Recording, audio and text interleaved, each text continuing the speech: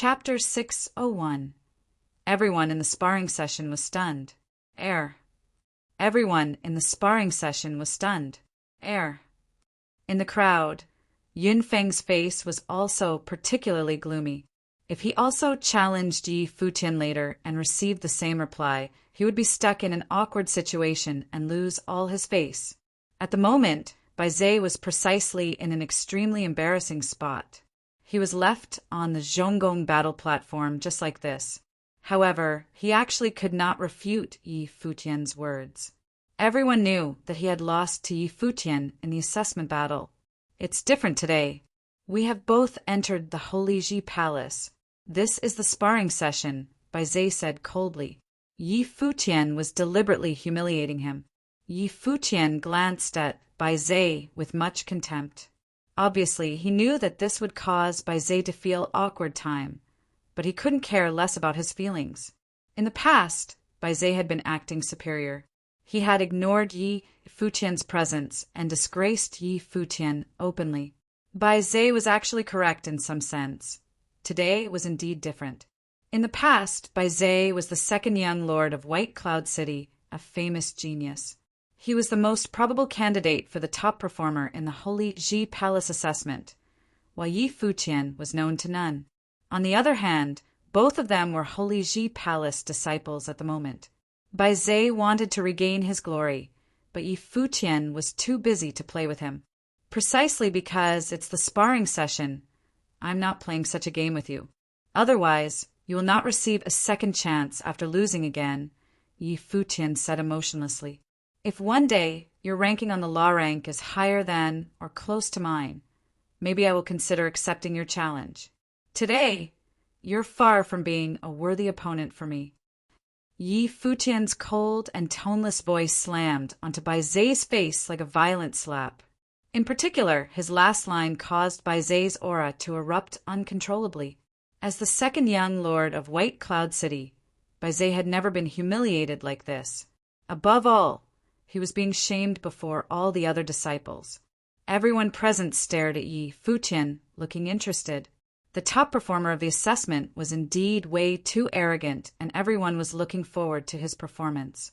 Yet, even when Bai Zhe challenged Yi Futian himself, Yi Futian still rejected it straight away.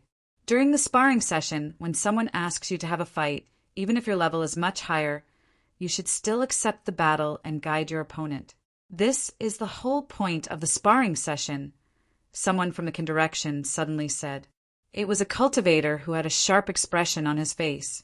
He looked in Yi Futian's direction and continued coldly, "You have just entered the palace. You are too imperious." The person who just spoke was called Diu. He was a descendant of an elder from Holy Sage Pavilion, and his talents were indeed extraordinary. He had a senior who was in the same generation as the Lord of White Cloud City, and they had cultivated in Holy Sage Pavilion together in the past. Yi Futian was the top performer this year and was ranked 81st on the law rank, but he was still just a grade 8 noble, a newcomer. He had rebutted Hua Fan's words just now and also humiliated Bai Zhe publicly at the moment. Arrogant, he did not look like a newcomer at all. "It depends on who I am talking to," Yi Futian replied, smiling. Many people looked at Bai Zhe with some sympathy. Bai Zhe was really unlucky to have such an opponent. Yi Futian had humiliated Bai Zhe with every sentence. Bai Zhe's face had already turned completely dark. Staring at the people around Yi Futian, he said, "You're avoiding the fight, but nobody beside you has beaten me, right? Who wants to accept my challenge?" Hearing Bai Zhe's words, Yi Futian was somewhat surprised. Bai Zhe was really digging his own grave. This being the case, he would allow the second young lord of White Cloud City to remember this day forever. "Yu Sheng, be quick and clean," Yi Futian secretly transmitted his voice to Yu Sheng. During the assessment that time, Yu Sheng lost only because Su Kei was able to target his weakness. After entering the Holy Ji Palace, Yi Futian had been noting Yu Sheng's improvement. He would be able to easily deal with Bai Zhe. Yu Sheng nodded, after which he flashed and jumped into the air. Then he landed on the Zhonggong battle platform below. accompanied by a loud bang. The entire platform vibrated. From just his burly, violent body, everyone could feel how powerful he was. They knew that Yu Sheng had also managed to enter the top 10 in the assessment. Just like Yi Futian, he had entered the Holy Ji Palace when he was only a grade 9 noble. He should not be underestimated. Looking at Yu Sheng's appearance, Bai Zhe felt as if he was being targeted by a wild beast. Yu Sheng's huge eyes were extremely cold. He was present when Bai Zhe invited Hua Jiu personally. That time, he had left Bai Zhe to Yi Futian. Since he was the one fighting this time, he would, of course, not show any mercy. Bang! Dark, golden radiance bloomed. A suit of demonic armor appeared on his body and a pair of demonic wings behind his back. A dark, golden demonic halberd condensed in his hand, and an extremely violent martial will erupted. The might from his will immediately swept across the entire Zhonggong battle platform. Bai Zhe felt that a demon had just appeared before him, waiting for him to surrender himself. Yu Sheng was actually pressuring Bai Zhe with martial will. Bai Zhe released his life spirit. A terrifying pair of pupils, and his spell scroll spirit appeared at the same time. Then a powerful wave of spiritual will bloomed, and the entire place seemed to have turned into a gray world. Yu Sheng felt as though an invisible hand was grabbing him, wanting to drag him into the destructive gray world. In his mind, the pair of gray eye of devastation was causing him to lose himself. Spiritual attacks were most appropriate when fighting against martial arts cultivators. However, at the moment, an illusory, dark gold demon appeared in Yu Sheng's mind, guarding him. His demonic method focused mainly on martial arts, but it also contained a way to train his spiritual energy, namely the demonic meditation. It could allow his spiritual energy to be very stable. Although it contained little damaging abilities, it was sufficient for him to defend against spiritual attacks so that this would at least not become his weakness. Demonic might erupted wildly. Yu Sheng's body seemed to have turned into a black whirlpool, rapidly engulfing all the powers around him. That included the spiritual qi that was controlled by the Eye of Devastation. In the sky above the arena, many dark, golden demonic halberds actually appeared. They then charged forcefully towards Bai Zhe. Bai Zhe raised his head to look at the halberds which had appeared in the sky, and his face was only filled with coldness. Was Yu Sheng trying to hurt him with this kind of attack in his ice sorcery zone? Even the speed of the halberds seemed to be restricted. Bai Zhe extended his hand. Right away, many frightening golden light runes appeared before him, turning into a defensive screen. When the halberds landed, many violent bangs were produced, but the screen remained intact. As the demonic halberds were falling down, an alarming golden radiance was also flowing on Yu Sheng's body. Many beams of golden light penetrated across his body all the way to his feet. Immediately, his power shot up again. In the sky, 2 of the stone statues lit up, one of which was extremely dazzling. Some of the radiance poured down onto Yu Sheng's body and actually became 6 zhang high. What? Some of the cultivators looked at the statues, astonished. The light from the statue glittered, as if it was heavily stimulated. Why would Yu Sheng, a mere grade 8 noble, cause such an intense response? Was his artistic conception of martial arts really this strong? Dong! With a loud bang, Yu Sheng stomped his feet onto the ground and jumped into the air. His demonic wings flapped, and his speed was as quick as lightning. In an instant, his body penetrated across the space. Then he fell down from the sky and stepped towards Bai Zhe as if he was a god from the heaven. Yu Sheng raised his arm and threw out the demonic halberd in his hand in midair. The halberd turned into a striking bolt of lightning and punctured through the air. With a loud bang, the golden light screen below was crushed directly. Bai Zhe's face darkened. Yu Sheng's way of fighting was too domineering. Bai Zhe could not move Yu Sheng at all with his spiritual energy. His Eye of Devastation was useful against spells, but highly ineffective against such a brutal martial arts cultivator. Bai Zhe used all his might to stimulate his spell scroll spirit. At once, many spell scrolls flew out from his life spirit, giving birth to a destructive power. It was much stronger than when he fought with Yi Futian. Activating the almighty Thunder Guide, countless chains of Thunder God immediately appeared on Yu Sheng's body. At the same time, many spell scrolls circled around him, wildly devouring the spiritual qi in the sky. Many storms bloomed, and a golden lotus was being born. Bai Zhe extended his hand. The roaring, golden storms converged together, forming a destructive golden lotus which had 81 petals. The petals of the lotus rotated wildly, destroying everything around them like sharp blades. Die! Bai Zhe roared coldly in his mind. The deadly golden lotus charged towards Yu Sheng, who was coming towards him from the air. After being defeated by Yi Futian last time in just one strike, he was motivated by the bitter experience.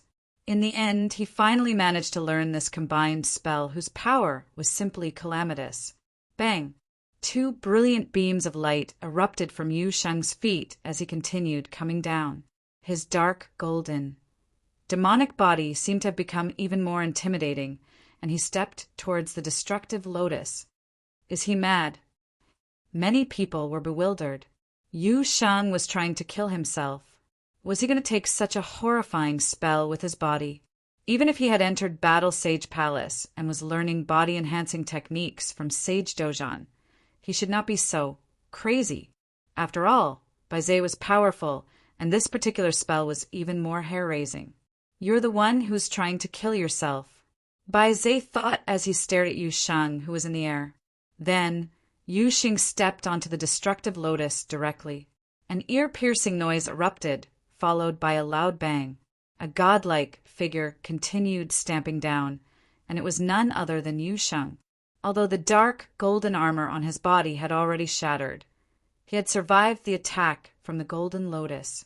Bai Zhe retreated backward. However, following a loud noise, Yu Sheng landed on the ground and grabbed Bai Zhe's foot with his hand directly. Bai Zhe's body had just left the ground when he froze at his spot. Immediately his face turned pale. Feeling the power from Yu Sheng's hand, he was actually somewhat fear-stricken. In the next instant, he felt his body fly into the air. He quickly enveloped his body in spiritual qi for protection. Bang! After a loud bang, Bai Zhe was nearly unconscious. Nobody knew how many of his bones were broken, and his mind was totally blank. Countless people stared motionlessly at the burly figure, astounded. After smashing Bai Zhe on the ground just once, Yu Sheng let go of him. However, Bai Zhe continued lying on the ground, his body twitching uncontrollably. Dong! With another loud bang, Yu Sheng jumped off the battle platform and ascended into the air, returning to the Li position. Yi Futian widened his eyes at Yu Sheng in dissatisfaction and said secretly, "I only asked you to be quick and clean, not to be so serious." Yu Sheng's external defense was broken, and his shirt also had many holes, through which some blood stain could be seen. Clearly, even though he had activated his acupoints to release more power, his body was still damaged under the destructive power. He could have finished the battle in other ways. Of course, this was indeed the quickest and cleanest way. From the start to the end, he trampled Bai Zhe. "I'm fine. Already used to it these days," Yu Sheng replied. Yi Futian was speechless. As for Bai Zhe, he would spend his remaining time in the Holy Ji Palace in sheer embarrassment. Chapter 602. Bai Zhe's body was carried out on a stretcher. Many had learned of him before he went to study in the palace, and that was due to him having a brother of unparalleled talent. It was even rumored that his brother was to be made the successor of the Holy Ji Palace itself. Bai Zhe's body was carried out on a stretcher. Many had learned of him before he went to study in the palace, and that was due to him having a brother of unparalleled talent. It was even rumored that his brother was to be made the successor of the Holy Ji Palace itself. Many thought that while Bai Zhe would not have been able to achieve what his brother was capable of, he would have at least become some important figure known by all. No one expected that he would have been beaten and humiliated by Yi Futian during the battles to qualify them for entrance.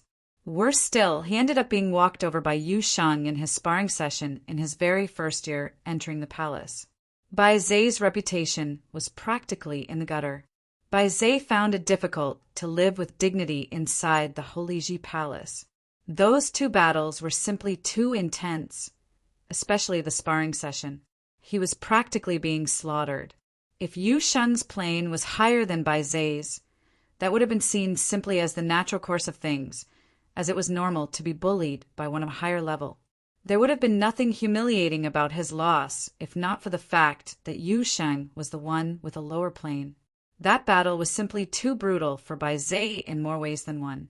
Many from the Holy Sage Pavilion felt rather uneasy at everything that took place. Even Hua Fan thought they had taken it too far, judging by how badly battered Bai Zai ended up. Yi Futian and Yu Sheng held nothing back in ridiculing Bai Zai, which was more than enough to crush his pride and destroy his confidence.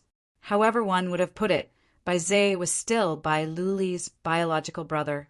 Futian and Yu Sheng simply did not give any face to Bai Luli or the Holy Sage Pavilion when they went about pounding Bai Zai. But then again, Yu Sheng's strength was indisputable. He was thought to have been trained in Sage Dojan's art at body refinement, as he sported appallingly powerful constitution.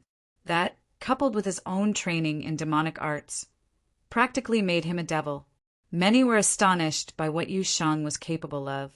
From the looks of things, the second most powerful among the newly added students was not Bai Zai, it was Yu Sheng.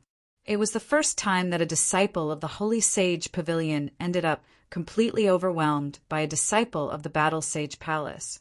With Yi Futian and Yu Sheng both studying in the Battle Sage Palace, the upper ranks of the law rank would probably end up being bagged by the Battle Sage Palace. It was a situation that could have been overturned by the Holy Sage Pavilion if someone from there turned out to be some tremendous genius. That one battle allowed Yu Sheng to demonstrate his prowess that was worthy of being ranked in the top 3 in the law rank in the future. Just how far are those two going to go with things? Suke mumbled right beside Yi Futian. It was him who had bested Yu Sheng before, however. Suke did not manage to end up overwhelming Yu Sheng. He won only because he was taking the attrition warfare approach with Yu Sheng. Had both of them actually clashed head-on, Suke might have actually been the one who ended up losing. But then again, Suke trained in the killing arts and cared little about how he won. It was even more obvious that Yu Sheng had gotten stronger, and considerably so. Bai Zai clashed head-on with such a monster, and it was only natural that he ended up losing terribly. Suke stepped onto the platform in a flash, and a sword appeared in his hand. The sword aura around him whipped about in furious howl, as streaks of formless currents of the sword flowed between the heavens and the earth. Suke was a grade 6 noble, and it was a given that he had become even more formidable. Lights from 2 statues were seen showering down onto him. Suke from the Sword Palace, is there any one of the seniors here who wished to spar with me? Suke asked. A grade 5 noble went onto the stage and said, I've always wanted to see how powerful the killing arts of the sword of the Tingxue house are. It seems like I've gotten my wish. The figure taking the challenge leaped into the air, but Suke vanished from where he stood before his opponent made it to the ground. The faces of many looked funny. Strike without proper announcement. Suke had launched his attack before the figure was even able to stand up properly. Suke's opponent lashed out with a palm attack, bringing the force of the mountains to bear on Suke in the front while being on guard against any attacks coming from the back. Streaks of killing sword aura went to attack him from the back, and all carried intense murderous intent. He responded by lashing out with his palms on both sides of his body. Cracking noises were heard instead. The overwhelming, huge palm attack, striking at the front, ended up being cut right in the middle.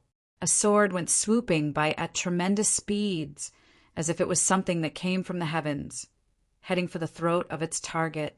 The attack carried intense cold, sending chills to everyone's bones. The battle ended before the one who answered the challenge was even able to make it to the ground. I'm sorry if I have offended you.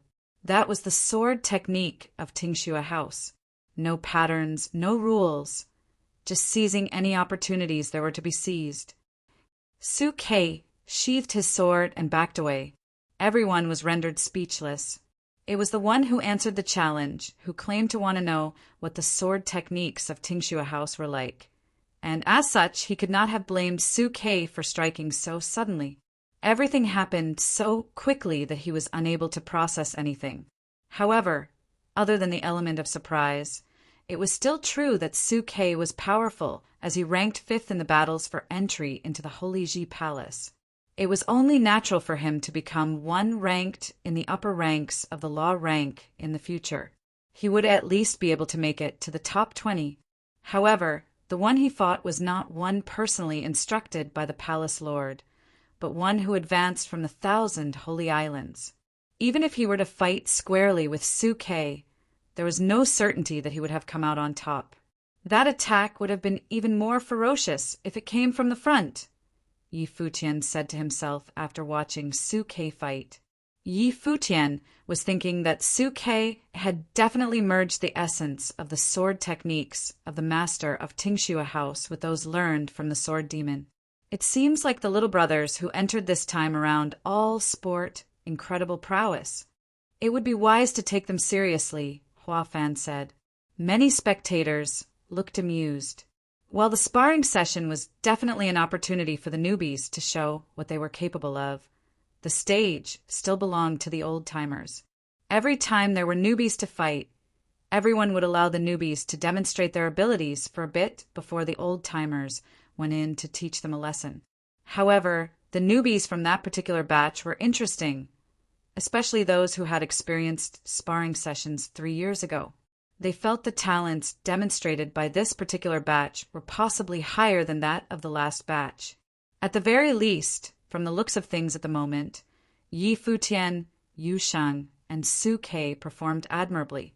Hua, Jiu of Daozong Palace, was also a divine spiritual sorcerer, and it was a given that she was meant for great things in the future. Understood. Many went on to try their hands against the newbies, and the fights felt rather fun. There was nothing wrong with finding something amusing to do before the true mighty ones on the law rank were pitted against each other. Yuan Zhan stepped out and made it onto the platform. Its wild body coursed with overwhelming force. He looked like a meaty mountain made of gold by just standing. A mighty one who seemed to be basking in dazzling golden lights walked out, looking down on the ape. Many who saw him walking out looked amused. Yuan Zhan is really going to get hurt really bad. The one who walked out was someone from Tianqing Pavilion, a grade 4 noble with incredible powers. Boom! Yuan Zhan stepped forward and began running in the battlefield. His opponent, however, simply stood in the air, basking in showers of light. Rows of golden halberds appeared behind him, and lightning crackled about as if the end of the world was near. The golden halberds fell from the sky with a loud crackle of thunder, out to kill everything below. Ning Huang's god-slaying halberd. Yi Futian watched the battle closely. The figure from Tianqing Pavilion was probably a student of Elder Ning. Yuan Zhan conjured a golden staff and struck with the 9 heavenly attacks. However, his opponent was simply too powerful. One halberd after another fell, accompanied by bolts of lightning as if there were some form of divine punishment dealt on their target. A devastating thunder halberd fell from the sky soon after. The staff in Yuan Zhan's hand was utterly destroyed, and he ended up falling hard onto the ground with a roar. The golden halberds kept raining from the sky, landing around his body. Bullying at its finest, Yi Shaosher said coldly at the scene. That is something everyone here has been through, Qijie added. But bullying newbies of my place, the Battle Sage Palace, Other newbies walked up one by one, and every one of them ended up overpowered. Furthermore, they went about bullying newbies of other pavilions or palaces. Yi Wuqian was also targeted by people of Tianqing Pavilion and was brutally bashed. Yi Shaoshi, Zhongli, and all others were no exceptions. When Hua Jiu stepped forth, it was Xiang Zhiqin, a disciple of Daozong Palace, who went to face her. Xiang Zhiqin was the princess of the Xiang kingdom. It was a given that she was powerful, and she went on to overwhelm Hua Jiu. Our little sister here possesses exceptional talents indeed, being able to reach grade 7 noble in less than a year. Furthermore, she's a divine spiritual sorcerer.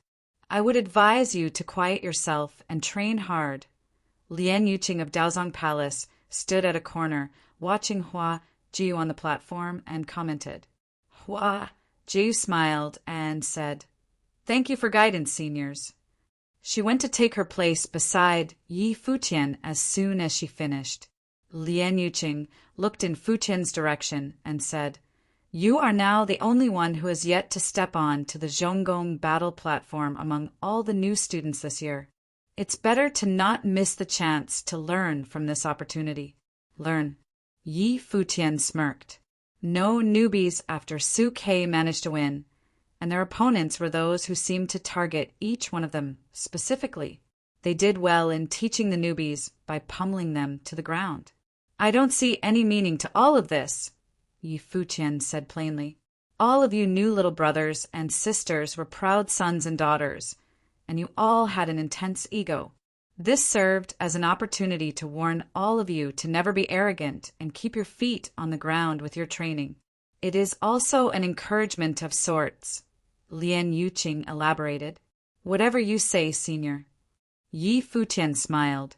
"I just think that, as new students, the sparring sessions should have been one where we juniors get to watch our seniors fight, so as to remind ourselves to be diligent in our training. There is simply no meaning for us juniors to fight our seniors. If that is indeed so useful, why don't you seniors go pick fights with the sages and encourage yourselves? Is it not a part of your training to find out what you lack in battle and find out parts of yourself to improve?" Lian Yuqing looked at Yi Futian. "I don't see the need to do so." Yi Futian said, "If there is anything lacking with us juniors, that would be level and plains. There is hardly anything else. You are indeed the champion. So arrogant." Many smirked at his comments. While such ways of encouragement did have its demerits, it had become the tradition of the place. As new students, they were expected to simply take it without question. However, Yi Futian seemed adamant on challenging the rules. "That way you put it. Is it to say that other than differences in planes, there is nothing that sets you apart from your seniors?" Lian Yuqing added. "Even those who ranked high on the law dared not say that they were free from weaknesses and reigned supreme over others. The sparring sessions have always served as a platform to find out one's own weaknesses by fighting others. This is to improve." Yi Futian looked at Lian Yuqing and smiled brightly, then said, "Indeed." The eyes of everyone present turned to look at Yi Futian. He actually said, "Indeed." I have never seen a newbie so insolent. Even Bai Luli did not behave in such an arrogant manner when he first entered the Holy Ji Palace. Seems like the number one this time is indeed different from everyone else. Yi Futian, in turn, returned the gazes beamed at him, without any care about what they thought. Many new students looked at him and thought him to be immensely pompous. Qi Jie blinked and felt impressed. Our little brother is indeed no common folk. I never thought he would be daring enough to say something like that in front of his seniors. Chapter 603. Lian Yuqing stared at Yi Futian. The newcomer had been pretty arrogant back in Daozong Palace, asking to spar with Yun Feng on the platform, then went on to practically beat Yun Feng to a pulp. The damage was so bad that Yun Feng had yet to overcome the resulting emotional trauma. His mind remained very much crushed. Lian Yuqing stared at Yi Futian. The newcomer had been pretty arrogant back in Daozong Palace, asking to spar with Yun Feng on the platform, then went on to practically beat Yun Feng to a pulp. The damage was so bad that Yun Feng had yet to overcome the resulting emotional trauma. His mind remained very much crushed. Yi Futian came to rank 81st since that last battle. Yun Feng, on the other hand, was eliminated from the law rank.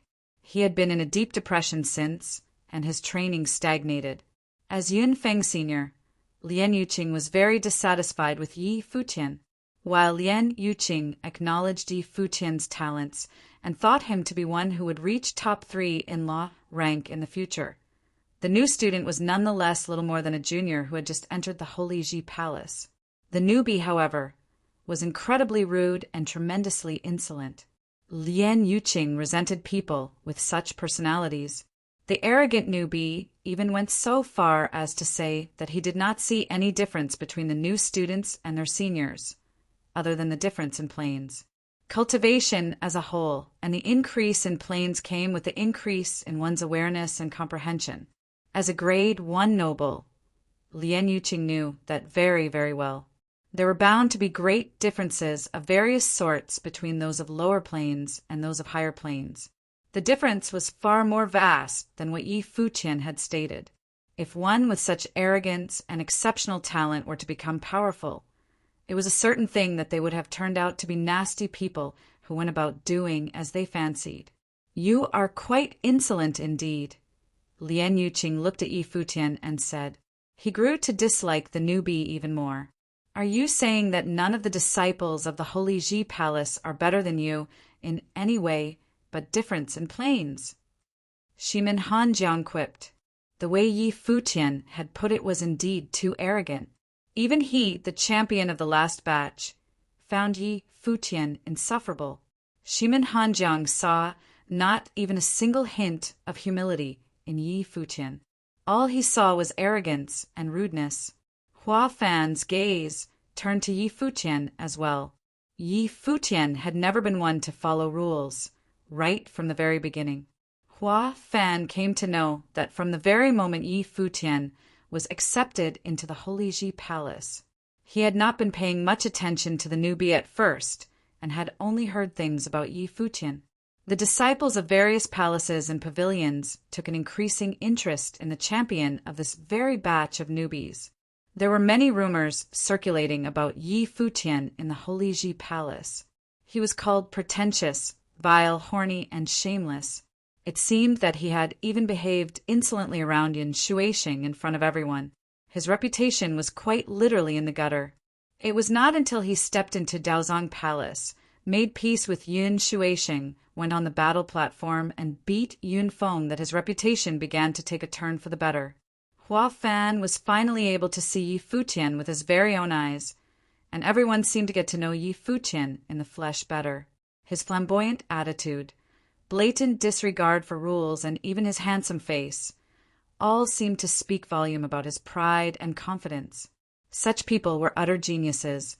Yi Futian might have still been a low-grade noble for the time being, but no one could guess how he would turn out if he became a sage one day. Yi Futian cast his gaze at everyone present and said, if the sparring sessions are simply meant for gauging each other's strengths, there would have been nothing wrong with them. How it is done here, however, is simply an excuse for some to immerse themselves in the twisted joy of bullying those who come later. How is this even sparring?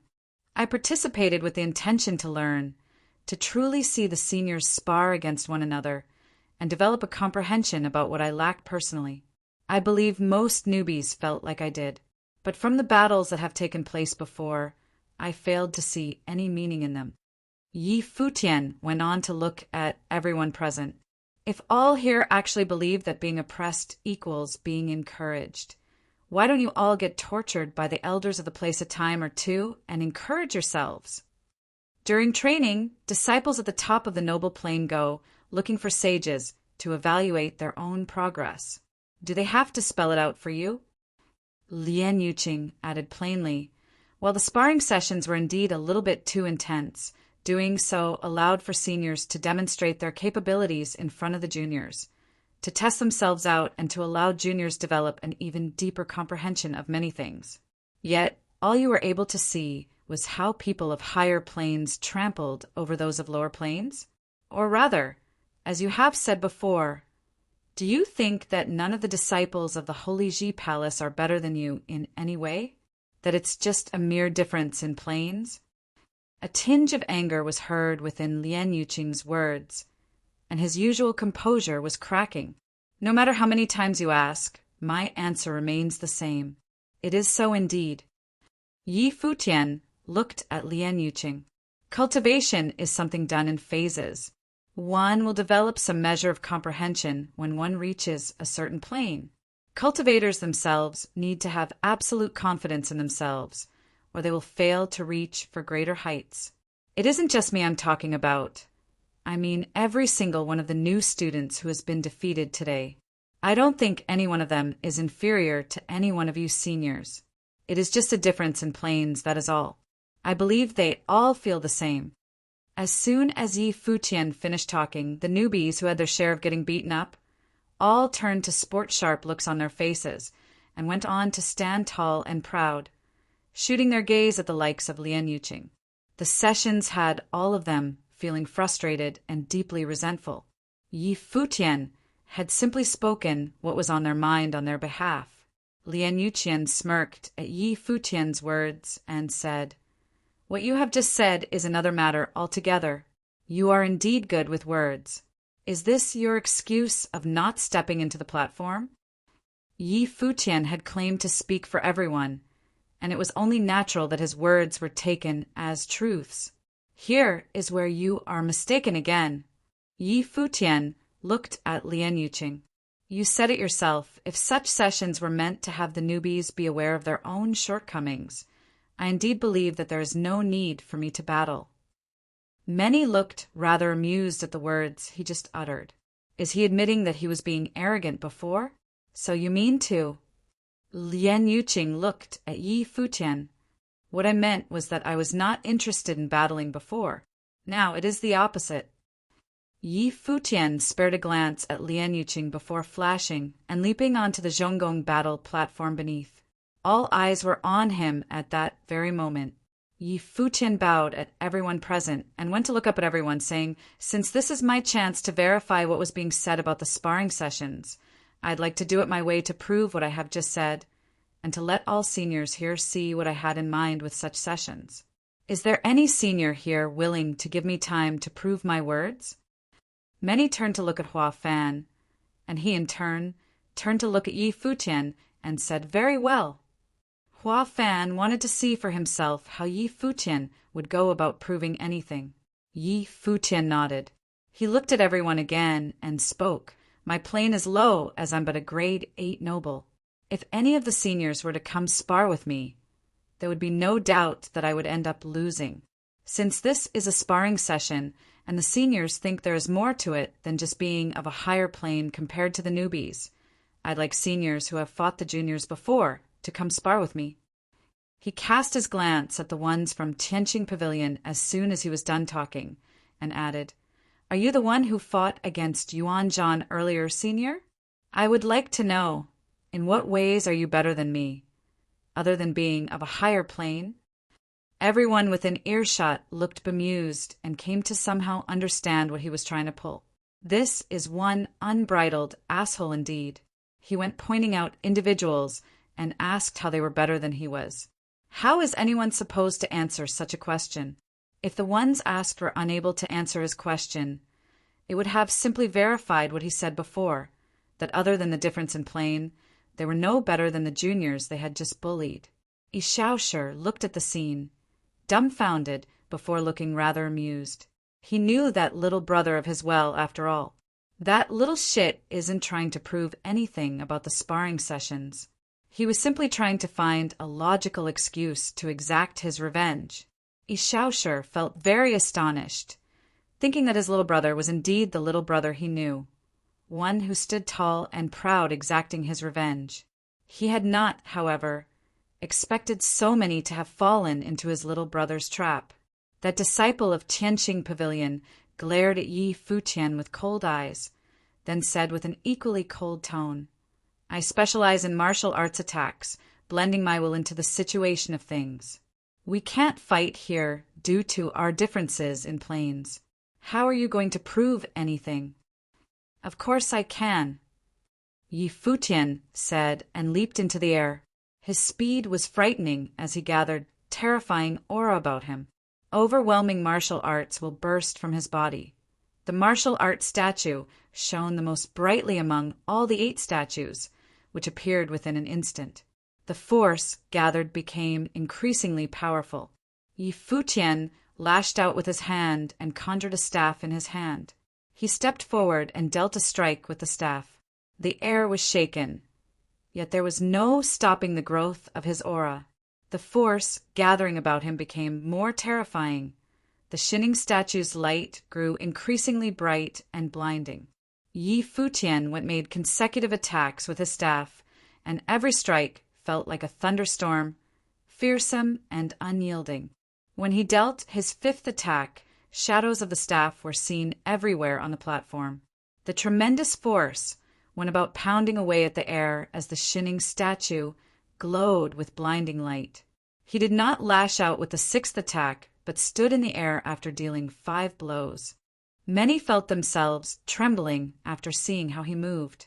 While he was only a mere grade 8 noble, that force that he had just demonstrated in front of everywhere was extremely terrifying. He was, after all, the champion.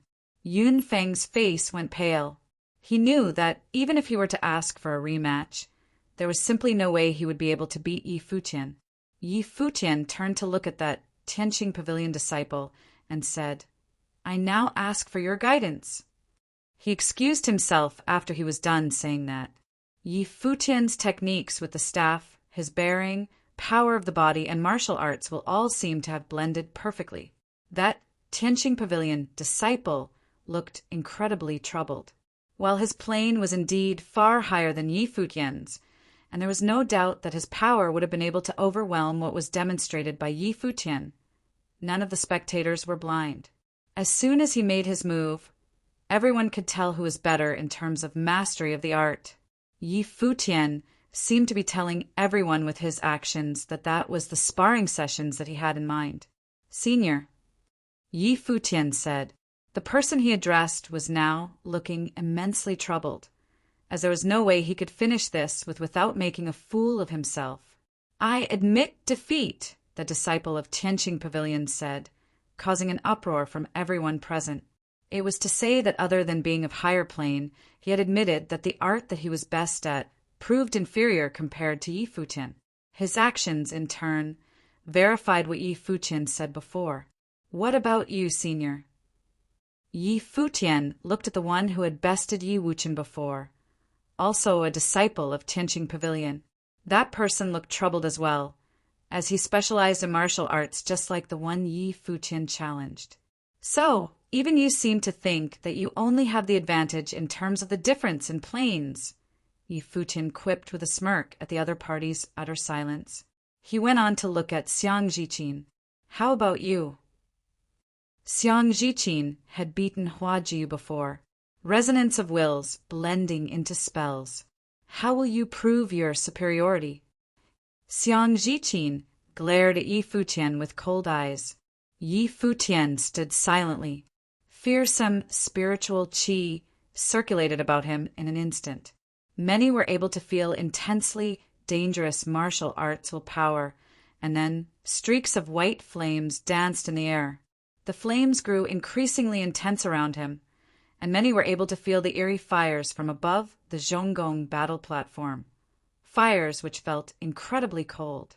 The fires felt as if they were capable of sucking the marrow from one's bones, and packed tremendously devastating damage potential. 3 statues glowed brightly when the fires appeared, which meant that the fires packed powers of 3 different elements. When Yi Futian ceased casting the skill and stopped what he was doing, the fires remained dancing in the air, as if they were fires that were capable of burning indefinitely. Yi Futian looked up and said to Xiang Zhiqin, "Please, your guidance." Xiang Zhiqin felt the power infused with the fires and was speechless. Many were shocked to their core at the scene and came to understand what Yi Futian was trying to do. He was retaliating as the champion of the battles to gain entry into the Holy Ji Palace. He was retaliating against everyone and proving his point along the way. It was natural that Lien Yuqing came to understand what Yi Futian was trying to do, as he glared at the newbie with cold eyes. That guy is indeed a genius like no other. Lien Yuqing felt a bad taste in his mouth, admitting that. But the truth remained the truth. You are indeed the champion, one to emerge once every 3 years. I have to admit that your talents are indeed exceptional. All of them are middle-grade nobles. While they are of higher planes, they are inferior compared to you in these areas demonstrated, and it is no surprise. Lien Yuqing went on to add, this hardly proves anything. Well then, what did all those battles before prove? Yi Futian looked at Lien Yuqing and continued, I wonder what you specialize in, senior. Countless eyes froze as soon as he finished. Did Yi Futian just ask Lien Yuqing that? Lien Yuqing, who ranked 5th on the law rank. Lien Yuqing was startled himself, before shooting back at Yi Futian with a gaze as sharp as blades. I play the guqin. Do you? Yi Futian smiled and said, I know a thing or two about that. Chapter 604. Everyone's eyes fell onto Yi Futian and Lien Yuqing on the sparring place. Everyone's eyes fell onto Yi Futian and Lien Yuqing on the sparring place. Yi Futian answered that he knew a thing or two. He even knows how to play the guqin? And is he really trying battle Lien Yuqing using the guqin? Isn't this going a little too far? Lien Yuqing isn't like those Futian has beaten. He is a grade 1 noble, and furthermore, one who at the pinnacle of the plane and ranked 5th on the law rank. The progression of one's cultivation was usually as most guessed, the higher one's plane, the deeper one's comprehension in all areas became. No one thought an outlier like Yi Futian would have appeared, let alone one capable enough to beat both the Tianqing Palace and Xiangjichin. However, it was only natural that Lien Yuqing's comprehension was definitely higher than Yi Futian's, as he was, after all, a grade 1 noble ranked 5th on the law rank. Just how did Futian think he was going to best Lien Yuqing playing the guqin? This is a joke. It was true that Yi Futian had demonstrated extremely eye-catching talents prior to this, and proved his worth as the champion of the entrance battles. He was even deemed capable of taking the entire Holy Ji Palace in 5 years. His name on the law rank would have been incredibly distinct as well. However, now he behaved like a thug. If he were to actually fight Lien Yuqing, wouldn't he just be trying to embarrass himself? Of course, there were also those among the spectators who knew that Yi Futian was good at playing the guqin. Like Zhuge Mingyue was Yi Futian's second older sister, and it was only natural that he knew where Yi Futian came from, as well as the reason why Zhuge Mingyue was able to go home. The guqin song played on Sky Mountain all those years back. He knew what others did not, for many of the students of the Holy Ji Palace had trained only within the palace for the past several years. They would not have known much about a nobody like Yi Futian.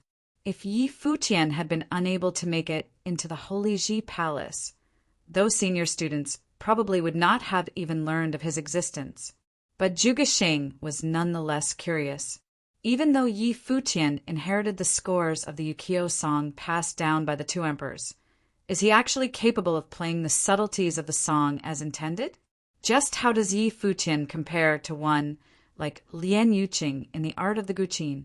Lien Yuqing's eyes never moved away from Yi Futian all that while. Know a thing or two. So, you mean to test what you are capable of against me? Lien Yuqing asked calmly. He felt something was amiss. Yi Futian playing the guqin against me? Lien Yuqing recalled the day on the law battle platform where Yi Futian said that he would like to hear Lien Yuqing play a song sometime in the future. By that day, did he mean this today? Lien Yuqing became curious as to how capable Yi Futian was at playing the guqin, and if Yi Futian was indeed as exceptional at the art of the guqin as he was at martial arts and sorcery. Even if he proves exceptional, so what? It would be my honor, Yi Futian said slowly as he fixed his gaze on Lien Yuqing. Lien Yuqing's gaze remained fixed on the silhouette on the Zhonggong battle platform. The tone Yi Futian had taken was similar to when he spoke to the Tianqing Palace students and Xiangjiqin, calm, yet brimming with confidence. Lian Yuqing was puzzled about what Yi Futian actually based his confidence on, yet the origin of this said confidence hardly mattered. He believed Yi Futian would learn that while it was indeed important for cultivators to have faith in themselves, they were also required to know their place. You are a new one on the law rank, and it shouldn't be someone like me to teach you anything personally. However, since you are so eager to prove your skills with the Guqin, I am not in a position to refuse, Lian Yuqing replied and began taking his steps toward the Zhonggong battle platform. He dropped onto the platform and came face to face with Yi Futian. As both of them were standing on the Zhonggong battle platform and were going to determine who was better at the art of the Guqin, it was only natural for them to do it with Guqin songs.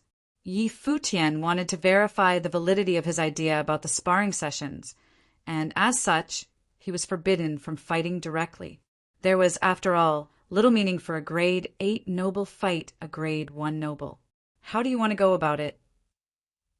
Lian asked Yi Futian. Yi Futian crossed his legs and sat. A Guqin appeared in front of him. He caressed the strings with both hands, and the aura around him changed into something else entirely in an instant. At that very moment, Yi Futian looked calm and collected, as if he had become one with the cosmos around him, and, of course, one with the Guqin before him. I will let you decide on that, senior, Yi Futian said as he began plucking the strings. The sound of the Guqin was soon heard, depicting a realm within the minds of those within earshot, tranquil and peaceful like a silent night, casting off all worries and being kept company by nothing else but the sound of the instrument. The song was one capable of cleansing people's minds, enabling those who heard it to relax. That demonstration was devoid of the prickly, antagonistic air demonstrated prior. At the very moment, those who heard the song felt as if they were basking under moonlight while listening to a soothing melody instead of being at the sparring place. The song was simple, yet the simple song was capable of bringing people of their levels into a realm that was so peaceful and quiet. Yi Futian's skill with the Guqin was indeed formidable.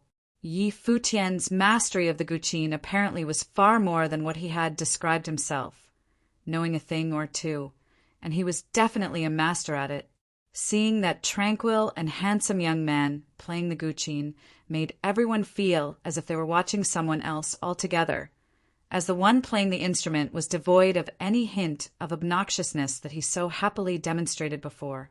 The spectators felt as if they were seeing another side of Yi Futian. Lian Yuqing knew what Yi Futian was trying to pull. He went on to sit cross-legged as well, and began playing the Guqin across from Yi Futian. The sound of his playing melded perfectly with the feeling exuded by Yi Futian. Sounds of both sides melded harmoniously with one another. Spectacular, many said to themselves. Lian Yuqing demonstrated his exceptional mastery at the art by blending in with Yi Futian's playing. While it was easy to learn to play the Guqin itself, it was very difficult to draw pictures in people's minds with it.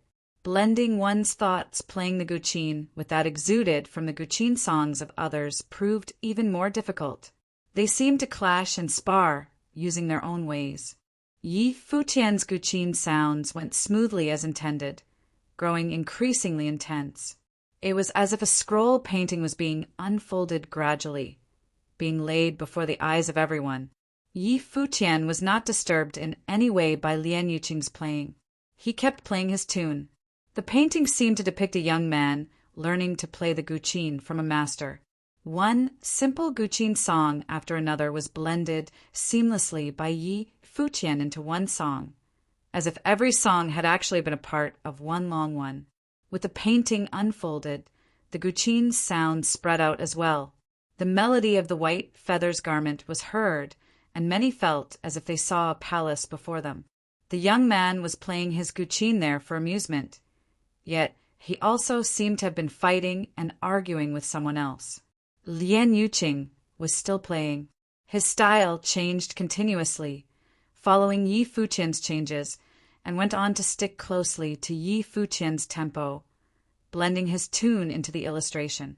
He played a dance tune as Yi Futian was playing melody of the white feathers garment, and the two seemed to be benefiting from each other.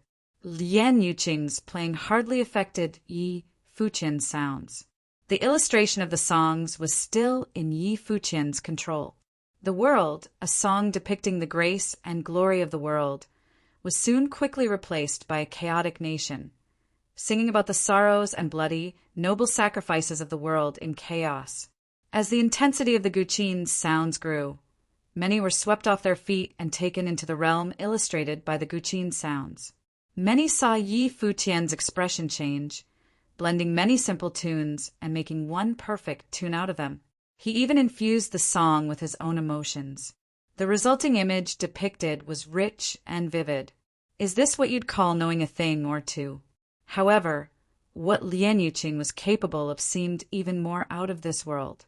Regardless of the illustrations of the songs played by Yi Futian, Lian Yuqing had no problem keeping up, blending Yi Futian's style with compatible tunes. There was never a hint of messiness, and it spoke volumes of Lian Yuqing's mastery at the art. He must have mastered countless Guqin songs, being able to play with such poise and composure. Both men demonstrated their art at Guqin through different means and styles. He is illustrating his own life and experiences using the instrument. Many listened quietly, and their eyes were filled with astonishment as they looked at Yi Futian. The ups and downs and joys and sorrows of his life were made into something like a fine brew, all found within one song. One was able to feel the impulsive youth gradually turn into someone composed, reserved, and confident throughout his experiences. The state of his mind changed with the tune, yet the purity seemed to remain the same throughout. When the song Elegance was played at its climax, everyone's emotions burned alongside the sound of Yi Futian's playing. Streaks of light emanated from the statue, draping over Yi Futian as if it had achieved some mystical resonance with him. Lian Yuqing continued, matching him with a compatible tune. The long robe reaching the floor billowed in the wind, making him seem like some legendary figure. Lian Yuqing is indeed a musical sorcerer ranked 5th on the law rank, able to blend seamlessly with other people's playing. While Yi Futian's skills with the Guqin are indeed those of a master, brimming with youthfulness, Lian Yuqing's mastery is superior in terms of technique. Many thought it impossible for Yi Futian to learn songs from Lian Yuqing. However, Yi Futian paused and smiled. Your art is definitely exceptional, befitting of one ranked 5th on the law rank senior. You are not bad yourself, Lian Yuqing replied. The tune I will play next will not require you to play something compatible. If you were able to play something remotely similar, it would be my defeat, Yi Futian said. If I'm unable to, I'd be the one defeated instead, Lian Yuqing replied forcefully. He deemed himself unbeatable in the art of the Guqin. It is a song that I have acquired by chance. I seek your guidance for it, Yi Futian said, then lowered his head, plucking the strings. An illustration of some sort was born yet again, and it was different from what was played before. What Yi Futian was playing now was no longer about his own life, but was of a spectator telling the story of the life of another person. Lian Yuqing's expression was calm. He plucked the strings and played in a similar way. The faces of those around them began to change. They had heard the song on the day of the entrance battles. The one who played back then was Bai Luli. Furthermore, there were also some from the Holy Sage Pavilion who had heard the tune before, like Hua Fan. Yi Futian is able to play something like this? Many within earshot were swept into the intense illustration as the sound of the Guqin reverberated in the air. Even the statues around them began to emanate beams of light, like they were being touched by the Guqin's sound as well. Lian Yuqing began to look troubled. The tune seemed to be an exceptional kind. As time went by, he felt that it was rather difficult to keep up with. It was as if the tune was trying to knock him over. Those adept at the Guqin knew to appreciate the songs played. Yi Futian's song directly interfered with Lian Yuqing's mind. It was as if that song had no equivalent. At the very least, Lian Yuqing did not feel the songs he knew were qualified enough to match it. His fingers plucked on the strings furiously. The speed of the tune he played slowed, then was sustained by only his exceptional mastery at the art. When the painting illustrated by the tune was unfolded, it was a mighty, brimming piece. The state depicted by the sound was that of a whole world, the heart of kings and emperors. All 8 statues were influenced by the tune, emanating dazzling beams of light and pulses, showering onto Yi Futian. Spiritual qi danced around in the air, and the spiritual qi in the Zhonggong battle platform pulsed to the tempo of the Guqin sounds. Lian Yuqing looked incredibly troubled by then. However, he did not stop. The tunes he played changed from one to another, and exceptional sounds kept emanating from his instrument. But then again, even his exceptional mastery proved inadequate to cover the one played by Yi Futian. His tune became encroached one time after another, for the tune of kings and emperors would not tolerate being defiled by other sounds. Stronger illustrations were born. Wind danced on the Zhonggong battle platform, and the 8 statues emanated dazzling light that circled around Yi Futian. The beams grew increasingly tall. Countless eyes were set on the silhouette of Yi Futian playing. With intense emotions welling up inside them, the spectators watched him play. Their minds seemed to have been entirely carried away by the illustrations drawn by the song, as if telling an incredibly epic legend. It told of the divine prefecture, its history and culture, the chaotic world, and the yearning for one to bring order. The illustration became increasingly powerful and vivid as the tune went on. All 8 statues glowed with bright, tall beams of light. Air of terror seemed to have been swept in from nowhere. The clouds changed, and endless, worldly spiritual qi rained down from above. Yi Futian remained seated cross-legged, losing himself in all of it. Many even began to look at him with dazed eyes of admiration. Twang! A crisp sound was heard. Lian Yuqing's playing was completely swept away, halting abruptly. The string of Lian Yuqing's instrument had broken.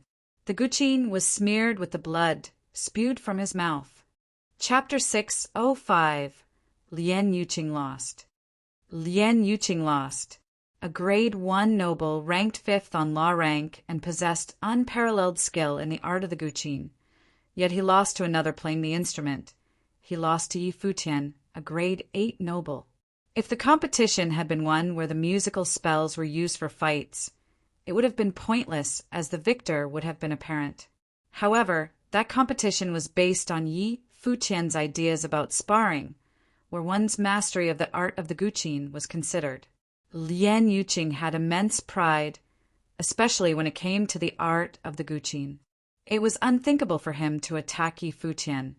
As such, he went testing Yi Futian's skills as a fellow musician of the instrument, matching the illustrations brought forth by Yi Futian through his own extraordinary mastery at the art. Lian Yuqing performed admirably, befitting of one who was ranked 5th on the law rank. Yet, the last song proved too much for him to handle. Despite giving his all, he failed to match the state illustrated by that last song. He ended up thoroughly burnt out, suffering intense mental trauma and physical injuries while the string on his Guqin broke. Many understood what that outcome meant. Lian Yuqing lost to Yi Futian at a Guqin competition. Having only arrived at the Holy Ji Palace less than a year ago, the champion of the entrance battles emerged as a newbie to question the rules of the sparring sessions, presenting his ideas of proper sparring to the veterans and old-timers. He claimed that he was not inferior to his seniors in any way, but plain. He fulfilled what he had claimed, beating his seniors in both martial arts and sorcery. Now, even Lian Yuqing, the one who ranked 5th on the law rank, lost to him. It was a prestige for Futian like no other. Looking at the silhouette, who was still playing his instrument, many looked dazed. Rumors about Yi Futian had been all over the place since the day he entered the Holy Ji Palace. rumors which were all unsavory, claiming him to be vile, weak, and cowardly. So what now? He remained calm and composed even when facing the one who ranked fifth on the law rank. Yun Shueisheng looked at Yi Futian with a tinge of interest in her cold eyes. She felt unable to read the young man before her. Xiang Zhiqin's face went pale altogether. What happened before seemed like a joke. It was a sarcastic twist of fate, like no other.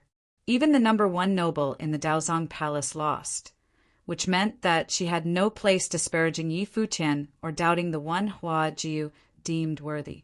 She came to realize right there and then why Hua Jiu reacted so intensely that day. Hua Jiu knew him through and through, while Xiang Zhiqin knew nothing. Yun Feng looked at Yi Futian. He felt the light of Yi Futian was unbearably blinding. It made him feel worthless and despaired. Zhuge Xing had his eyes on Yi Futian as well. The impact Yi Futian brought forth then was even more intense than the one seen in the battles prior to their entry to the Holy Ji Palace. The one Yi Futian faced was not a newbie, but Lian Yuqing, who ranked fifth on the law rank. All those who were in the same batch as Yi Futian felt some kind of heat welling up in their chests. What Yi Futian had pulled just now was indeed a tale to be told in legends. That one song made him into the only truly unique being in the place meant for sparring. Hua Jiu smiled, looking at Yi Futian with her clear eyes. What a good-looking guy indeed. That was the Yi Futian that she knew and loved. Yu Shang looked composed, and he was the only one capable of looking so composed. He ceased being surprised no matter what Yi Futian ended up achieving. He deemed such achievements to be Futian's destiny, a glorious being admired and revered by tens of thousands. That was his destiny regardless of where he ended up, even in the Holy Ji Palace. Tremendously terrifying spiritual qi moved as a horrifying current was sensed from afar, encasing the entire Zhonggong battle platform. Yi Futian continued to play his instrument as if he had totally lost himself in the illustration brought by the song he played. It was no longer a match between him and Lian Yuqing. He played because he felt a resonating power coming from somewhere else. It was not just Yi Futian. Everyone in the sparring place felt the same kind of power. They looked far away and saw a gust of terrifying air moving toward them with the wind. Intense vibrations were whipped up around them. The air came from an area located between where they were and the Law Power Zone.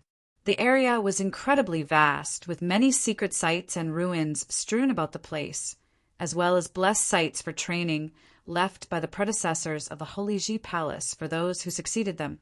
There were even places that were incredibly difficult to tread. The students of the Holy Ji Palace spent many years to advance themselves, not even having to go on pilgrimages outside.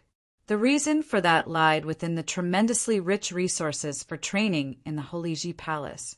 Even if one were to spend 5 to 10 years studying there, it was still impossible for one to step foot in every single place for training there was. The song Yi Futian was playing grew incredibly loud and vivid, reverberating everywhere. All 8 statues resonated and burst with dazzling light. Mystical energy was conjured in the air, resonating with the sound of Yi Futian's guqin. The tune was practically heard everywhere by then, spreading far and wide, invoking even stronger vibrations. Its musical notes. Many were shocked to their core. Lian Yuqing looked up in the air. Countless musical notes were seen coming from the area of ruins, attracted by Yi Futian's playing. They resonated with the sound of Yi Futian's guqin, writing a new tune with him. Lian Yuqing's pride was practically shattered by then. He was utterly crushed by a student who had just entered the Holy Ji Palace. That day on the law battle platform, Yi Futian said that there would be a day when he would have Lian Yuqing hear him play. Lian Yuqing did not bother with him. It was totally unexpected that that day would have come so soon. Within mere months, Yi Futian indeed came to play him a song. That was the Yukio song. Although Lien Yuqing had no idea that the Yukio song was introduced to the barren state through Yi Futian, he nonetheless knew of the song renowned to be one of the top 10 pieces in existence. What Yi Futian played was infused with the will of rulers. Thus, it was none other than the Yukio song introduced to the barren state. It was said that Bai Luli learned the song, but it was unexpected that Yi Futian knew how to play it as well and furthermore was able to be so richly illustrative with the Yukio song. Lien Yuqing lost to Yi Futian in the art of the guqin. He was pitiful, yet he did not feel much sadness about it. To anyone who devoted their lives to the guqin, there was nothing to be sad in losing to someone playing the Yukio song. What was embarrassing about his predicament, however, was that the one who was playing the Yukio song was Yi Futian. Yi Futian, who Lien Yuqing disliked intensely, bested him with one such legendary song. The crazed rush of the current continued as more and more musical notes were seen. One figure after another moved to the site where the tune was played. Even some of the elders in the Holy Ji Palace were so moved that they had to hear the song in person. The minds and hearts of many were shocked. The sparring sessions attracted the attention of the elders due to Yi Futian's actions. They had thought the sessions were just about to begin, only to find out that it was already the climax. With such a magnificent display of skills and power demonstrated at such a stage, what more could have happened that was deemed capable of surpassing what was seen right there and then? Some of the Holy Ji Palace elders looked in the direction of somewhere in the area of ruins. They knew of a mystical place there, a place left behind by an extraordinarily powerful predecessor, and it was a place few were able to tread. At that moment, musical notes traversed the space between the two places to write a song with Yi Futian. Following the trail of the musical notes, head to Guqin Valley, an elder told Yi Futian as they looked in the direction of the Zonggong battle platform.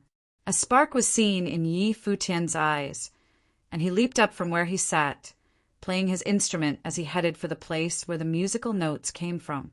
If it was a place the elders of the Holy Ji Palace told him to visit, then there was no doubt that it was a place worth visiting. So the resonating power came from Guqin Valley? Guqin Valley! Lien Yuqing went pale as he uttered the name of the place. It was as he had guessed. The sounds came from Guqin Valley indeed. He had tried multiple times to venture there, yet he was unable to enter the mystical place even now. However, right there, and then, the possibility of Yi Futian being given the right to enter was incredibly high. It was indeed sarcasm like no other. Lien Yuqing suffered a truly crushing defeat. Everyone stared at Yi Futian as he left for Guqin Valley, and they turned their eyes to Lien Yuqing, feeling extremely uneasy. The sparring session had been rather cruel to Lien Yuqing. Not only did he, the one who ranked 5th on the law rank, lose to Yi Futian at a Guqin battle, but the victor was also even summoned by the valley itself. It was natural that many had heard of the Guqin Valley. It was said that there was a frightening, powerful figure in the Holy Ji Palace who reached incredible heights training with the Guqin, becoming an existence feared by many. His skill in the Guqin allowed him to mesmerize people and take control of their minds. It even allowed him to stimulate the latent potential of people, and his abilities were incredibly eerie in nature. Many top-class figures in the barren state avoided him like a plague. It was said that he was the number 1 on the barren sky ranking of the previous generation. That figure was none other than Lu Guangxing, the 9-fingered Guqin demon told in legends. He had been a madman throughout his life, and his soul came to rest in Guqin Valley. Many in the Holy Ji Palace knew that Lien Yuqing tried many times to gain entrance into Guqin Valley to inherit the lineage of the ruins of Lu Guangxing. However, he failed at every single attempt and had never been able to truly step foot in Guqin Valley. Yet Yi Futian's song managed to move the Guqin Valley instead. It would have been anyone's guess how Lien Yuqing, the one known to be the best in the art of the Guqin in the law rank, felt. Lien Yuqing's eyes were locked on the figure who just left the site. His expression changed as he took to the air, chasing after Yi Futian. He wanted to see yet again if he would be able to make it into Guqin Valley. Yu Sheng, Hua Jiu, and some others flashed and took to the air, going after Yi Futian. Many in the sparring place looked funny as one figure after another left. Despite the event of the day being sparring sessions, Yi Futian practically stole the event's thunder. With Guqin Valley resonating with Yi Futian, many went after him, and that rendered things rather awkward for the event itself. Shall we continue or just pause it for now? Many turned to look at Hua Fan. At that very moment, an elder said while standing in the air, "Those who wish to leave are free to do so, but it is probably something that has nothing to do with you. Those who stay continue the sessions." They left as soon as the announcement was made. Some others were seen leaving, but most elected to stay behind. That practice was indeed inappropriate. Since Yi Futian proved his point to be true, "We shall just abolish that round of events in further sessions then," said a voice. Many turned to look at the one who spoke. It was Do Kuin from Battle Sage Palace, and Yi Futian was considered his junior. Do Kuin was ranked second on the law rank. Many went silent at his words. While there was no absolute right or wrong, Yi Futian had beaten Lian Yuqing, and it was only natural that his points were right. From that battle, it was obvious that Yi Futian's ranking on the law rank would have made a considerable leap. This will be my last time hosting the sparring sessions. The future sessions will be in your hands. The sessions for newbies in the future shall be restricted to the difference of 2 planes at best, and they should be held mainly to provide guidance, Hua Fan said calmly. The battle of the day spelled more than Lian Yuqing's defeat. It was also the defeat of obsolete rules. Yi Futian broke it as a newbie. If there was a day where he would end up as the champion of the law rank, it was something that had to be acknowledged, regardless of what everyone else thought of him. Hua Fan did not make one thing clear, however. There was a huge possibility that the future law rank would have been overseen by Yi Futian, and that was probably something that would happen within just a few years. "Continue!" Hua Fan cleared his thoughts as he said. He felt immensely moved. Many prominent figures appeared from every generation, and the ones to emerge from the younger generations were destined to best the ones who came before them. Chapter 606. The Guqin Valley was one of the many relics within the Qingdao Palace, and a famous one at that. Lu Kuangxing's illustrious reputation was one of the reasons. Another was that no one had been truly able to touch Lu Kuangxing's Guqin in the Guqin Valley and get his approval. This was indicative of the kind of character Lu Kuangxing was. True to the meaning of his name, he lived wildly, and even after his death, none of the palace's talents had been able to impress him. The Guqin Valley was one of the many relics within the Qingdao Palace, and a famous one at that. Lu Kuangxing's illustrious reputation was one of the reasons. Another was that no one had been truly able to touch Lu Kuangxing's Guqin in the Guqin Valley and get his approval. This was indicative of the kind of character Lu Kuangxing was. True to the meaning of his name, he lived wildly, and even after his death, none of the palace's talents had been able to impress him. The entrance of the Guqin Valley was a stone cave. Many people were gathered here, and at the head of them was Yi Futian. He was holding a Guqin in his arms, playing continuously. If Yi Futian were to stop playing, the resonance between him and the Guqin Valley may be disrupted. Yi Futian could feel the incredibly powerful energy of musical will within this valley. He walked through the stone doors into the valley. It was a whole new world on the other side of the arched doors, startlingly bright and cheery. It was like a private little world of one's own. There were green plains and strange, jagged rocks, mountains, and springs. It was a world filled with life, and an invisible energy seemed to inhabit the space as well. Those were the musical notes that danced in time to Yi Futian's music. Behind Yi Futian, many people walked out into the valley as well. Unlike Yi Futian, they felt a sort of pressure, one that surrounded them from all directions in the Guqin Valley. It was as if the musical will was seeping into their minds, making them feel incredibly uncomfortable. It was as though they were about to lose their minds. "Let's wait outside," Yi Wuchen whispered. Hua Jiu and Yu Xing nodded, and they all retreated. Su Kei, Zhongli, and many others had come as well, but they too went outside the Guqin gardens to wait.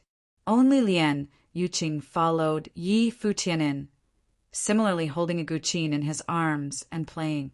However, the musical notes were relentless still in their invasion of his mind. In the past, even if one was not a musical sorcerer, they would still come to the Guqin Valley in order to train their spiritual will. But to him, this place held a different significance. Furthermore, regardless of who came here to train, they would not come before the Guqin in the Guqin Valley. Lien Yuqing lifted his head to gaze into the distance. The ground was higher there, and the surroundings elegant. A Guqin lay quietly on a smooth, large rock. At this very moment, the Guqin was actually playing itself, and the musical notes that spread across the space were resonating with the Guqin in Yi Futian's arms. Lien Yuqing saw with his own eyes how Yi Futian walked forward until he was right before the Guqin. This Guqin had become famous because of Lu Guangxing, and was hailed as an iconic Guqin in the Barren State. It was called the Soul Guqin. Lien Yuqing's Guqin was peaceful and calm, just like his own inner state. He had always wanted to experience just how proudly defiant the enchanted Guqin of Lu Guangxing's was, though it was a pity that he never actually got the chance to. Now he watched as the newcomer to the Holy Ji Palace, who had been first in the law battle, walk before the Soul Guqin and sit down, crossing his legs. He felt a twinge of jealousy towards Yi Futian. Yi Futian had stopped playing by now, and he glanced at the Guqin in his hands. He remembered how this Guqin from the ancient Lulan in the ancient barren world had been unwilling to follow him back then. Now it seemed like he would never have any use for it in the future. However, Yi Futian would keep the Guqin with him as a memento. Since he had already walked all the way over here, he could predict what would happen next. It was a form of acknowledgement that the musical notes had drawn him here. It would also be a form of inheritance for him as well. Yi Futian sat down on the ground and looked at the Guqin before him. The words Soul Guqin were carved into the side of the Guqin. It was probably the name of this Guqin. He reached out and touched the Guqin lightly. In an instant, the strings of the Guqin moved, and Yi Futian's fingers danced along with the strings as well. The surroundings were immediately filled with musical notes, which floated into Yi Futian's mind. Yi Futian closed his eyes and immersed himself within the experience, quietly feeling the musical notes that were floating into his head, and remembering every single note, burning them into his memory. An image surfaced in Yi Futian's head. A middle-aged man sat right where he was, playing the Guqin with both hands. It was the previous owner of the Soul Guqin. As Yi Futian listened to the music, he felt a hint of Guqin spirit within the Soul Guqin. This was the resonance created between him and the Guqin spirit, which had also laid down a musical boundary around the Guqin Valley to seal the Guqin here. If Yi Futian was not playing the Ukiyo song, he would not have been able to even set foot into this place. The music playing in Yi Futian's mind felt wild and unrestrained to him. He had never learned such a wild song before. Back then, he had learned songs like The World and A Chaotic Nation. Those were songs that had moments of magnificence and solemnity, but the only word that came to mind as he listened to this song was wild. It was as if the song had taken on a form of its own and was on the level of a grandmaster. At this moment, Lien Yuqing was still struggling outside the musical boundary, trying to get to where Yi Futian was. However, he realized that he was slowly losing his will. If he were really to force his way through the boundary, he may very well lose his mind. Finally, Lien Yuqing stopped and sighed as he looked towards Yi Futian. He then turned to leave. He would remember everything that had happened today as a point of motivation for himself. Once he got back, he was going to train his state of mind as well as his abilities in the Guqin path. Yi Futian stayed in the Guqin Valley for many days. Yu Sheng, Hua Jiu and the rest waited outside for him throughout. By this time, the sparring sessions had come to an end. The real sparring had started after Yi Futian left, with powerful individuals clashing against each other. Even those at the top of the law rank had gotten involved as well. But the fight that Yi Futian had walked out of remained the most shocking battle of this series of sparring sessions. On the last day of the 10,006th year of the Divine Prefecture calendar, many of the Holy Ji Palace's disciples left to visit home. Those who didn't leave kept busy with their training. The new law rank was now carved onto the stone wall in the law battle platform area. Once the sparring sessions ended every year, there would be great changes to the law rank. However, this year, the biggest change in the law rank was attributed only to one person. Many people were gathered before the law rank. Zhu Gexing, Xiang Jiqin, Yun Feng, and the others were all there, staring at the new rankings. Shockingly, Yi Futian's name was at the top. He was 10th in the law rank. Despite only being a grade 8 noble, he had made it to 10th place. This was practically a miracle in the Holy Ji Palace. Of course, no one dared to question this ranking. Yi Futian had already displayed the potential of someone who would rank first in the law rank from his performance in battle. Furthermore, his skills in sorcery and martial arts were all outstanding, and he had defeated Lian Yuqing in battle using the Guqin path. If it wasn't for the fact that Yi Futian was still at a lower plane and was not as physically strong, he may have ranked even higher. Other than Yi Futian, Yu Sheng had entered the law rank as well, though he was further down the list. But it seemed like the two names who would eventually be on top had already appeared within the law rank. People made it a point to remember Yi Futian's name. Where the relics were, there were many people training everywhere as well. Some occasionally had their eye on the Guqin Valley as well. Hua Jiu was waiting outside the stone doors of the Guqin Valley. Today was the last day of the year, but Yi Futian was still training inside, refusing to come out. Just then, a handsome figure walked out from the valley. All smiles, he gazed towards the countless people waiting outside the Guqin Valley for him. A smile appeared on Hua Jiu's face. Walking up to him, she first threw him a sharp glance before asking gently, "How's your training?" There was the inheritance of a senior within the Guqin Valley, Yi Futian replied. I managed to obtain several superb songs and the senior's Guqin. He then chuckled. Did a day without me feel like an eternity? Hua Jiu pouted at him. She thought he was being incredibly thick-skinned. I thought you weren't going to come out, Hua Jiu said softly. Why wouldn't I? I'm planning to welcome the new year with my wife-to-be. Yi Futian laughed before looking at Yi Wuchen. Wuchen, call Chinyu over. Let's find a place to sit. Sure, Yi Wuchen replied. Where shall we meet? Up there. Yi Futian pointed to a mountain. That's the highest point in this place. We should get a pretty good view. Yi Wuchen nodded and turned to leave. Yu Sheng, I'll get Little Condor to bring Qing Xian over. Let's head there first. Yi Futian smiled. Yu Sheng nodded, and they set off towards the tall mountain. At the peak of that mountain, one could get a bird's-eye view of the area. Staring down at the many relics below, Yi Futian laughed. Just training in the Law Power Zone alone has taken me half a year, and there's still plenty of resources left for me to train with for a good while. There probably are still places like the Guqin Valley among these relics. Seems like I'll be able to train well in the palace for the next few years. After the sparring sessions, no one would be picking a fight with Yi Futian, which was good, since he had come to the palace in order to train and ascend to higher planes. We're still going to be training here for a few years. Ishaosher clenched his teeth. He was thinking that he wouldn't be able to take it. Seventh brother, if you're going to be so lazy, I'm going to have a chat with second sister when I get the chance. Yi Futian grinned at him. You think that scares me? Ishaosher glared scornfully at Yi Futian, but he still seemed a little unconfident. Yuan Zhan, why didn't you go back to Mount Taihang? Yi Futian turned to Yuan Zhan and asked, The old man had me follow you. Yuan Zhan replied, gazing into the distance. But you didn't have to stick with me all the way. Yi Futian rubbed between his eyebrows, marveling at how rigid these demonic beasts could be. Soon Yu Wuchen, Lu Chenyu, the black wind condor, Yi Qingxian, and Lu Lanxue arrived at the mountain peak at the same time.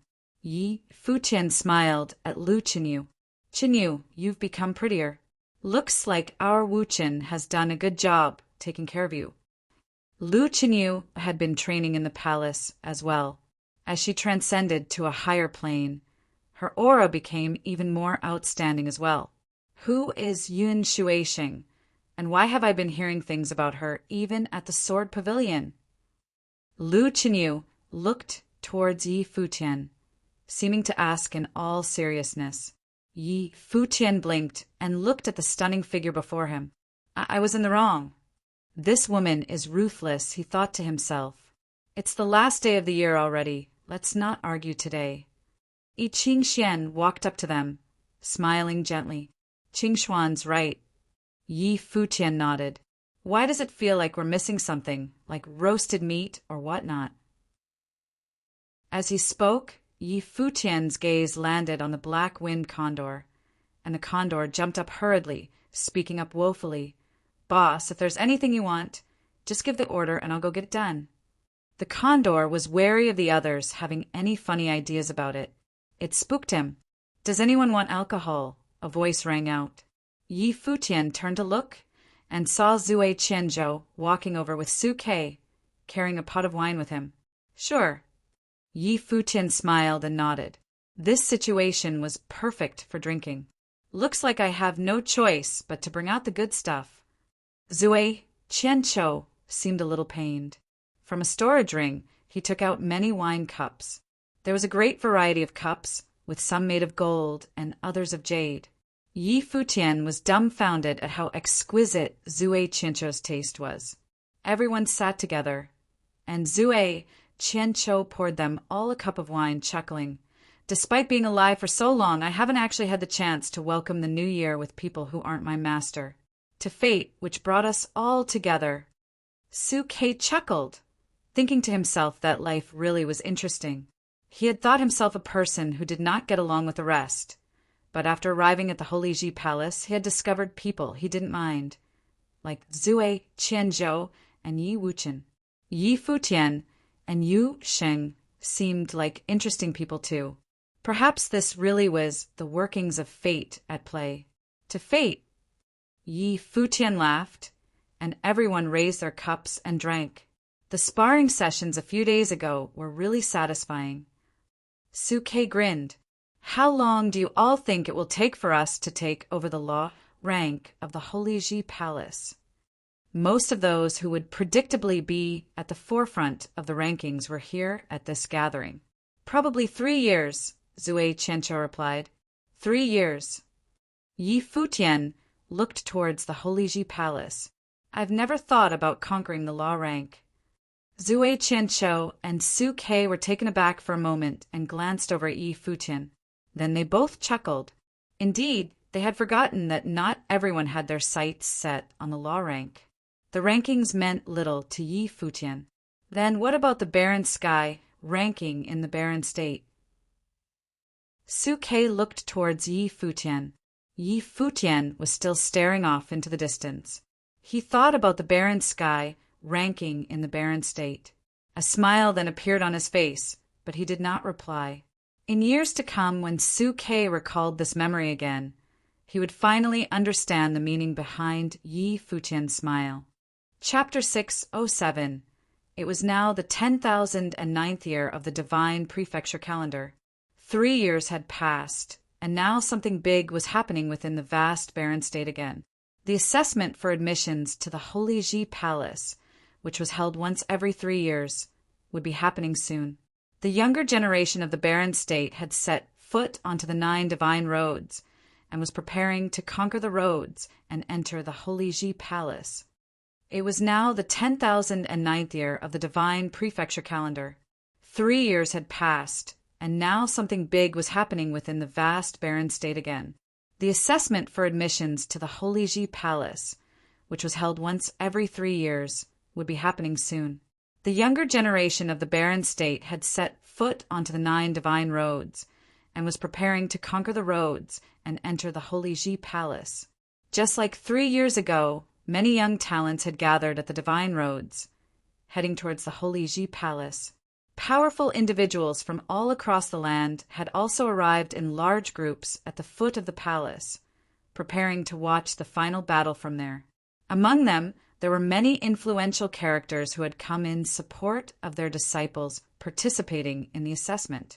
Within the Holy Ji Palace, the disciples were busy training. At this moment, there was a crowd gathered before the law rank, staring at the rankings carved into the stone wall. After 3 years, immense changes had occurred within the law rank. About 2 years ago, after the sparring sessions had ended, Hua Fan entered the Sage Palace and emerged from his training as sage. Afterward, Do Kuin and the person who was 3rd in the law rank entered the sage plane as well. Even then, they had not been replaced by the 4th and 5th person in the original rankings. Instead, the top 3 positions had been taken over by those who were lower down in the rankings. The batch of disciples from 6 years ago had already advanced to be at the peak of the noble plane. This put them ahead of many disciples in the batch from 9 years ago, who had not entered the sage plane yet. It was a large leap to get to the sage plane, which made it difficult for people to break through into the plane. As such, it was common that disciples from 2 different generations would clash with each other in the law rank at this particular plane. Such occurrences had happened throughout the years. Even within the disciples that had entered 3 years ago, there were many whose names had already appeared within the law rank. Furthermore, there were many whose positions were especially eye-catching. The person who was 10th in the law rank was especially prominent. His rank was not especially high, but he had steadily held that position for 2 years in a row. About 2 years ago, Futian had made a name for himself through a battle during the sparring sessions and become 10th in the law rank as a grade 8 noble. Afterward, he had maintained that rank without any changes happening. He did not increase in rank, but neither was he replaced by anyone. It was as if his position was fixed. Those who ranked lower than him skipped 10th place when they rose in ranking. Those who dropped in rank also fell beneath Futian as well. Once, there had been a person in 11th place who rose in ranking to take over the 9th place. The person originally in 9th place should have become 10th instead, but that did not happen. Futian remained in his rank, and the person dropped directly to number 11 in the rank instead. It was strange. However, those in the Holy Ji Palace were not fazed at all by this occurrence. Over the past 2 years, Futian had not participated in any more battles. He had even been absent from the sparring sessions for the past 2 years. Under these circumstances, even if one wanted to have Futian's ranking in the law rank shifted forward, it was unclear where he should be placed. As a result, a strange occurrence happened within the law rank where Futian remained in the exact same ranking for about 2 years. "What plane is that guy at now?" someone asked quietly, looking at Futian's name on the ranking. Those next to him knew exactly who he was talking about. In truth, there were many who were curious about Futian. Someone else answered from the side, "I thought he would have participated in the sparring sessions a few months back." In the end, he still wasn't interested. What a character. But even without participating in the sparring sessions or any other battle, his name is still getting more prominent within the palace. They continued. He's someone who broke through many relics continuously, and he even helped many of those entering the Holy Ji Palace in their training. It's no wonder he's well known. He has an extraordinary capability in understanding things. We've already seen that back at the sparring sessions over 2 years ago. Today, whether it's sorcery, martial arts, or the Guqin path, he probably has outstanding achievements in all of them. Even those talents from the batch 3 years ago were willing to head to the Battle Sage Palace in order to ask him for training advice. Many people chattered before the law rank about how Futian had become a legendary character among the Holy Ji Palace disciples. Despite his unconventional ways, he was still outstandingly capable. They predicted that if Yi Futian were to actually participate once, there would even be the possibility that he could leap straight into the top 3 from being 10th in the law rank. It had been 2 years already. With his current abilities and his potential to become first in the law rank, it was absolutely possible that he would be able to enter the top 3. Over at the sky-reaching tower area, shouts were heard, and there was a ruckus both within and outside the tower. Entering the 18th level? This guy's crazy good. Some people were exclaiming in jealousy. Who entered the 18th level? Someone asked outside. Who else could it be?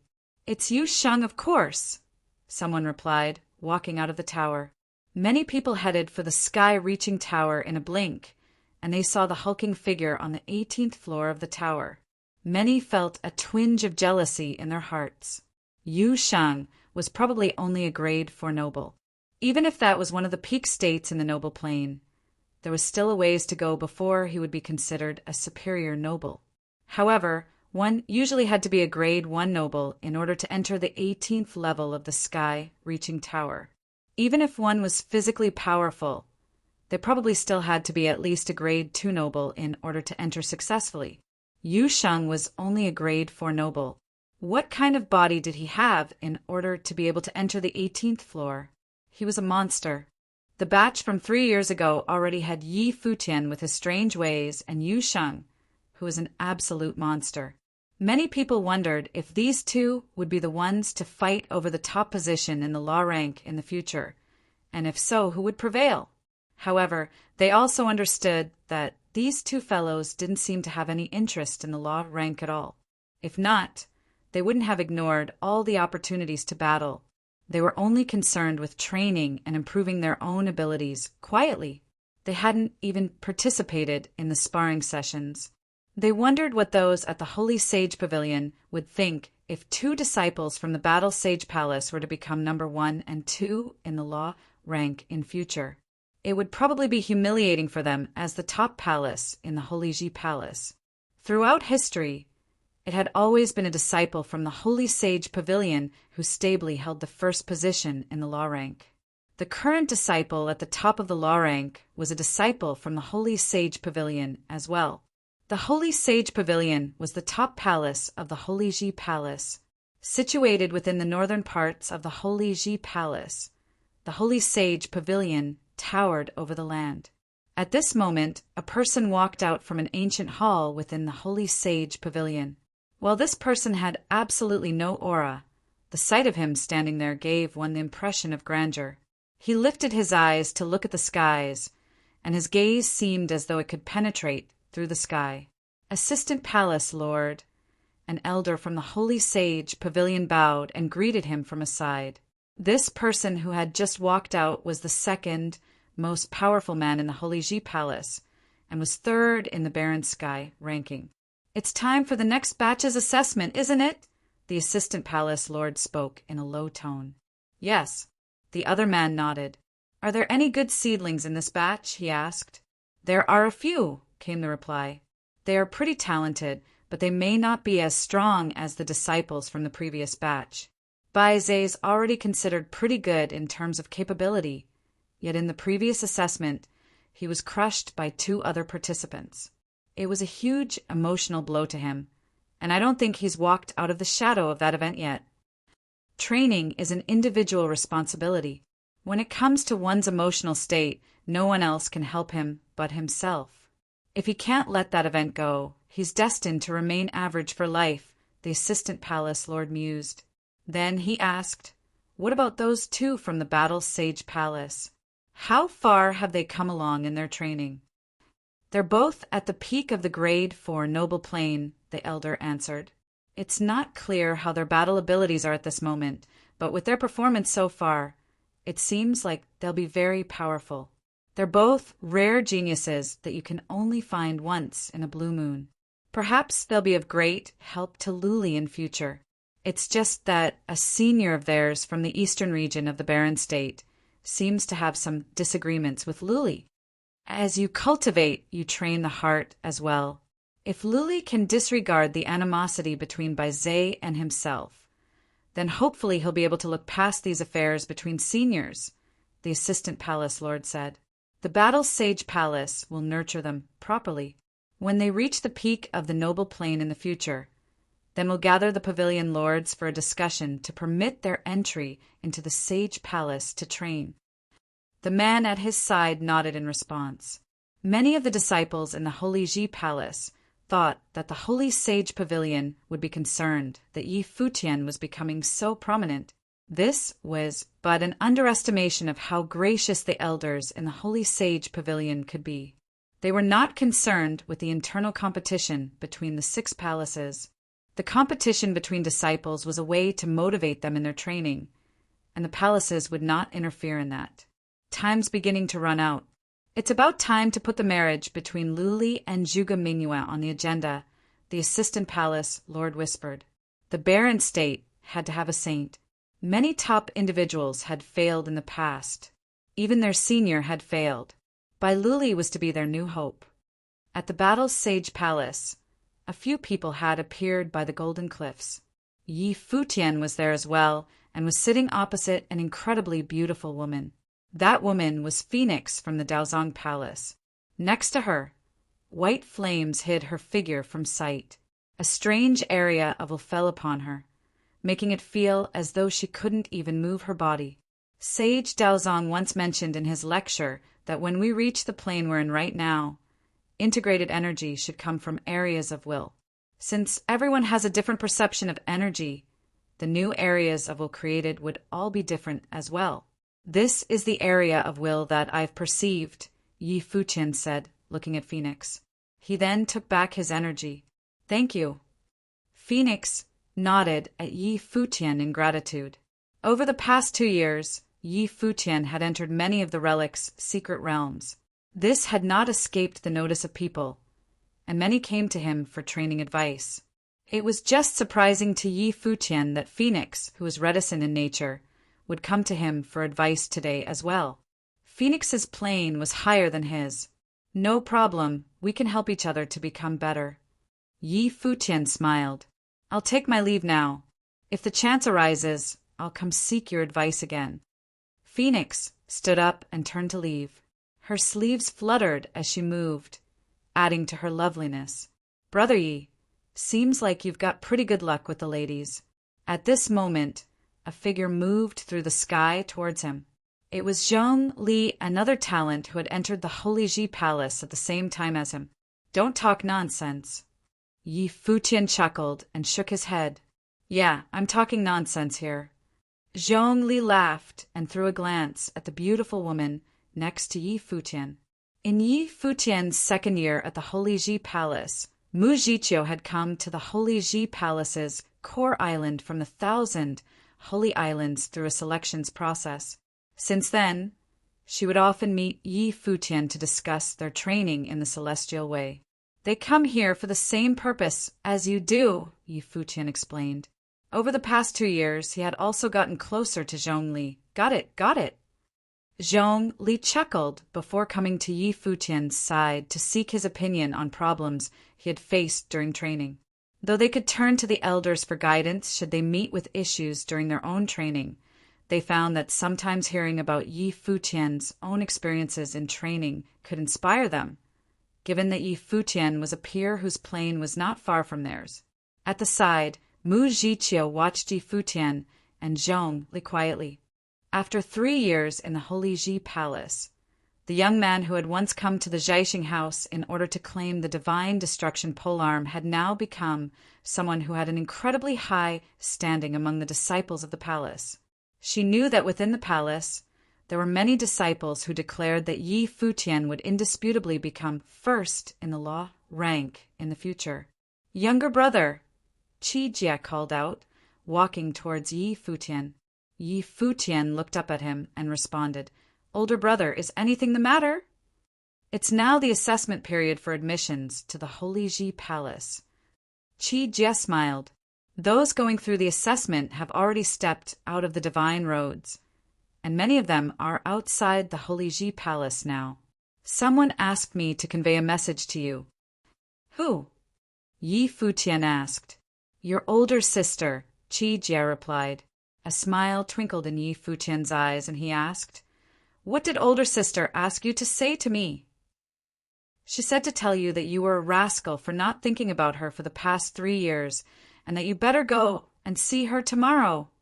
Chijia spoke, his expression caught in the middle of seriousness and mirth. Yi Futian was speechless. He blinked before breaking out into a grin. His second older sister was coming. It had been 3 years since he last saw her. Having spent 3 years in the Holy Ji Palace, he was excited to find out how everyone else had been while he was away. Chapter 608. The next morning, strong cultivators gathered outside the Holy Ji Palace like clouds. Big figures from all over the barren state came over. Strong cultivators of the pavilions lined the sides of the stairs too. The next morning, strong cultivators gathered outside the Holy Ji Palace like clouds. Big figures from all over the barren state came over. Strong cultivators of the pavilions lined the sides of the stairs too. At the foot of the Holy Ji Palace, there were even more people. Today was the day of the final battle. The talents of the 9 holy roads would fight below the Holy Ji Palace and fight to the end. Who would be the most brilliant figure this year? Countless people were discussing it. Many of the names were already familiar, but everyone was thinking whether the winner would be an underdog, just like last time. Yi Futian had swept all his opponents as an underdog last time. He'd embarrassed Bai Zhe, second young lord of the White Cloud City, and defeated Huang Jioga in the final battle. Under everyone's shock, he'd taken first place and entered the Holy Ji Palace, becoming Sage Dozhan's personal disciple. This year was a new round. They wondered what cultivation plane Yi Futian, who had entered the pavilion 3 years ago, would be at now. He'd been at grade 9 then. Would he be a mid-level noble now? In the crowd, Chun Yuan, chief of the Divine Sky City's Starry School, arrived as well. He'd come to see how Yi Futian's cultivation these 3 years had been, and also see if Starry School disciples could enter the Holy Ji Palace once again. Long Mu and Gu Yunqi's group joined this trial, journeying down the Holy Road. 3 years ago, they'd followed Yi Futian. Now, they were grade 7 nobles and could hold their own. They traveled down the Holy Road to here. Long Mu, Yunqi, how confident are you? Chun Yuan asked the ones beside him. Long Mu was the descendant of his disciple Long Yitian. Chun Yuan had high hopes in him. It was just that Yi Futian had appeared and outshone the other disciples. Long Mu seemed to have been affected by the Holy Road last time. He worked harder on his cultivation and had improved greatly. I will try my best, Long Mu answered. He gazed at the vast battlefield. 3 years ago, he'd watched Yi Futian get first place. He knew he couldn't do it, but he'd worked hard to see Yi Futian's back. Grandpa Chen, why don't you ask about me? A bright voice asked. Chun Yuan looked over and saw a pretty girl beside Long Mu. Affection filled his eyes. You want to join the fun with your cultivation plane? Mother, Grandpa Chen is being mean, the girl complained to the woman beside her. Is Grandpa Chen wrong? Madame Long said, smiling. The 18-year-old girl was Long Linger. She'd grown up and was beautiful while still being filled with youth. You all bully me. Brother Futian is the best for me. Long Linger thought of Yi Futian and smiled brightly. Mother, do you think Brother Futian can recognize me? Maybe not. Madame Long found it funny. How is that possible? Long Linger made a face at Madame Long. I don't believe it. I might have gotten prettier, but I'm still easy to recognize. Ah, yes. Madame Long shook her head and smiled helplessly. This girl was a lot to deal with, but she was very relieved that this girl could exit the Holy Road peacefully. Long Linger was also in the upper Arcana plane, but Long Mu had experienced how dangerous the Holy Road was. Last time, Yi Futian had been there, but this time Long Mu and Gu Yunqi had taken good care of Long Ling. Thankfully, nothing had happened. Otherwise, she would regret letting this girl go on the Holy Road. Zhuge Ming Yue had already arrived on the steps. She was standing in the same spot as before. This year, the Zhuge family still had people in the trial that was still extraordinarily talented. Of course, that wasn't why she was here. She'd come to the Holy Ji Palace to get some air and see Futian and Huajiu. After all, they'd already cultivated in the pavilion for 3 years. Senior sister, what plane do you think Junior is in now? Beitang Xinger asked Zhuge Mingyue. We can ask them after he comes. Zhuge Mingyue smiled. Second senior sister. A voice called from afar. Zhuge Mingyue looked up towards the Holy Ji Palace and saw a group flying over. It was Yi Futian's group. Yi Futian and Hua Jiu came hand in hand. Yi Xiaoshi, Yu Shang, and Lulan Shui were behind them. Yi Futian soon arrived, and Hua Jiu smiled as she called, Senior sister. Seems like you're living well in the pavilion. Zhuge Mingyue smiled at them. Yi Futian and Hua Jiu looked great and happy. I'm okay. I just miss second senior sister a lot, Yi Futian said emotionally. Stop acting. Do you still remember me when Jiu's here? Zhuge Mingyue gave a half smile. It's been 3 years, and you never came to see me. Senior sister, I was busy cultivating, so I can protect you sooner, Yi Futian said with a timid smile. Then what cultivation plane are you now? Can you protect me now? Zhuge Mingyue asked. Pinnacle of the grade for noble plane. It won't be long before I reach the upper-level noble plane, Yi Futian said. Not bad, Zhuge Mingyue said, smiling. Then she looked at Hua Jiu. What about Jiu? Senior sister, I'm on the same plane as him, she said. Xiaoshi, why are you hiding? You don't know me anymore. Zhuge Mingyue asked Yi Xiaoshi, who was in the back. What plane are you on? Senior sister, I was waiting for Junior to finish reporting. I'm grade 3, Yi Xiaoshi said. Junior is catching up. How are you cultivating in the pavilion? Zhuge Mingyue grinned at him. It's the problem of talent, you know? I work really hard in the pavilion. If you don't believe me, you can ask Junior. Yi Xiaoshi glanced at Yi Futian and fluttered his lashes. Yes.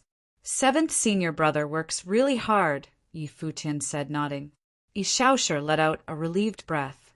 Zhuge Mingyue looked at them with a half-smile, making the fatty's heart pound in fear. His senior sister's gaze seemed to suspect that he'd been slacking off. Senior sister, is there news about 3rd senior brother? Yi Futian asked. Dead. Zhuge Mingyue's smile disappeared. Yi Futian blinked and saw Beitang Xinger shake his head.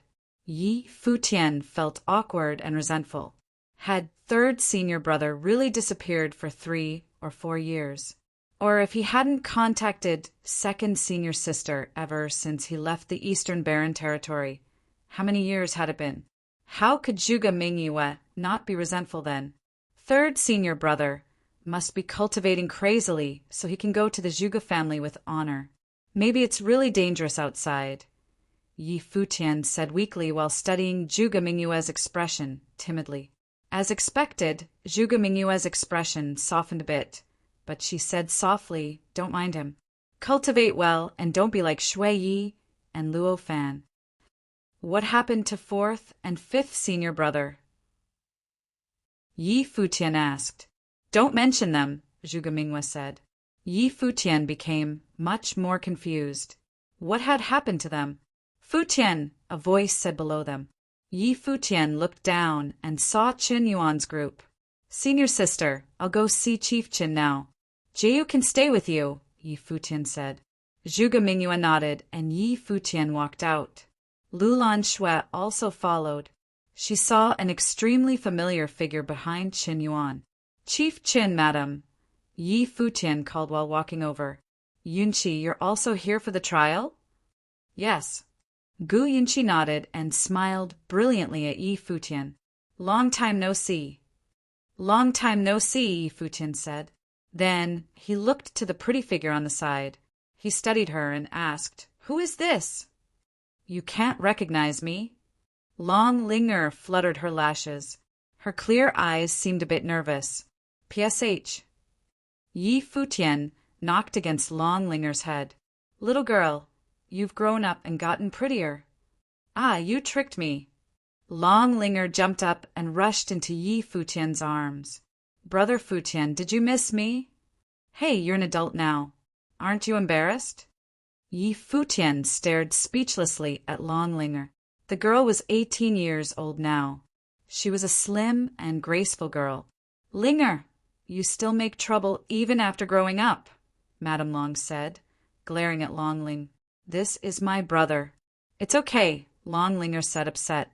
Right, Brother Futian? Seems right. Yi Futian shook his head with a dry smile. Long Linger had been a little demoness when she was little. Now she was even scarier. Futian, someone came to the Starry School asking for you, so I brought her with. Chun Yuan looked to the figure behind him. She was another beautiful woman with an extraordinary temperament. Lulan Shui had already walked before her. This woman was the Empress of Lulan. Empress, Yi Futian called, walking up. Yi Futian, come with me. I have something to say, the Empress said before turning to leave. Yi Futian followed with Lulan Shui behind him. The Empress led them away from the crowd. Then she turned and stared coldly at Yi Futian. Empress, why are you looking at me like that? Yi Futian asked. How is my daughter not good enough for you? Empress, what do you mean? Yi Futian asked.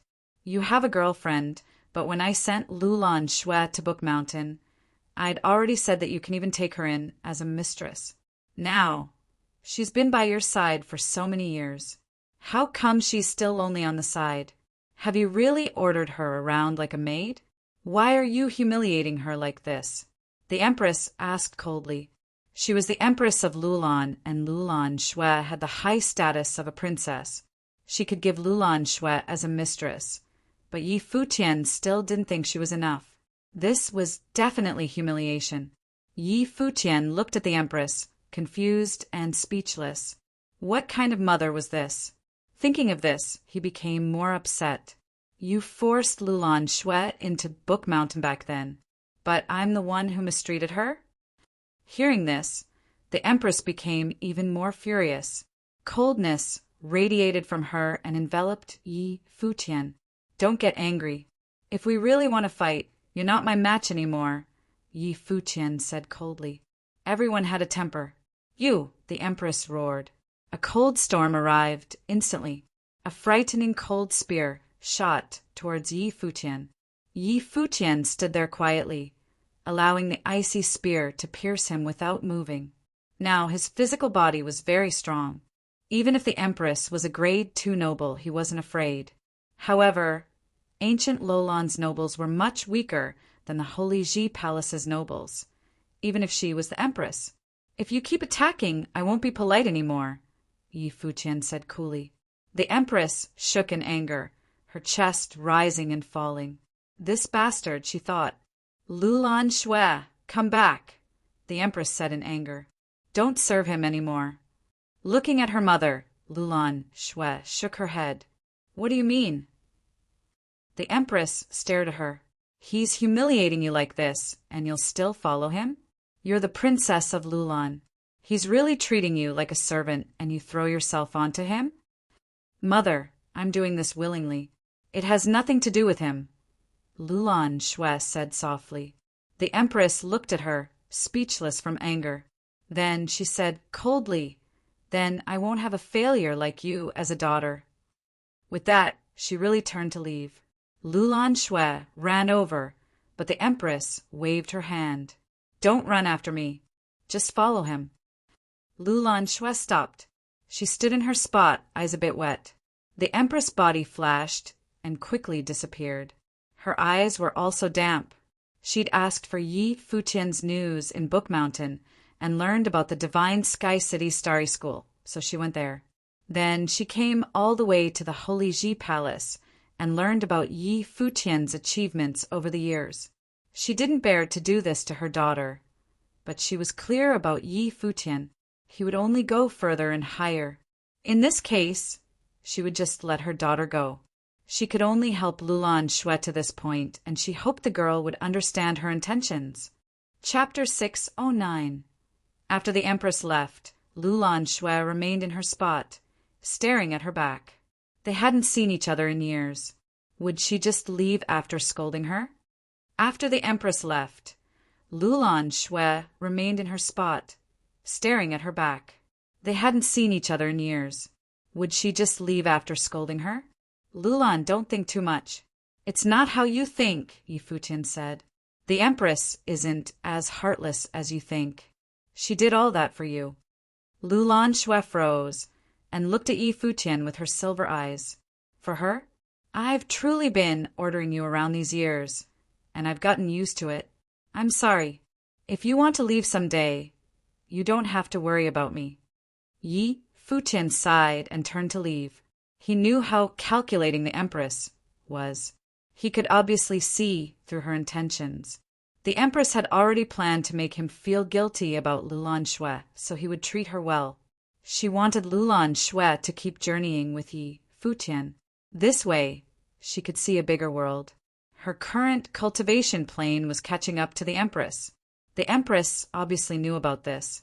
Thus, she decided to let go completely and let Lulan Shui fly with him. But she was worried Lulan Shui would be treated badly, so she yelled at Yi Futian. Looking at Yi Futian's back, Lulan Shui quickly realized this. Then she looked to her mother's back and sighed inwardly. Had she disappointed her mother? Yi Futian returned to the foot of the Holy Ji Palace. As strong cultivators from the 9 holy roads arrived gradually, Yi Futian arrived beside Zhuge Mingyue on the stairs. Futian, Jiyu, you'll watch the trial battle with me today, Zhuge Mingyue whispered. She looked forward. The battle would last a few days. Today was only the opening. Yi Futian's pupils constricted. His second senior sister rarely called his name. Something seemed off with her today. Second senior sister, is something wrong? Yi Futian asked. Zhuge Mingyue turned towards him. What are you thinking? How can anything be wrong? Really? Yi Futian didn't believe her. Zhuge Mingyue glared at him. Yi Futian's eyes moved away and then back. Second senior sister, if anything's wrong, you can tell Jiyu and me. We can help share your troubles. Zhuge Mingyue reached out to pat Yi Futian's head. Smiling gently, she said, Kid, just work hard on cultivating and reach the sage plane soon. Yes, I will. Yi Futian nodded. These 3 years, I never left the pavilion. I've been cultivating every second of the day. 3 years ago, I was down there. 3 years later, I'm watching the trial with senior sister. I believe that it'll only be a few years before the Barren Sky ranking has my name. Not for the fame, but to prove some things. Zhuge Mingyue smiled at Yi Futian. She knew what he was talking about. Bai Luli had become 10th on the Barren Sky, ranking soon after entering the Sage Plain. Gu Donglu had challenged him once and lost. Bai Luli also had a complicated relationship with Zhuge Mingyue. Yi Futian wanted to prove some things to the world. Of course I trust you. Zhuge Mingyue's smile was warm. You're 25 years old now, right? I still remember how you were only 18 when you came to the cottage. You were so cute. Yi Futian was speechless. Cute?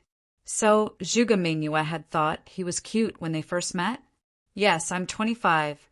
Senior sister, I didn't awaken my life spirit and start cultivating until I was 15, Yi Futian said while looking in the distance. It's been 10 years. These 10 years, I went from the beginning stage to now. I'm only a grade for noble now. But if I'm serious, I can be at the top of the Holy Ji Palace's rank. If I enter the top-level noble plane, no nobles here dare to say they'll defeat me. His voice was extremely confident. Zhuge Mingyue looked at the handsome side profile, and her eyes shone brighter. She knew that Yi Futian wasn't bragging. He just wanted to tell her. Seems like Junior has grown up, Zhuge Mingyue murmured. The 3 years passed in a blink, and she could feel that Yi Futian had grown up. The 18-year-old who'd entered the cottage was now mature. A poem says, if only life can remain how it was at the first meeting, but it's nice to see you grow up bit by bit. Zhuge Mingyue patted Yi Futian's head. Feeling Zhuge Mingyue's gentle hands and affectionate eyes, Yi Futian was speechless. She said he'd grown up, but she was still treating him like a kid. Where was his image? Senior sister, who's the most popular for the battle this year?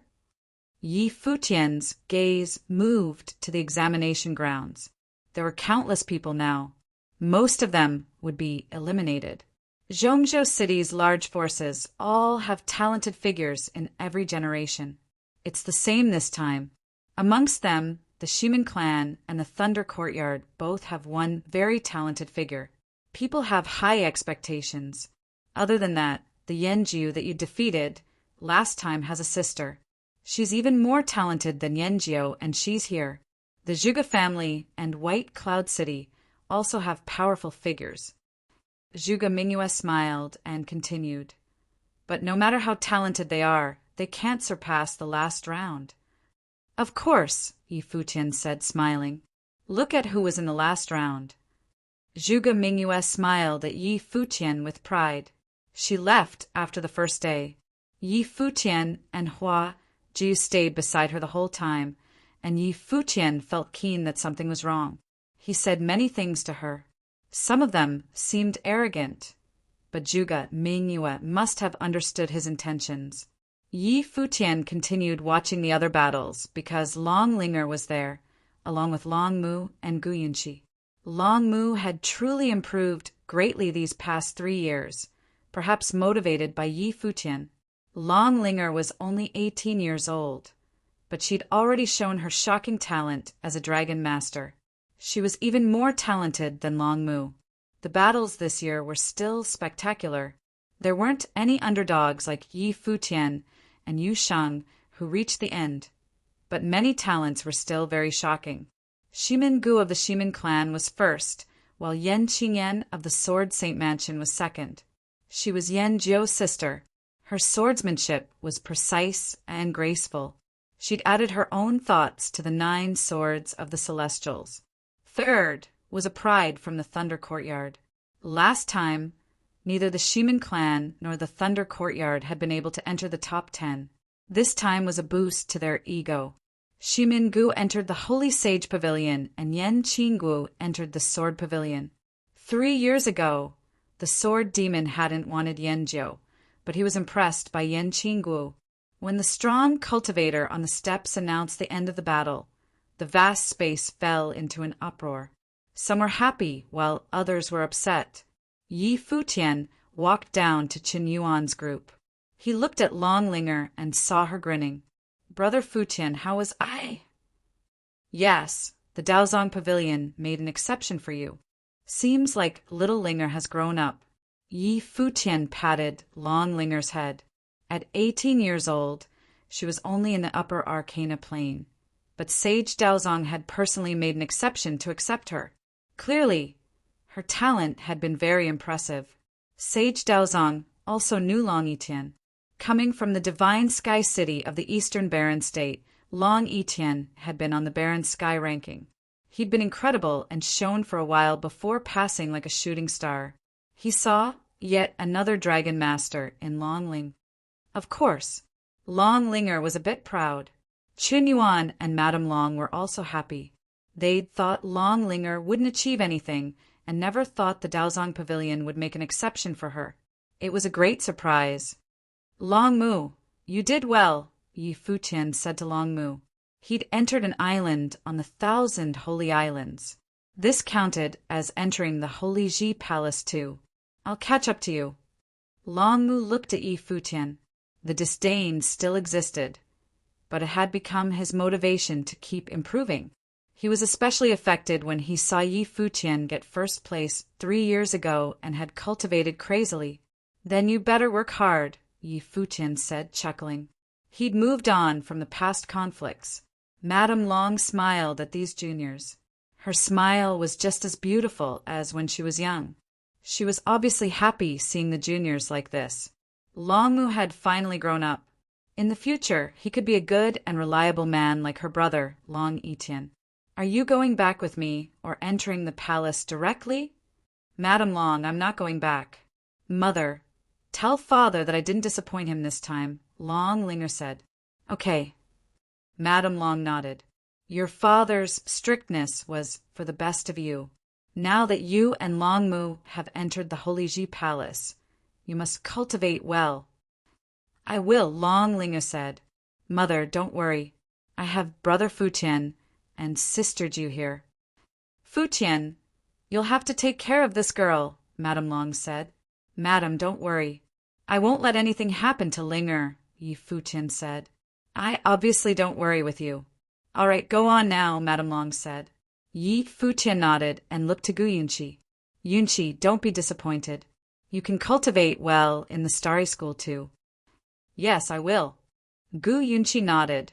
But how couldn't she be disappointed? She'd already worked hard, but it still wasn't enough. Chief Chen, madam, I'm going now. Yi Futian bid farewell to everyone and took Long Linger into the Holy Ji Palace. It wasn't just them. Many entered the palace directly instead of going back. With Yi Futian and Huaju, there was no need for the guards to lead the way. The group soared in the sky. Linger, I'll take you around the palace, Yi Futian said. Okay. Long Linger's eyes glowed with curiosity and excitement. Yi Futian brought her around the pavilion's law power zone. Long Linger looked down and said, What is that? It doesn't look like a cultivation area. There are so many people there. That's a law power zone. Some disciples plan battles there. Many enter the law, rank there. You newbies are usually more interested in them, Yi Futian said, chuckling. Law rank. Long Linger was interested. Brother, I want to go see. Okay. Yi Futian smiled. The group landed before the law rank, and Long Linger rushed to the front. Brother Futian, you're number 10, she exclaimed. Many people looked towards Yi Futian. The older disciples also looked at him. He'd already entered the rank more than 2 years ago. If he fought again, he would definitely be higher up. Many newbies were looking at him. Was this the winner of the last pavilion battle? You're Yi Futian? A sharp gaze looked towards Yi Futian right then. Yi Futian glanced over and saw a pretty girl, dressed cleanly. Her entire body radiated with sharpness, giving her a different kind of beauty. This was Yan Qingguo, second of the battle and Yan Zhou's sister. Yes. Yi Futian nodded with a smile. It's because of you that my brother returned soulless that year. Someday I'll challenge you, Yan Qingguo said. I'll be waiting, Yi Futian said, smiling. He didn't mind. His mindset was completely different from 3 years ago. Number 1 from the last round, someone muttered, standing before the law rank with his back to Yi Futian. It's a pity I wasn't in the same year. Many people looked at the speaker. It was Shimin Gu, the winner of this year. Was this newbie challenging his senior? Yi Futian glanced at him. He was really arrogant, but Yi Futian didn't mind. The winner of the battle would definitely be arrogant. If you're in the same year, you won't be anywhere near number 1, Long Linger said. Shimin Gu turned around. He looked at Yi Futian and then gazed at Long Ling. Chuckling, he said, You're Long Linger, right? Yes. Long Linger looked at Shimin Gu, not liking his eyes. Look at who's number 1 on the law rank, Shimin Gu said. Long Linger looked and saw that the name at the top was Shimin Hanjiang. Shimin Gu continued, My brother entered the Holy Ji Palace 6 years ago, and he was first in his pavilion battle. I entered this year, and I'm first in my battle. He chuckled before walking away. If you pretty girl wants to find someone to kiss up to, you can come to me. You. Long Linger looked at his backside. Her expression changed slightly. Yi Futian glanced at the low rank. Shimin Hanjiang was a strong competitor. If he could be first on the law rank, he was naturally very talented. The Shimin clan had produced 2 winners of the pavilion battles. No wonder this guy was so arrogant. Wait, Yi Futian uttered. Shimin Gu paused and looked up at Yi Futian. Yes. Apologize, Yi Futian said nonchalantly. Chapter 610. Shimin Gu stared at Yi Futian, though Yi Futian continued to turn his back on him. Shimin Gu stared at Yi Futian, though Yi Futian continued to turn his back on him. Two people who had been first in the admission examinations of their respective admissions batch actually got into a conflict on their first encounter, and the reason was the newbie provoking the senior. The crowd all had befuddled expressions. It was common for the seniors in the Holy Ji Palace to bully the newbies, but it was uncommon for the reverse to happen. However, Shimin Gu was the first in the admission examination, and his brother, Shimin Hanjiang, was also the first on the law rank. As such, he had nothing to worry about, and he arrogantly provoked the previous batch's first ranking in the admission examination, Yi Futian. Of course, Shimin Gu might not understand Yi Futian, but the people from the Holy Ji Palace understood him very well. This was an indomitable person who dared to face all the disciples in the sparring session in his first year as a Holy Ji Palace's disciple. Moreover, he defeated Lian Yuqing as a grade 8 noble, causing the 5th on the law rank to keep a low profile while cultivating in the future. In the next 2 years, Yi Futian had not clashed with anyone, so his ranking on the law rank was still 10th. Now, there was someone who was provoking him. Moreover, that person was Shimin Hanjiang's younger brother. This made many people thrilled. It seemed like something exciting was about to happen. The prideful fellow had not fought anyone in 2 years. How could he possibly allow Shimin Gu to belittle him? What if I don't apologize? Shimin Gu looked at Yi Futian and said. He was not worried and was even a little exhilarated. Although Yi Futian's cultivation level might be higher than his and Futian was definitely stronger than him, he felt that it was a good idea to fight him and experience the strength of the previous batches first. As for the other repercussions, he did not consider them. After all, although Yi Futian was 10th on the law rank, Shimin Gu's brother was at the top of the law rank. Yi Futian turned and looked at Shimin Gu, smiling and saying, "If you're unwilling, I don't mind teaching you some respect." Shimin Gu looked at Long Linger, who was standing beside Yi Futian, then smiled and replied, "Is that so? But I don't see anything wrong with what I said." As he finished, the entire area froze up and became exceptionally quiet. Many people's gazes landed on Yi Futian. He was not someone with a good temper. "No problem," Yi Futian smiled and replied.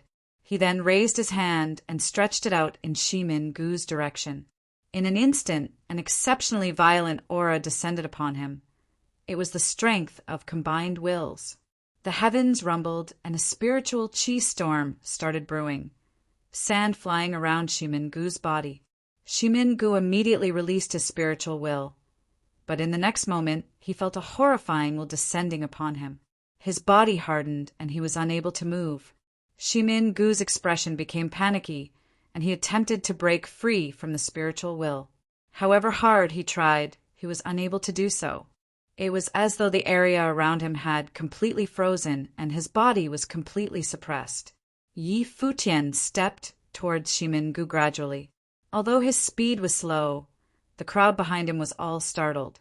After more than 2 years, Yi Futian had finally fought someone again. But what was this overwhelming spiritual will? It was like a horrifying force had been created by combining spiritual wills. Shimin Gu was in trouble. The Holy Ji Palace doesn't have strict rules, so the seniors often bully the new disciples. When I entered the palace, I kept a low profile because I knew that I was unable to defeat them. So I hate it when the seniors bully the newbies. Today, I am going to do the thing that I hated. Yi Futian looked at Shimin Gu and said calmly, "That is because some people really deserve it." As his voice landed, he swung his palm outward and the wind started billowing and turned into a palm print. With a giant smack, it landed on Shimin Gu's face and sent his body flying, a distinct palm print on his face. Silence. The first in the admission examination, Shimin Gu, had been slapped by Yi Futian on his first day in the Holy Ji Palace. This was a feat that probably nobody would ever achieve again. Shimin Gu stood up and wiped the blood around his mouth. He raised his head and stared cruelly at Yi Futian. "You humiliated me intentionally." Shimin Gu clenched his fists and growled. It looks like you understand how it feels to be humiliated. Yi Futian had no pity for him and did not feel that he had gone overboard. It did not matter how arrogant the first in the admission examination was, since he was arrogant as well. However, he had dared to say such humiliating things to Long Linger and had no remorse. He could only let Shimin Gu feel the impact of his actions. Shimin Gu laughed mockingly and said, "You're a senior. Since you said that the Holy Ji Palace has no rules, it's fine if you humiliate me. However, have you thought of the consequences?" As he said that, he looked derisively at Long Linger, who was standing beside Yi Futian. He would remember this slap. "It looks like you haven't learned your lesson," Yi Futian said calmly. Then his arms stretched forward and a giant palm appeared in the air, grabbing Shimin Gu by the neck. Shimin Gu wanted to dodge, but his body could not resist. The giant palm lifted Shimin Gu's body across the air and slammed him into the ground. With an ear-splitting crash, Shimin Gu's body was violently smashed into the ground, and his body shuddered vehemently. "Yi Futian, you dare bully me like this? My brother will not let you off," Shimin Gu said ruthlessly. However, as he finished, the earth started to shake. A figure ran wildly from the distance, and many people raised their heads to look at the person.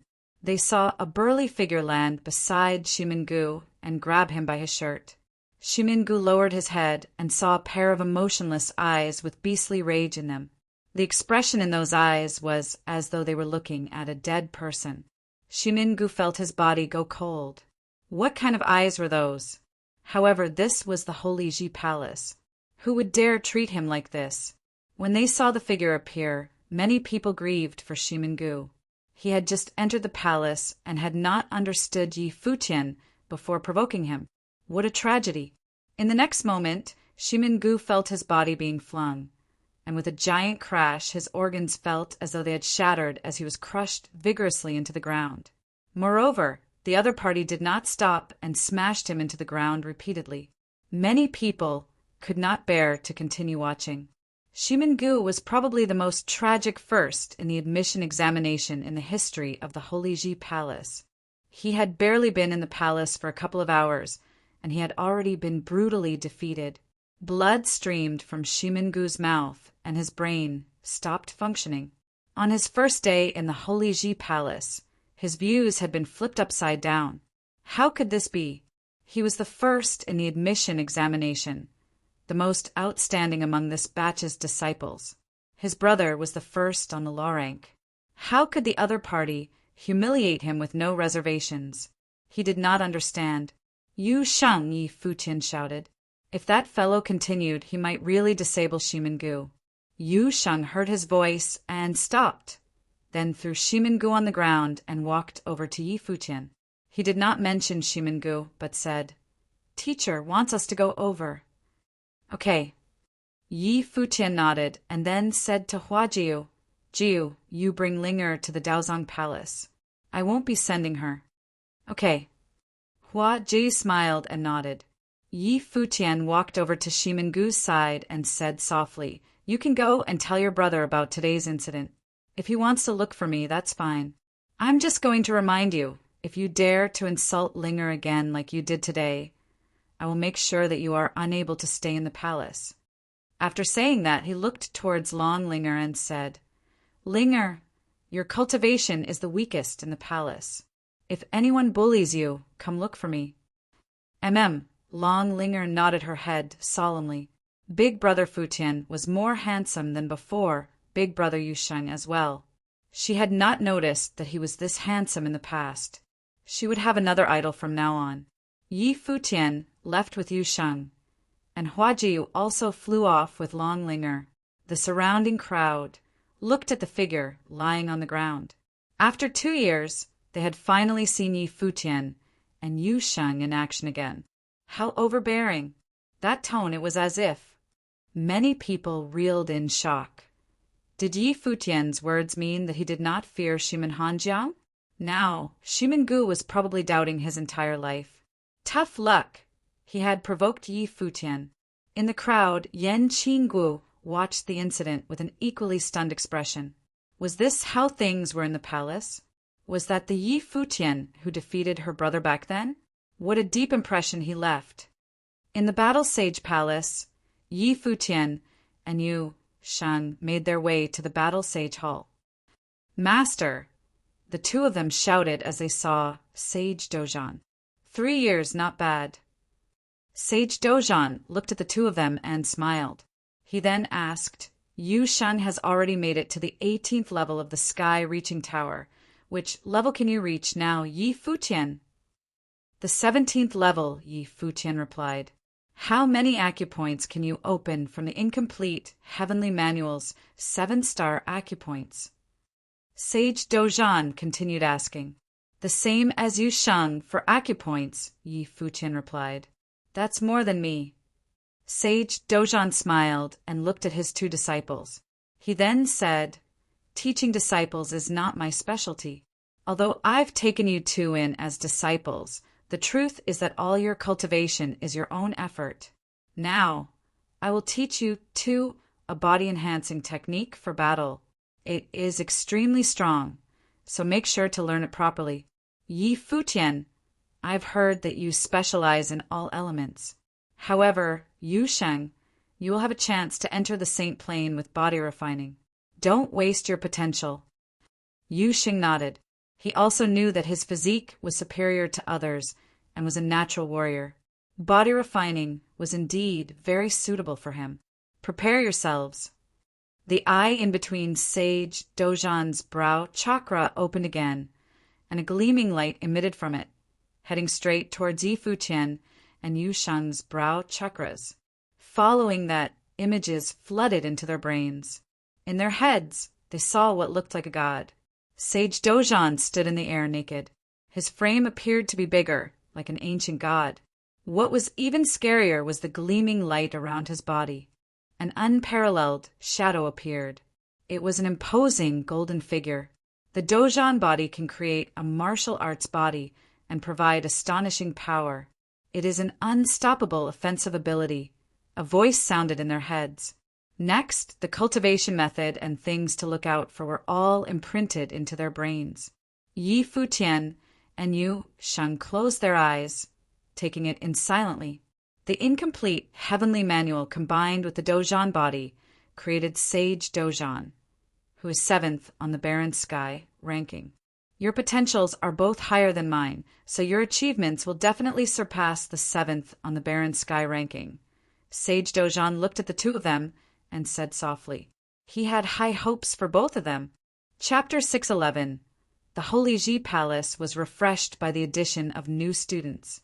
The news of the champion of this year's law battle being humiliatingly crushed by Yi Futian and Yu Sheng within a mere 2 hours after entering the palace spread far and wide like wildfire. The Holy Ji Palace was refreshed by the addition of new students. The news of the champion of this year's law battle being humiliatingly crushed by Yi Futian and Yu Sheng within a mere 2 hours after entering the palace spread far and wide like wildfire. The prestige of being the champion of the law battle had originally been unspeakable. Even though they might have suffered some oppression or bullying due to being a lower plane, none had ever suffered what Shimin-gu had been through, getting trashed after being there for just 2 hours. Shimin-gu was then ridiculed as the most pitiful champion of the law battle in the history of the Holy Ji Palace. Many felt rather excited at the news, as both Yi Futian and Yu Sheng had not been seen in action for 2 whole years. Many wondered if their first battle after all that time to teach Shimin-gu a lesson would earn them the wrath of Shimin Hanjiang, the one who ranked first on the law rank. Everyone thought it would be interesting if Shimin Hanjiang were to avenge Shimin-gu. Were Yi Futian and Yu Sheng trying to provoke Shimin Hanjiang? Their action of trashing Shimin-gu was a sign saying they gave no face to the champion of the law rank, Shimin Hanjiang. Shimin Hanjiang eyed his brother while they were in the Holy Sage Pavilion. His eyes looked rather cold doing so. Other than Shimin Hanjiang, there were also other students of the Holy Sage Pavilion present, such as Bai Zhe and Zhuge Xing him again. Bai Zhe's eyes flashed with murderous intent. If anyone was said to hate Yi Futian the most, it would have been none other than Bai Zhe. We were preparing to welcome Shimin Gu, we never thought. Zhuge Xing said as he saw Shimin Gu lying there in a bloody mess. He really showed no mercy at all, just as arrogant and reckless as he has always been. "Brother, crush him!" Shimin yelled as he looked at his older brother. "You shut up!" Shimin Hanjiang berated him coldly. "You dare pick fights with the law-rank disciples of the latest batch as soon as you get in the palace? Did you really think you were invincible just because you're number one?" He knew how terrifying Yi Futian was. Yi Futian had been a grade 8 noble all those years before, but he displayed immense talent like none other. While he did not actually fight with anyone, there was no doubt about his talents, be it martial arts, sorcery, or music. All were immeasurably superb. It was anyone's guess how powerful he had gotten now that he had become a grade 4 noble. Shimin Gu's picking a fight with Yi Futian as soon as he got into the palace was little different from trying to make a death wish come true. I said little more than 2 lines. I never knew those two could have been so vicious. Shimin Gu's eyes were practically filled with hatred. 2 lines, you said? Shimin Hanjiang retorted coldly. You deliberately insulted a girl, and you didn't see that to be an act to provoke him? You said you wanted to know how powerful the champion of the last batch was, and now you know. Tell me, how does it feel? Shimin Gu was speechless. He had meant to provoke Futian, after all. Let what happened this time to be a lesson for you. Put your pride aside from here on out when you're in the palace, and be diligent in your training, Shimin Hanjiang said coldly. Shimin Gu's knuckles went white. So that's it? Take him to rest, Shimin Hanjiang said to someone around him, and Shimin Gu was carried away from where he lied. Shimin Hanjiang looked in the direction of Battle Sage Palace. While there was no doubt that Shimin Gu was indeed the one at fault, it was also true that Yi Futian went too far. Brother Shimin, are we going to just let this slide? Bai Zhe asked as he looked at Shimin Hanjiang. Since he is already at such a level now, it'll only be a matter of time before we clash. He probably won't miss this year's sparring sessions, Shimin Hanjiang said calmly. His main objective at the moment was to make it into the ranks of saints, as he was already at the pinnacle of noble plane. The fact that Shimin Hanjiang was not nominated by the Sage Palace was an obvious indication to him, saying that he, despite being the one ranked first on the law rank, was not someone of exceptional caliber like Hua Fan of the previous generation.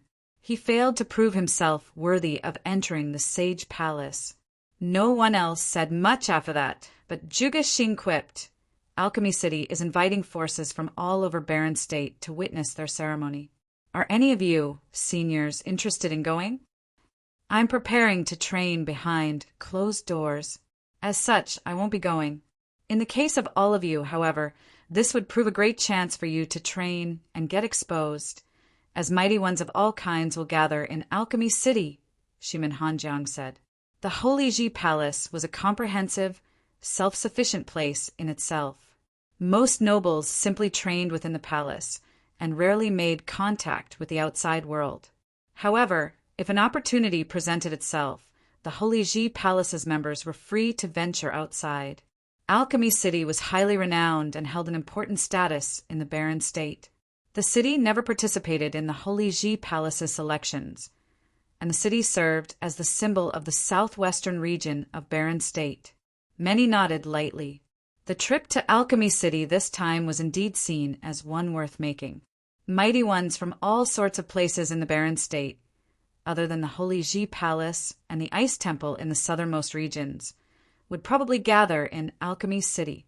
The members of the Holy Ji Palace felt rather disappointed, however, that the predicted fight between Shimin Hanjiang and Yi Futian was not going to happen. They had, after all, been anticipating a clash of the titans. However, the news that Alchemy City was about to hold the Alchemy Conference spread out from the palaces and pavilions, taking the entire Holy Ji Palace by storm. Yi Futian knew of the news through the mouth of Sage Dojan. Alchemy Conference. Yi Futian eyed Sage Dojan in the temple. Indeed, the Alchemy Conference is the largest armor competition in Alchemy City, and everyone below the Sage Plane is invited to the event. It is held only once in 10 years. Forces from all over the Barren State are invited by Alchemy City, and the Holy Ji Palace is, of course, among the ones invited. However, as Alchemy City never bothered participating in the Holy Ji Palace's selection processes, the elders of the Holy Ji Palace saw no need to give them face. You people, however, are free to visit them, Sage Dojan said. I'm not an armor. What is the use of me attending the event? Yi Futian said, showing that he had little interest in it. The armor competition will be a gathering of mighty ones from all over the Barren State. You have been training in the Holy Ji Palace for more than 3 years. Don't you want to go outside and have a look at things? Sage Dojan smiled as he said, finding it impressive that despite Yi Futian's youth, he was hardly bothered by loneliness. Do you wish for me to go, teacher? Yi Futian asked Sage Dojan. I do indeed. Sage Dojan nodded. I will make the trip then, Yi Futian answered with a smile. Very well. Sage Dojan smiled. The act of cultivation through the refinement of one's body is a lifelong process.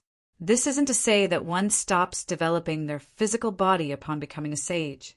Rather, the higher you go, the steeper the requirements will be on your body.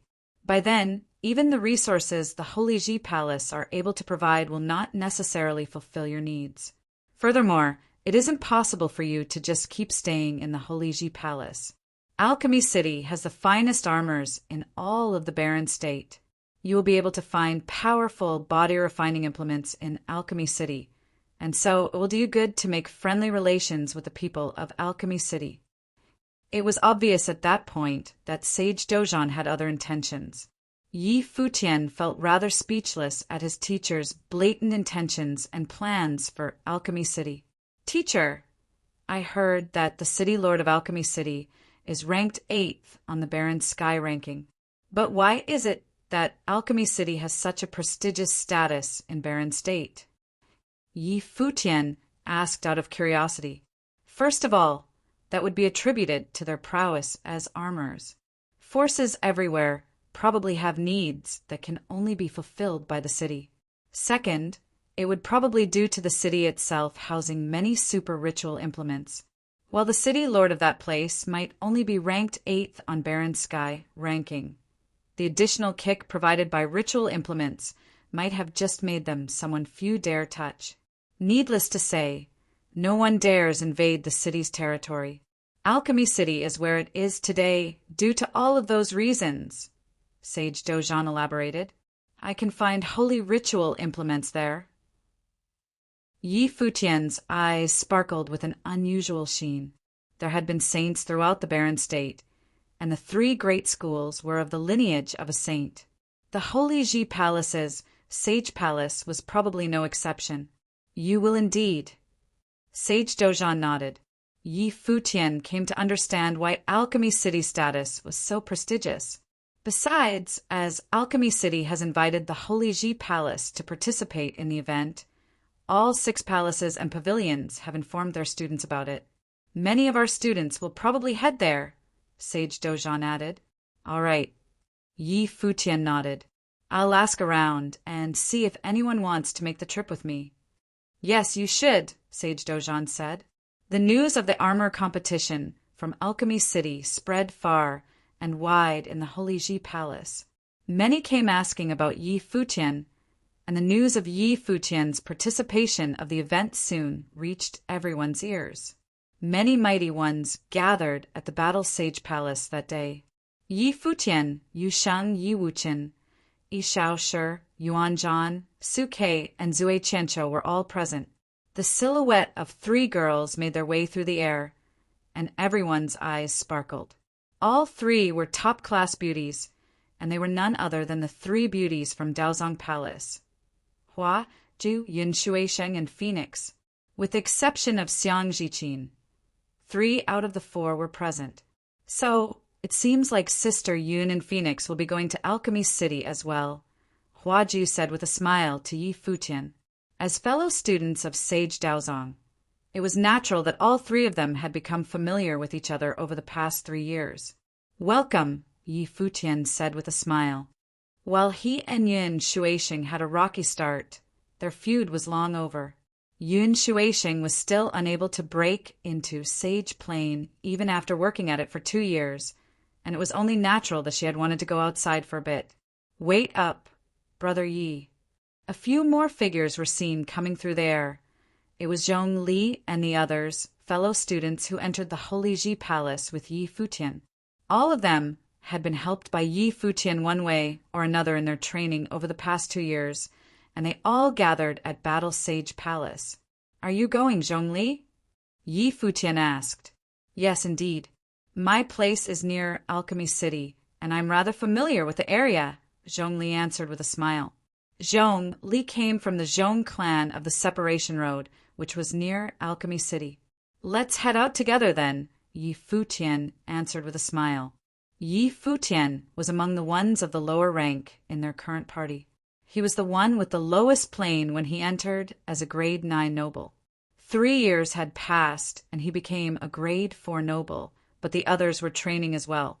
There were grade 3 nobles among them, and the stronger ones had even become grade 2 nobles.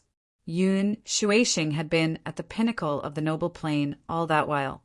The party was indeed a fearsome one, as many hailed from top forces from all over Barren State. They leaped into the air and quickly vanished into the clouds. Sage Dozhan and Sage Jingang stood looking in Battle Sage Palace after they left. Sage Jingang was seen with a smile, saying, "That batch from 3 years has indeed become quite formidable. This time, it's no longer the Holy Sage Pavilion being the center of things, but Yi Futian. That guy really has a way with things." Yi Futian was the one with the lowest plane among his party. However, the current way things went spoke volume of his natural prowess and talent, as well as his charisma. Shimin Hanjiang is far from capable of such feats. He lacks the decisive advantage which allows him to make those of the same batch submit to him. Hua Fan, however, accomplished something like that. Yi Futian will probably succeed Hua Fan. Maybe he will someday become like Bai Luli, a symbol of one whole generation in the Holy Ji Palace, Sage Dozhan elaborated with a smile. Chapter 612.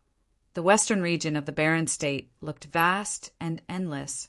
The place was filled with many magnificent cities, and there were 2 that were the most renowned among all, Alchemy City and White Cloud City. While other major cities were also very, very influential, none were able to match those 2. The western region of the Barren State looked vast and endless. The place was filled with many magnificent cities, and there were 2 that were the most renowned among all, Alchemy City and White Cloud City. While other major cities were also very, very influential, none were able to match those 2. White Cloud City reigned supreme in the northwestern region, while Alchemy City was situated in the southwestern corner. Alchemy City's influence encompassed all surrounding areas. Many top forces forged amicable relations with Alchemy City. Alchemy City was also immensely grand and luxurious. It was as if the entire city was made out of ritual implements. The designs of the buildings there differed greatly from those of other regions. In Alchemy City, many buildings served as ritual implements themselves. Intensely thick spiritual qi was found within Alchemy City, and the concentration of metal and fire elements were especially strong. Countless mighty ones gathered at that incredibly old and renowned city. Many more kept arriving in the city by air. With the armorers' competition held once in 10 years about to commence, it was a grand event comparable to the Holy Ji Palace's recruitment. Top forces throughout the Barren State gathered there, and the ones from southwestern regions were particularly eager to participate. The finest armors from all over Barren State also gathered at the city to show their mettle. It should be known that the prize of every armor competition ever held had been incredibly terrifying. Many were even given the chance to become the direct disciples of the city, Lord of Alchemy City, and the one individual who reigned supreme was even given an opportunity to marry a princess of the city lord office. As such, many flocked to participate in the event. However, the ones ranked in the top 3 in every armor competition ever held mostly consisted of the top forces of Alchemy City, and there had even been ones emerging from the city lord office. While the number of people who specialized in making armaments was comparatively low in the Barren State, but the sheer size of the Barren State meant that there was still a considerable number of them gathering at Alchemy City. The armor competition was seen to be, without a doubt, the most prestigious event for armors in Barren State.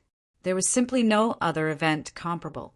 A line of mighty ones appeared in the airspace of Alchemy City. They were members of Nantion House. While Nantion House was quite a distance away from Alchemy City, the trip was seen to be a must. The godly spear of Nantion of the Nantion House was renowned throughout the Barren State, and the very spear among the godly spears held by the lord of Nantion House was crafted by none other than the armorers of Alchemy City. As such, it was only natural that members of Nantion House participate in the event. Many of the top-class ritual implements throughout the Barren State, like the godly spear of Nantion, originated from Alchemy City. As such, many top forces respected Alchemy City. Members of Mortal World arrived as well in their air warships. The sovereign family of Zhongzhou arrived to participate in the Alchemy Conference event. Needless to say, the Sacred Fire sect, the Zhong clan, and others who originated from the southwestern regions all arrived early in Alchemy City.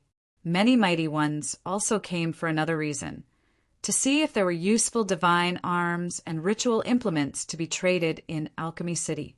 There was no doubt that the ritual implements from Alchemy City were the best in the Barren State.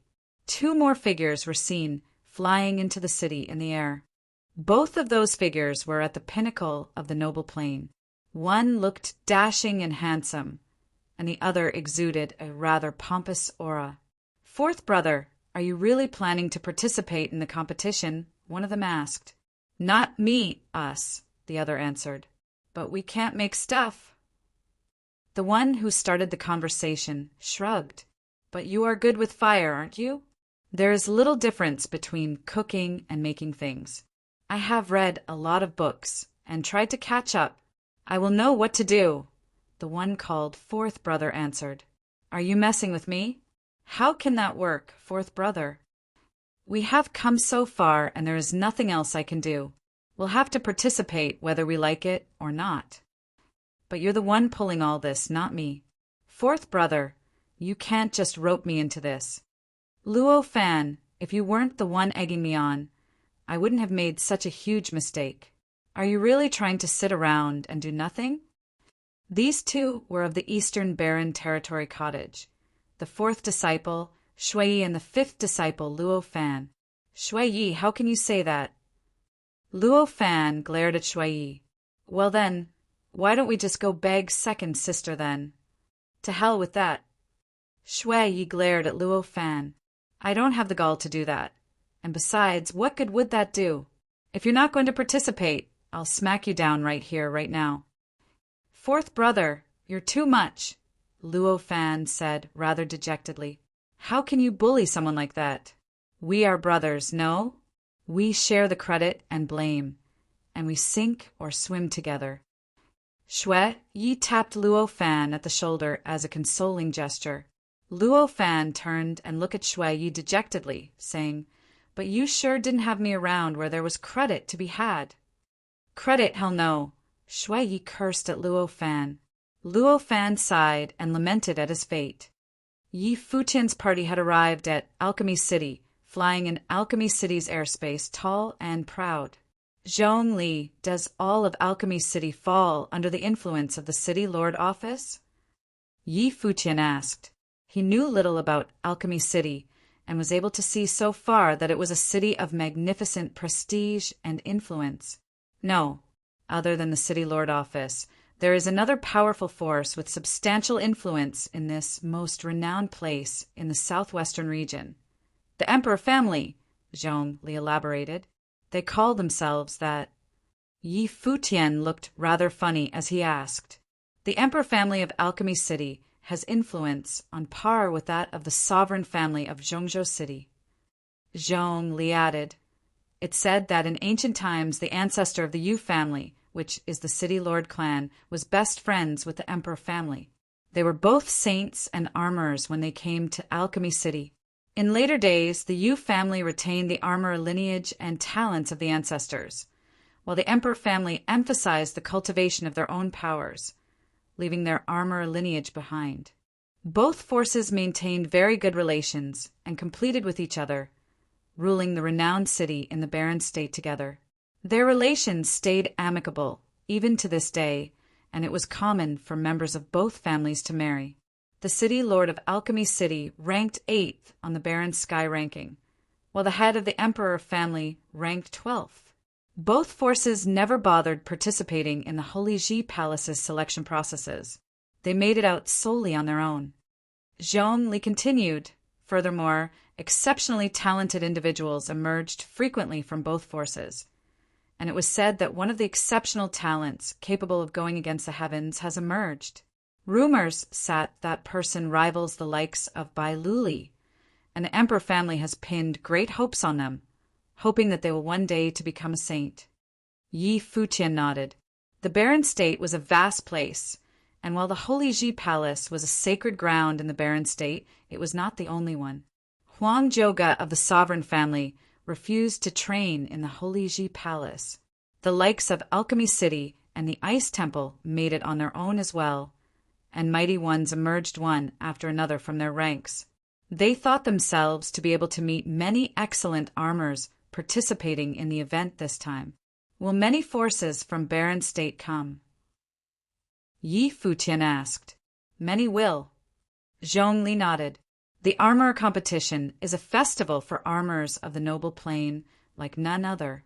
Some of the best armorers will stay behind in Alchemy City, but there will also be a substantial number of great armorers being bought away by outside forces with hefty prices, becoming their personal armorers. When they become sages one day, those armorers will go on to craft something befitting of their status and power. Understood. Yi Futian nodded. It was only natural that any top forces, lacking good armors, wanted to recruit from here. The event will be held in several days. Anywhere else we can go? Yi Futian asked the members of his party. We'll go see if there are any good ritual implements for sale and have a look around since we're already here in Alchemy City, Suke said with a smile. Ritual implements were what Alchemy City was most famous for, after all. You have a point. Yi Futian nodded with a smile. He glanced at Hua Jiu beside him and thought of finding something to give to her as a gift. However, while the stock of spirit stones on his person was indeed substantial, it would still probably be inadequate as it was still the best sage ritual implements they were talking about. But many of the ones around him were known to be incredibly rich. Should I just go all out and leech on them? But wouldn't that be rather inappropriate for someone as principled as I am? Futian thought. There are few renowned spots in Alchemy City. The two most famous ones are the Sky Treasure Tower, established by the city lord, and the Alchemy Casino. The Sky Treasure Tower houses many top-class ritual implements to be bartered for. The Alchemy Casino also houses much powerful stuff, but the interesting part about the place is that it is still a casino. Every ritual implement can be acquired by betting something of equivalent value, like powerful spells, techniques, and methods, other precious ritual implements, and so on. They can be used to trade in gamble fights. Zhong Li then added, the casino was the most popular place in the city in every armor competition. Won't we end up emptying the place if we were to participate? Yi Futian asked, looking rather shocked. Zhong Li glanced at Yi Futian without saying a thing.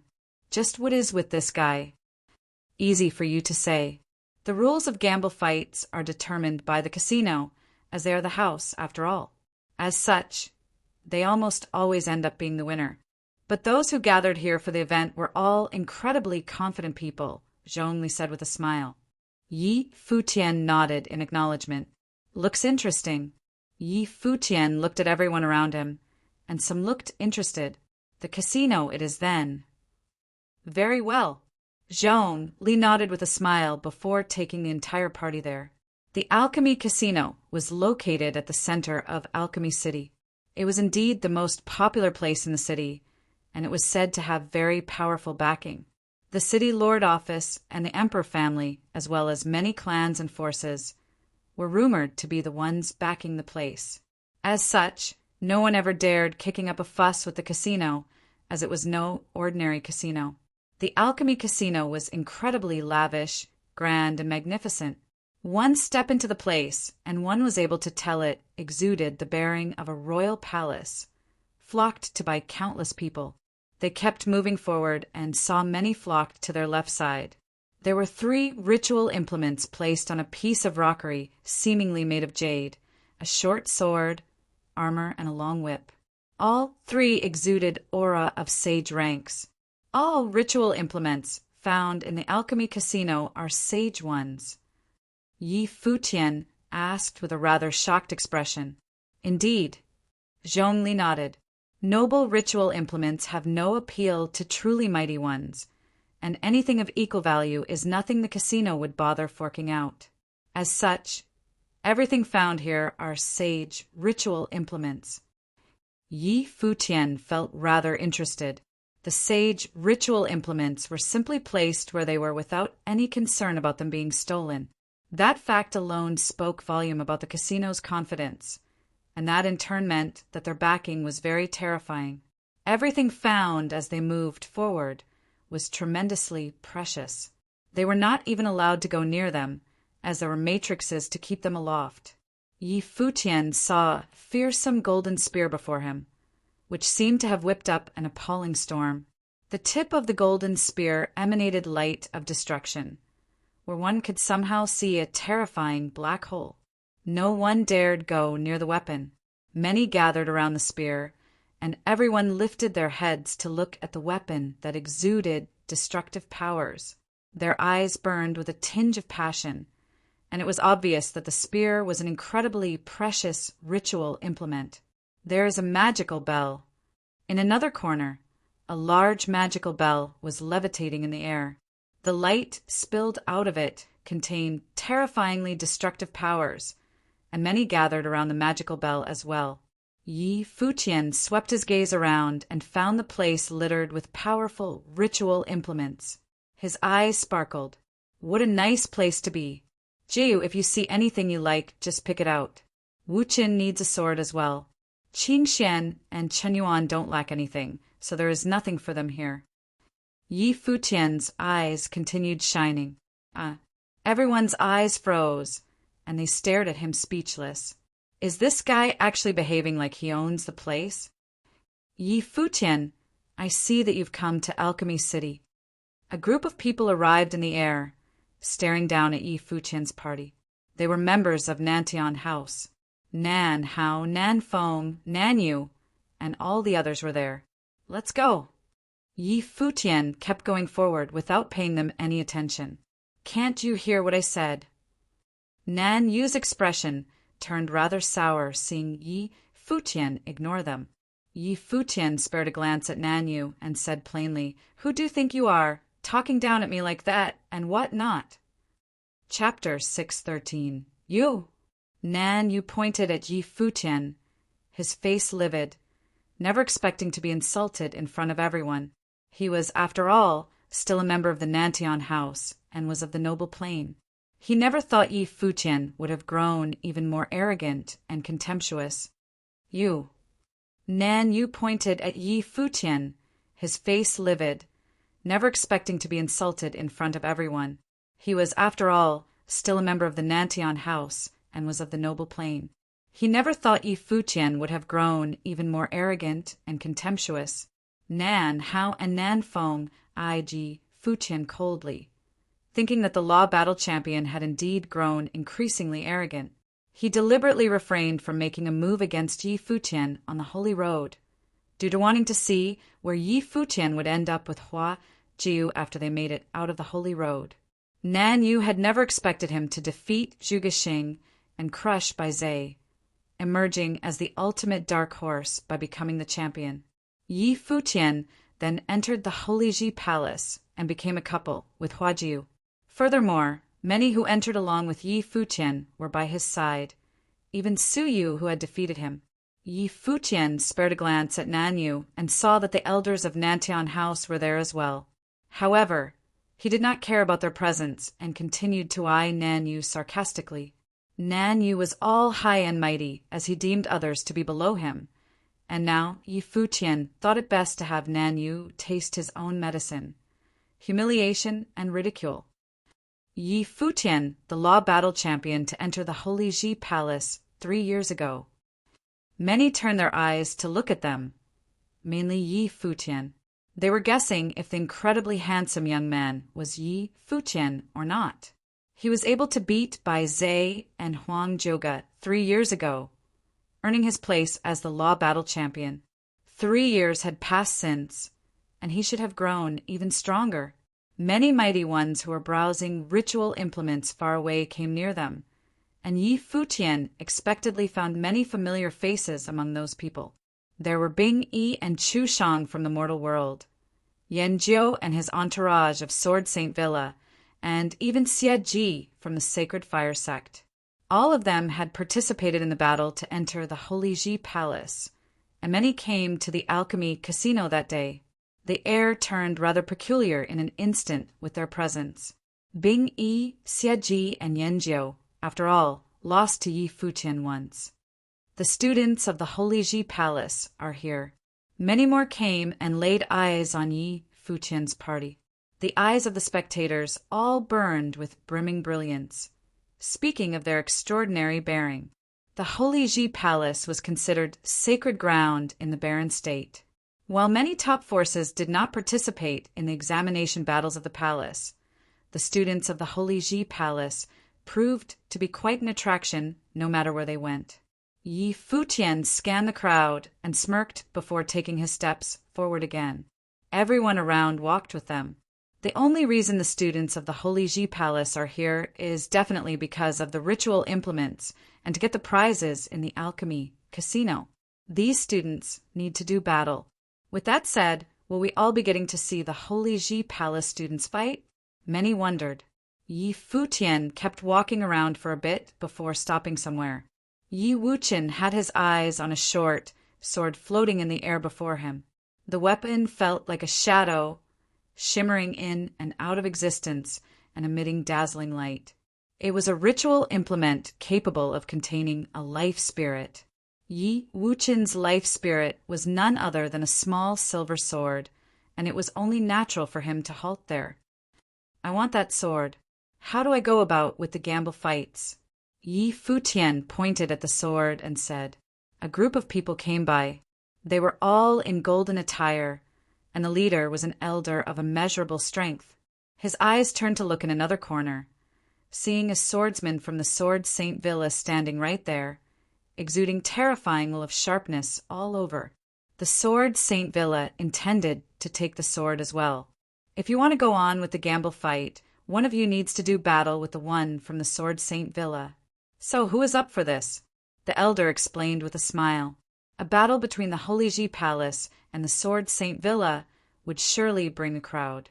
Yi Futian looked at the other party and came to suddenly realize what Zhongli said. The rules of the gamble fights were set by the casino, and it was impossible for the house to lose. For instance, the battle between them and the Sword Saint Villa. Both sides needed to pledge something of equal value to the sword, which would then be measured by the house. What they both would offer would have to be something the casino would like more, which meant the value of whatever was offered needed to exceed the value of the sword. As such, if they were to reach an agreement with the Sword Saint Villa, the casino would still emerge as the winner, regardless of who won the battle. Furthermore, the battle between the Holy Ji Palace students and the students of the Sword Saint Villa would surely attract attention. Yi Futian cast his gaze at Yan Jiu and smirked. You want to try again?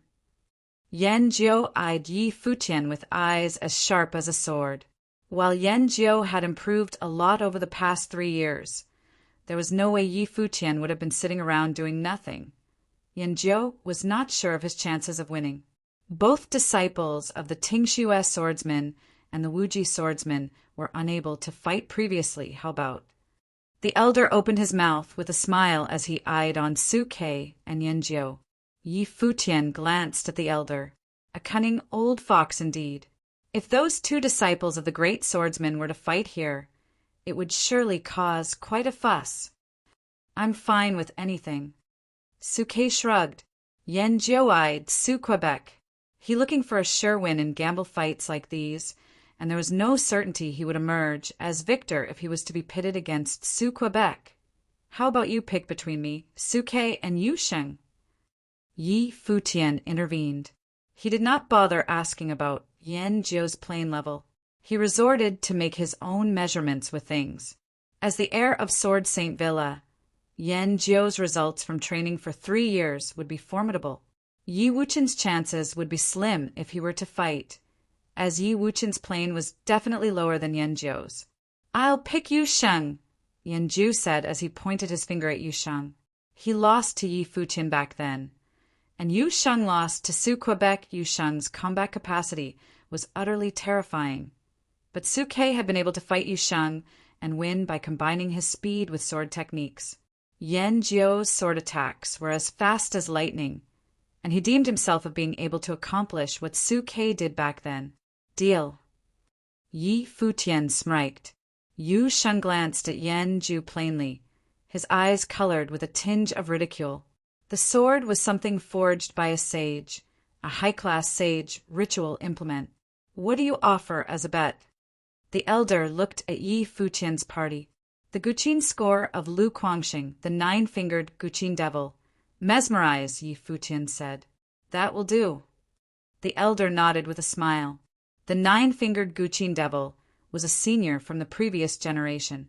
His song Mesmerize was notorious in all of Baron State, as many top-class figures fell under the song. It was deemed a worthy bet, and it seemed that Yi Futian was incredibly confident about the battle. Please, if you would. The elder led the way. Yi Futian and his party moved, and everyone around them began to move in the same direction. Someone beside the elder asked the elder, "How about we make a bet on the fight?" "That is a given." The elder's eyes sparkled. There was no way that there would be no bets with one such battle. The odds. 2-1 if Yu Sheng wins, 1-2 if Yanjiu wins, the elder said with a smile. Wah! The pupils of the eyes of everyone around dilated. You have that much faith in Yu Sheng? Yanjiu was famous, and that was further compounded by the fact that while Yu Sheng was formidable, he had lost to Su Quebec. Such odds would have had most betting on Yanjiu. If Yu Sheng lost, they would have lost a big one. Relax. The elder then left with a smile on his face. He deemed that there was no way that Yu Sheng would lose. The odds he put were simply to have people bet on Yanjiu. As the game was set, many in the Alchemy Casino bet on Yanjiu in a crazed rush. Yanjiu was a top-class genius and the heir of the Sword Saint Villa. While he did lose to Yi Futian, Yi Futian's emergence as number 1 in the battles meant that there was nothing surprising about Yanjiu's loss. While Yu Sheng was indeed formidable, he ended up losing to Su Quebec. As such, the odds of both people should have been even. However, since the odds were set in such an imbalanced manner, most would have bet on Yanjiu. Of course, there were still quite a number of people who refrained from betting. The casino was clever, and they deemed it wise to be on their guard. There were definitely reasons for them to place so much faith on Yu Sheng. The Alchemy Casino had specialized platforms for holding gamble fights. Both Yu Sheng and Yanjiu stepped onto the platform and found themselves surrounded by countless people. There were many who were unable to personally witness the fight for entry into the Holy Ji Palace, and it was only natural they were now excited to witness Yu Sheng, who was already studying in the palace, fight Yanjiu. Those scum from the Alchemy Casino. The members of Sword Saint Villa looked livid hearing about the odds. Are they trying to insult the Sword Saint Villa? 1-2 and 2-1. The difference was 4 times. Yanjiu knew of the odds. He stood covered with intense sword aura on the platform, sporting very cold looks. "Please," the person hosting the fight said. The sword aura covering Yanjiu burst, covering the entire platform in his sword might. As a superior noble, he was far stronger than he used to be. Incredibly dazzling swords were conjured in the air, and each and every one shone with golden light. Their collective weight seemed comparable to mountains as they floated above Yu Sheng's head. It was as if they were going to fall on him. Such strength. Many of the spectators were excited. While it was common for sages to fight in the casino, fights between top-class geniuses were rare instead. The fearsome sparkle of swords flashed in Yanjiu's eyes as he pointed his finger. 9 tremendously heavy swords fell straight down at Yu Sheng. Yu Sheng looked up. Layers of light burst from his body shortly after, as if piercing through his body. He stomped on the ground, and his body rumbled in response. Gloomy and ruinous star acupoints opened, drawing out terrifying power from his body, as if dark, golden storms whipped about. Boom! A heavy sword was seen coming for Yu Sheng. He took the sword with both his hands. Many trembled at the sight as the heavy sword got closer and closer, but was surprisingly stopped by Yu Sheng's hands. He held his ground as the clothes on his body burst from terrifying sword aura. A tremendously stout, bronze-colored body was seen, brimming with intense power. Many saw Yu Sheng simply pick up the sword and fling it away, hitting the other 8 swords falling onto him. Wah! Many witnessed the scene in shock, and those who bet on Yanjiu began to have a bad feeling about things. Rumbling sounds of explosions sounded out as the heavy swords were destroyed one after another. Flashes of swords shot out from Yanjiu's eyes, and beams of dark and light swords zipped through the air. Yu Sheng's stout body was, however, covered in dark golden demonic armor. The swords tore through his armor, yet his physical body was like armor as well, as it went on to withstand the onslaught from the swords without budging. Yanjiu's swords of light and darkness were tremendously fast and ferocious. While their damage potential was not as strong as the heavy swords, their sharpness was such that they were still capable of cutting down foes with one slash. However, they failed to pierce through Yu Sheng's defenses and physical body. Yanjiu's eyes continued to glare at Yu Sheng. He did not expect Yu Sheng to have grown so much over the past 3 years. Chapter 614. Yanjiu's expression turned serious as he accelerated the flow of sword will around him. His body became like a sword as his sword spirit appeared behind him in a blinding flash. His 9 swords swirled around in the air as countless sword aura rushed and turned them into 9 dazzling swords. Yanjiu's expression turned serious as he accelerated the flow of sword will around him. His body became like a sword as his sword spirit appeared behind him in a blinding flash.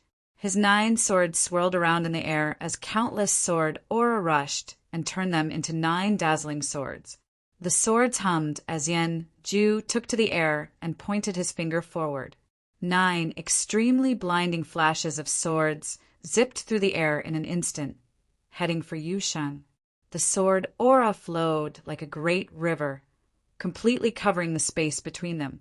Yu Sheng stomped his feet on the ground. The light around his body shone in an even more dazzling manner as he reached out for one of the giant swords. The sword headed for him with the full intention of piercing through him. However, it ended up stopping in its tracks, caught between Yu Sheng's hands. The tremendously sharp sword aura tore through everything around him and hummed loudly as if it was trying to tear his hands apart. Yu Sheng's hands seemed to have conjured another pair of giant palms. The dark, golden-colored palms pinned the sword in its place. Both hands seemed to have gone through the entire body of the sword as they did so. That is some sheer brute force like none other. The hearts of many were stunned. That is the body refinement techniques of Sage Dojan. The art opened up the 7 star acupoints. The ruinous star, flirting star, gloomy star, and the other acupoints enable power to permeate 7 major points of the body, including both of the user's arms and legs. allowing the use of sheer power like no other. Some powerful sages looked at the battle, thinking to themselves that despite being sages, this was a battle to be noted in all seriousness. Terrifying sword aura tore through everything in its path as it headed for Yu Sheng, and then attempted to pierce through him with incredible force. However, the sword aura still failed to cut through Yu Sheng's physical body. Back then, Suke had been able to make Yu Sheng submit by using sword techniques in conjunction with intricate body movements. Yan Jiu had wanted to imitate what Suke did, but then discovered that Yu Sheng's body had developed to become much more sturdy and powerful than it had been back then. Boom! A fearsome light was seen. It was the light conjured by Yan Jiu's sword, which Yu Sheng threw back at him with his bare hands. It was indeed a show of brute force like no other. The platform shook in response. Yu Sheng made his way to Yan Jiu by stepping onto the swords. Sword flashes like none other flowed about Yan Jiu's body. A giant sword that seemed to be out to destroy the space between them and crush the earth appeared in a dazzling flash, cutting the sword that was thrown back in a single, clean stroke. Yan Jiu's body seemed to have become part of that cleaving sword itself as he swung at Yu Sheng, who was heading for him. It was the embodiment of sword and swordsman cutting everything in its way. Boom! Yu Sheng's body seemed to be covered by the shadow of a devil devouring all spiritual qi around him. His body burst into dazzling brilliance as he lifted his arms and reached out for the giant sword coming his way. Many in the audience stood up at the scene, stunned by Yu Sheng's strength. The very next moment, Yu Sheng's hands trapped the sword swung at him. The giant sword cut through the air with a force capable of splitting the earth. Yet it was stopped dead in its tracks by Yu Sheng's hands. It was as if the devil was holding up a godly weapon. It was a stunning scene like none other. "Cut him!" Yan Jiu yelled in fury. Sword aura gushed about as the giant sword attempted to finish its job. Yet Yu Sheng seemed entirely unperturbed. His hand slid along the sword as he moved forward, and in one single step, he descended upon Yan Jiu like a bolt of lightning. Yan Jiu looked utterly dejected as he threw away his sword and turned into a sword flash, backing away. However, Yu Sheng's movements seemed to be faster than a lightning bolt. He descended upon Yan Jiu in mere moments before he lifted his fist up high and brought it down on the swordsman. Bam! The dark, golden fist tore through the space to reach its target, and the attack landed hard on Yan Jiu, sending him flying. Yan Jiu slammed down on the platform, spitting blood from his mouth as he yelped. Yu Sheng landed on the ground with a spectacular boom, looking as if a devil had descended upon the platform. He lifted his head to look at the elder and asked, "Where is the sword?" "Fetch the weapon," the elder said. A figure was seen holding the sword in both arms, walking onto the platform and handing it to Yu Sheng. Yu Sheng took the sword and walked down from the platform, returning to Yi Futian and handing the weapon to Yi Wuchen. "Good work."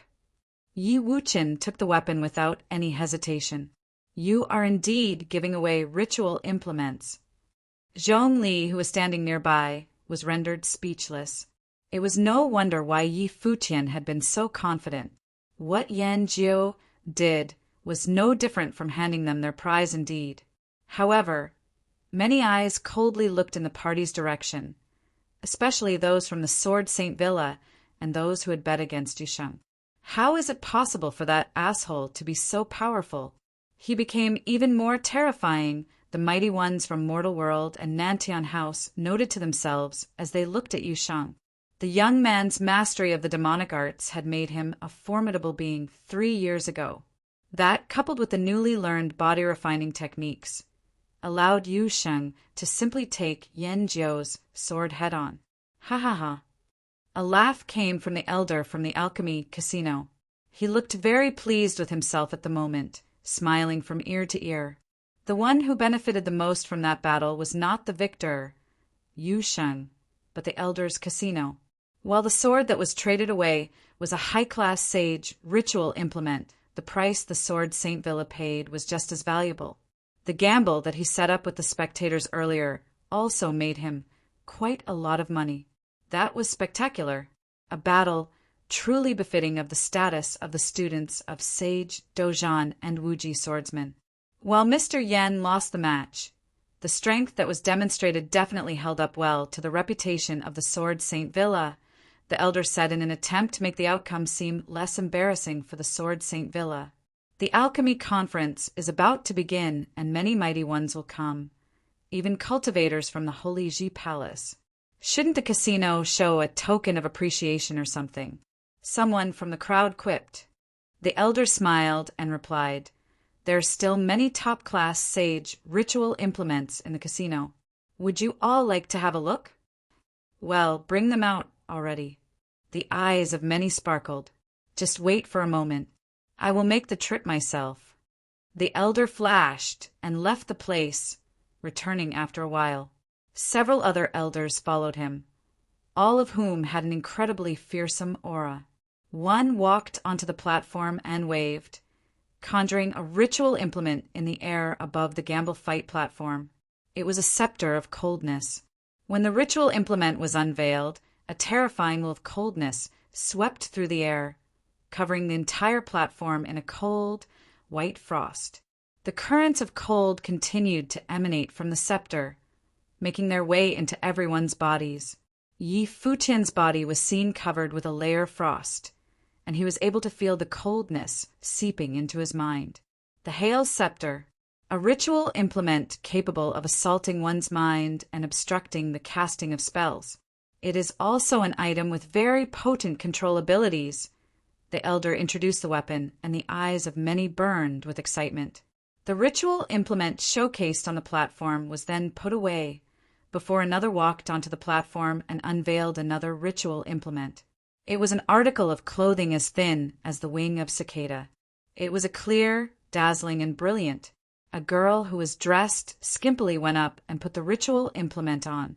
It covered her white skin in an instant, as if having melded to her skin. A layer of brilliance shone about her. The elder who stood beside her used a palm attack on her. While the girl was sent flying, many were able to see that the ritual implement conjured layers of dazzling light screens, which looked as if the majority of the power of the attack was being absorbed. It is a defensive ritual implement crafted with extremely painstaking effort. It is capable of dispelling most of the force dealt onto it, be it spiritual attacks, spells, or physical attacks.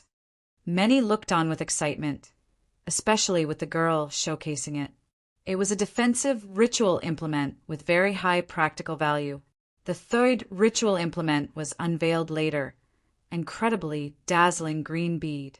Threads emanated from the bead as it spun in the air. Its radiation permeated the space, encasing everyone within the vicinity and making them feel as if they were under a very powerful control spell. The only difference was that no one was in control of that spell. The telekinesis pearl, the most valuable treasure for spirit elementalists, especially those specializing in the use of telekinetic control. The item amplifies one's mental powers, granting a huge boost to abilities of both offensive or defensive nature. The elder finished his introduction. His people packed up all the introduced ritual implements. The excitement in the crowd as obvious, as all three treasures were indeed top-class sage ritual implements. The elder spared a glance at Yi Futian before turning to look at Hua Qiu, who stood right beside him. His intentions were unreadable. The telekinesis pearl would have served as a huge boost to a divine spiritual sorcerer, especially one at such a level. Yi Futian took note of the elder's eyes. Is that old guy trying to lure me into fighting a battle myself? The casino would begin another game. If Yi Futian, a law battle champion 3 years ago, were to fight, the house would then find an opponent who was of great popularity. It was anyone's guess how many would bet on that game. Yi Futian had thought himself able to profit at another's expense when he heard of the alchemy casino. He came to believe himself to be naive, as no casino would have been able to become the largest in Alchemy City if it was run by fools. There are still other treasures that have yet to be unveiled. The three were but a preview, a taste for mighty ones who came from near and far, especially the students of the Holy Ji Palace who have come to Alchemy City. I will make these treasures available tomorrow for gamble fights, and I welcome all to try their hand. The elder smiled and said, "That old fox." Many people cursed under their breath. No one had expected the gamble fights for those treasures to be held the next day. It was obvious by then that all that had happened before this was simply a marketing maneuver. It was not hard to imagine what the place would look like when more mighty ones flocked to the casino. The number of competitors would shoot through the roof. All are still welcome to tour the casino today and see if there is anything to your liking. If you see anything you like, you may inquire, the elder elaborated gallantly. Yi Futian spared a glance at the elder, thinking him to be a sly one. In that case, we will come back tomorrow. Yi Futian rose and smiled before turning around to leave. As anticipated by many, what happened in Alchemy Casino that day spread through all of Alchemy City like wildfire. The interests of many were piqued hearing about the arrival of students from the Holy Ji Palace. Yu Sheng, who had become a student of the palace, went on to crush Yanjiao in the casino. Many thought the Holy Ji Palace lived up to its reputation as the sacred ground of the barren state, as Yu Sheng's improvement was evidently far greater than Yanjiao's. So then, just how powerful have Yi Futian and Su Ke gotten? Furthermore, what the casino had just showcased made many people's hearts pump. However, it was also obvious that only those with immense talent and those of top-class forces or powerful sage-level figures would have had the privilege of participating in such gamble fights. Common people would not be able to offer anything of equal value as bets. The Alchemy Casino clearly targeted the geniuses or figures of the highest levels. Top-class sage figures would not participate easily in gamble fights. As such, only proud sons and daughters were deemed capable of drawing mass attention. As anticipated, mighty ones from all walks of life arrived at the casino the next day. Even mighty ones from the sovereign family in Zhongzhou City were there, and Huang Zhuge was among those people. He looked incredibly dashing and eye-catching as he walked into the casino. It was anyone's guess how powerful he had gotten in the past 3 years. Chapter 615. The Alchemy Casino was livelier than before today. Many people were gathered somewhere, looking towards the front. There were 7 top ritual implements there, including the 3 from before. The Alchemy Casino was livelier than before today. Many people were gathered somewhere, looking towards the front. There were 7 top ritual implements there, including the 3 from before. The Alchemy Casino had a good background, so they obviously could bring out ritual implements of this level. But taking 7 out at once was extremely generous. They were preparing to make the biggest trade-off since the Alchemy Conference. They wanted to use these 7 top ritual implements to trade for treasures of the same level from the big figures of top forces. After all, the Alchemy Casino didn't lack ritual implements. They maximized their interest through betting on battles in the casino. Yesterday, news had already started spreading, and it caused a commotion. Today, many top forces of Alchemy City arrived gradually. Some very powerful sages had arrived too. After all, even sages would be tempted by treasures of that level. But they knew that the Alchemy Casino's target wasn't them. It was the descendants of the top forces. Senior sister, hail, scepter suits you. The strong cultivators of the mortal world stood together in the crowd. Chu Shang told Bing, go for it. When the elder had taken out the hail scepter yesterday, she'd thought that it really suited her senior sister. 3 years ago, Bing Yi had been embarrassed at the pavilion battle and lost to Yi Futian. Later, Yi Futian won first place. This proved that it wasn't because Bing Yi wasn't talented enough. Instead, Yi Futian was too powerful. Bing Yi nodded. That hail scepter indeed suited her. But there were too many strong cultivators here today. They came from the east of the Zhongzhou lands, while this was the west. This wasn't their main city. The top forces of the west were all here. Jiqin, which treasure do you want? I'll give it to you, someone in the crowd said. His tone was very arrogant. He had long, fiery red hair and looked handsome and domineering. Seeing him, no one found his words strange. He was qualified to talk like that. The woman beside him was indeed Xiang Zhiqin of the Holy Ji Palace. Looking at the handsome man by her side, she said, "I don't need anything. Zhiqin, if your brother-in-law wants to give you a gift, just accept it. Choose any of the treasures here, and he'll figure out how to get it," the beautiful lady beside Xiang Zhiqin said. She looked similar to Xiang Zhiqin, dignified and beautiful. She was on Xiang Zhiqin's level. However, compared to Xiang Zhiqin's youthfulness, she looked more mature. This was Xiang Jian, the other princess of the Xiang kingdom. She'd already married Li Futu of Fire Mountain's Fire Emperor Palace. The handsome, red-haired youth by her side was indeed Li Futu. He'd come from the vast Fire Mountain and was one of the West's top prides. He was in the top 3 of his generation in the West. One could imagine how powerful he was. Then that shirt. Xiang Zhiqin pointed at a beautiful women's ritual implement shirt instead of saying anything. She'd heard that Yi Futian's group had arrived as well. Yi Futian had unmatchable talent in the Holy Ji Palace. She didn't know how her brother-in-law would compare. The sovereign family has arrived. At that time, many eyes looked over and saw the sovereign family walking in the crowd. Is Huang Zhouge the most talented of this generation from the sovereign family? He was second in the pavilion battle 3 years ago, but he didn't cultivate in the Holy Ji Palace. Many eyes fell upon Huang Zhouge, the sovereign family. A young man's eyes fell upon Huang Zhouge at this time. He smiled. The sovereign family calls themselves the descendants of the queen, but they couldn't even get first place in the battle. He lost to someone of a lower cultivation level. I think it's just empty talk.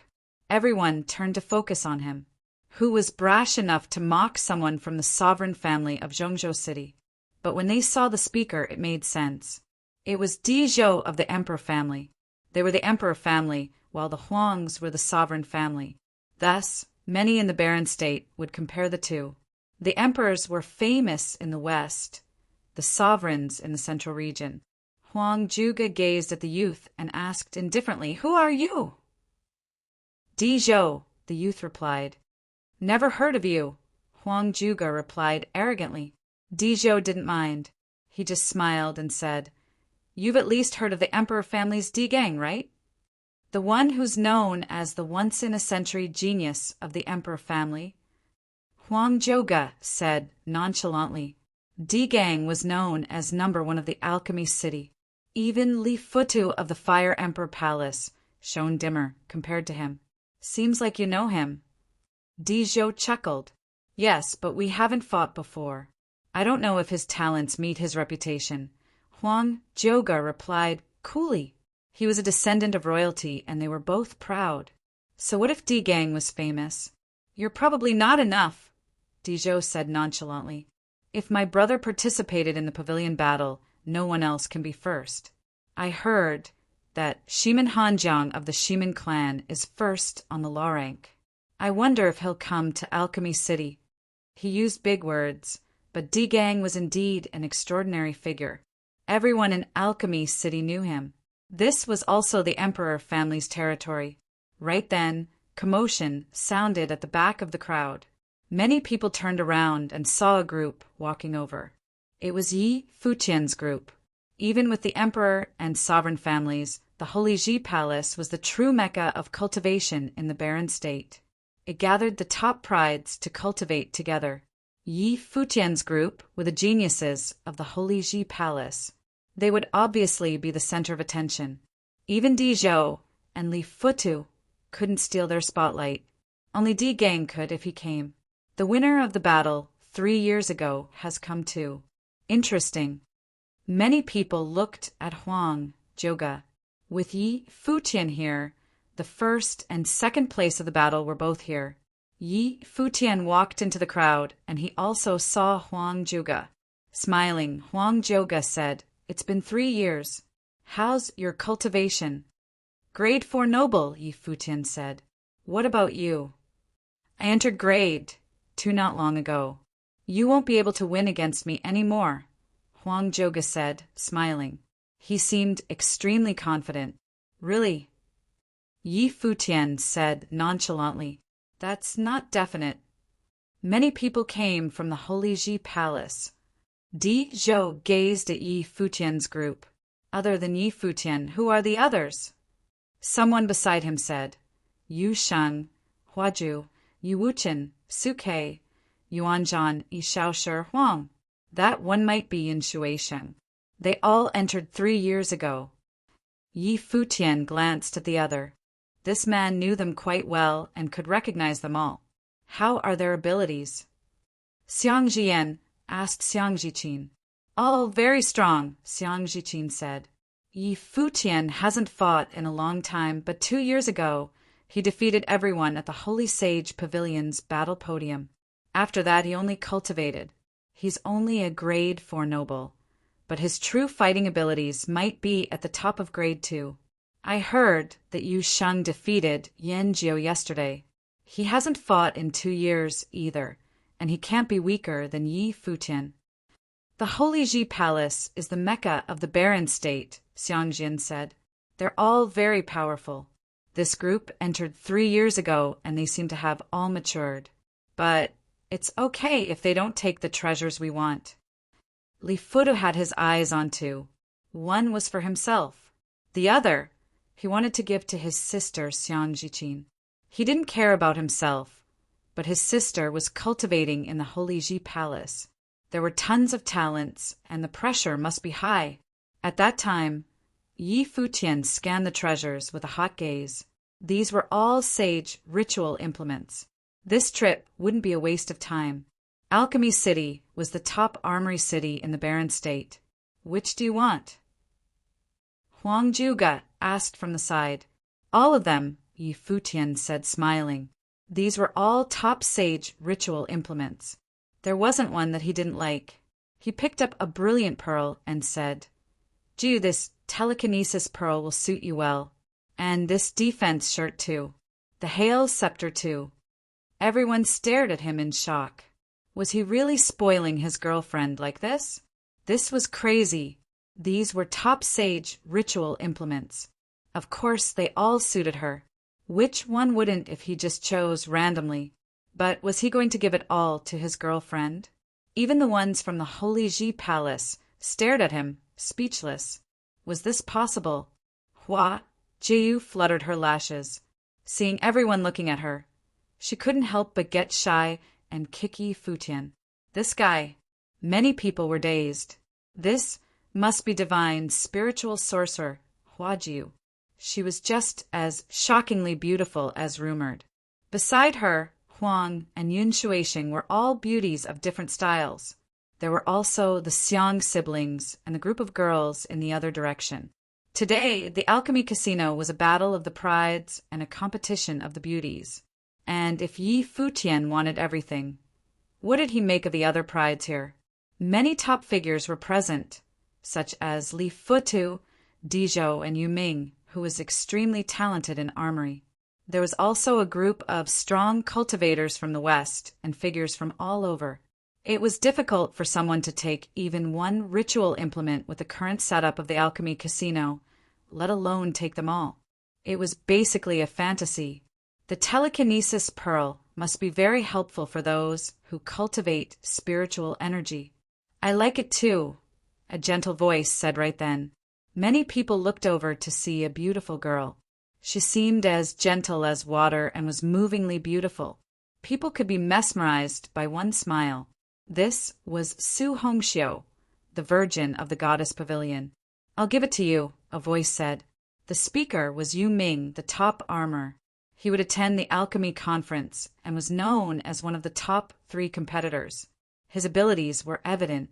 He was infatuated by Su Hongxiu, but so were many people.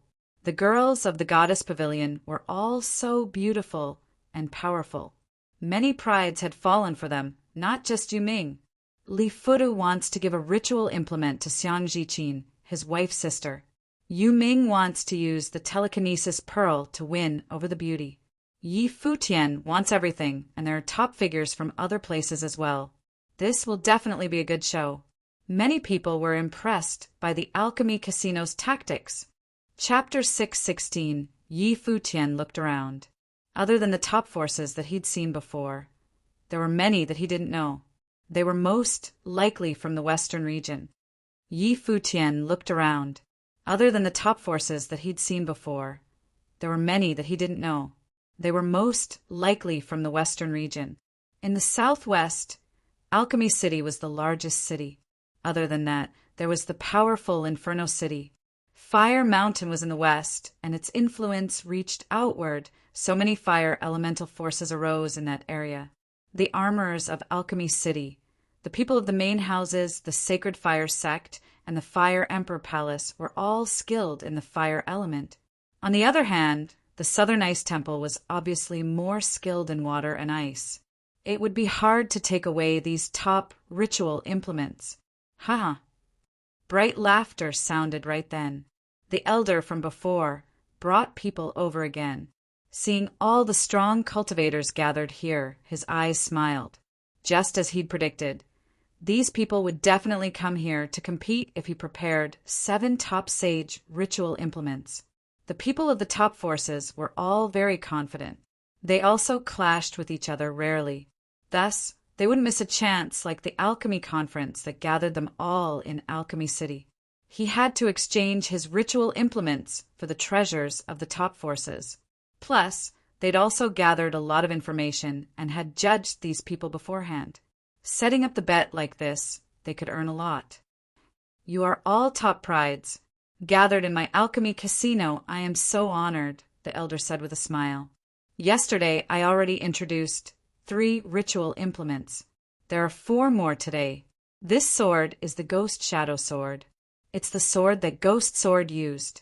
It's thin as a cicada's wing and slices gold as if it's butter. It contains frightening sword intent. As he spoke, he looked towards Yi Futian's group. Ghost Sword's disciple had entered the Holy Ji Palace and was still there. He didn't believe that they didn't want the sword. Hua Ji would definitely try for the telekinesis pearl too. This way, the Holy Ji Palace disciples would have to act. The elder pointed at another ritual implement. This is a sun crown. It contains fire essence from the 3-legged gold raven, the sun god's bird. Feel its power. The sun crown hovered in the air, releasing frightening sunlight. Many fire elemental cultivators would compete for this. The wolf fang bat weighs thousands of pounds and is a martial arts ritual implement. The thorns on it are indestructible. It's used to rip through spells and martial arts defenses. It is extremely mighty. This is a golden tripod. It glows with golden light and can transform into countless golden tripods to destroy everything. It can even shatter someone's spiritual energy and contains double attacks. The elder pointed at a huge golden tripod. The 7 ritual implements were all very powerful. They were top sage ritual implements. Now, I will bring these 7 to the battle platform. Those who want it can come fight for it, the elder said, smiling. Welcome. Everyone's eyes flashed. The 7 ritual implements were brought out at once today. The crowd all walked towards the battle platform. The scene was very impressive. The Ghost Shadow Sword is your master's? Yi Futian asked Zue Qianqiu. When I met my master, he was already disabled and didn't have his sword, so I've never seen it. But if the Alchemy Casino said that, I'm sure it's true. Something flashed past Zue Qianqiu's eyes. He had to get his master's sword back. The Alchemy Casino is the top gambling location of Alchemy City, Zhongli said. It's also the biggest ritual implement trading center. The most important rule here is honesty. They definitely won't lie. They all keep their words. It's the same for us. If we don't give up what we gamble, you won't be able to leave, no matter who you are. Yi Futian nodded. We must get the Ghost Shadow Sword. The golden tripod suits Zhongli, as well as the sun crown. As for the wolf fang bat, Yuan Zhan should be able to use it. Everyone looked at Yi Futian with strange faces. These were all top sage ritual implements, and they were a big group. Each one would suit at least someone. Do you really want them all? Su Kei stared strangely at Yi Futian. If we don't take it, others will. Let's not waste, Yi Futian said to Su Quebec. That makes sense. Su Kei nodded. But Yu Sheng defeated Yan Jiu yesterday, Zhong Li said. The Alchemy Casino probably has a different judgment of our abilities now. They won't let us win so easily anymore. Our opponents won't be weak. Since they lured us here, they clearly hope we'll place bets and fight, Yi Futian said. They won't make things too hard for us. After all, if it's the same as yesterday, the Alchemy Casino will choose the talented opponents of top forces who are the same as us. This way, no matter who wins, they'll just trade a ritual implement for a treasure. As for the strengths of the two sides, they only worry about the bets. Zhong Li and the others nodded. It was true. The 7 ritual implements hovered above the battle platform. They were very attractive. The elder looked to the crowd and said, "The alchemy conference is about to start. It's rare for the top forces of the Barren State to be gathered here. Today, the Alchemy Casino brought out 7 ritual implements for everyone to bet and fight for. If you want something, please stand before the ritual implement and I will arrange for a fight. Of course, you must agree to it." As expected, many people's eyes flashed. This battle was designed for the figures of the top forces. These people were the best at attracting the spotlight. Many people walked onto the platform. Bing Yi walked to the Hail Scepter. She didn't know who she would fight with, but she had to try for it. "Bing Yi, Virgin of the Mortal World," someone said. "Yan Jiu of the Sword Saint Mansion lost yesterday. He doesn't seem satisfied." Yan Jiu walked out of the crowd at that time and walked to the Ghost Shadow Sword. Siet Ji of the Sacred Fire Sect. Another person walked out. It was Siet Ji going to the Sun Crown. Li Futu of the Fire Emperor Palace and his wife walked out together. One went to the Sun Crown while the other went to the beautiful armor shirt. Clearly, the couple wanted 2 ritual implements. Su Hongxiu of the Goddess Pavilion went to the Telekinesis Pearl. Yu Ming also went there, saying, "Hongxiu, I'll help you get it." "Thank you, Mr. Yu." Su Hongxiu's voice was extremely gentle. One could drown in it. "What about the Holy Ji Palace?" the elder said, looking at Yi Futian's group. Today's setup was to make the talents of the Holy Ji Palace participate. They couldn't be missing, even Li Futi had walked out. "We want all 7 of the ritual implements," Yi Futian said. The elder froze and then smiled. This was the best. Such a big appetite. Di Zhou scanned Yi Futian. The Emperor family had stocks in the Alchemy Casino, but this Yi Futian wanted all 7 ritual implements. Could he really take it all?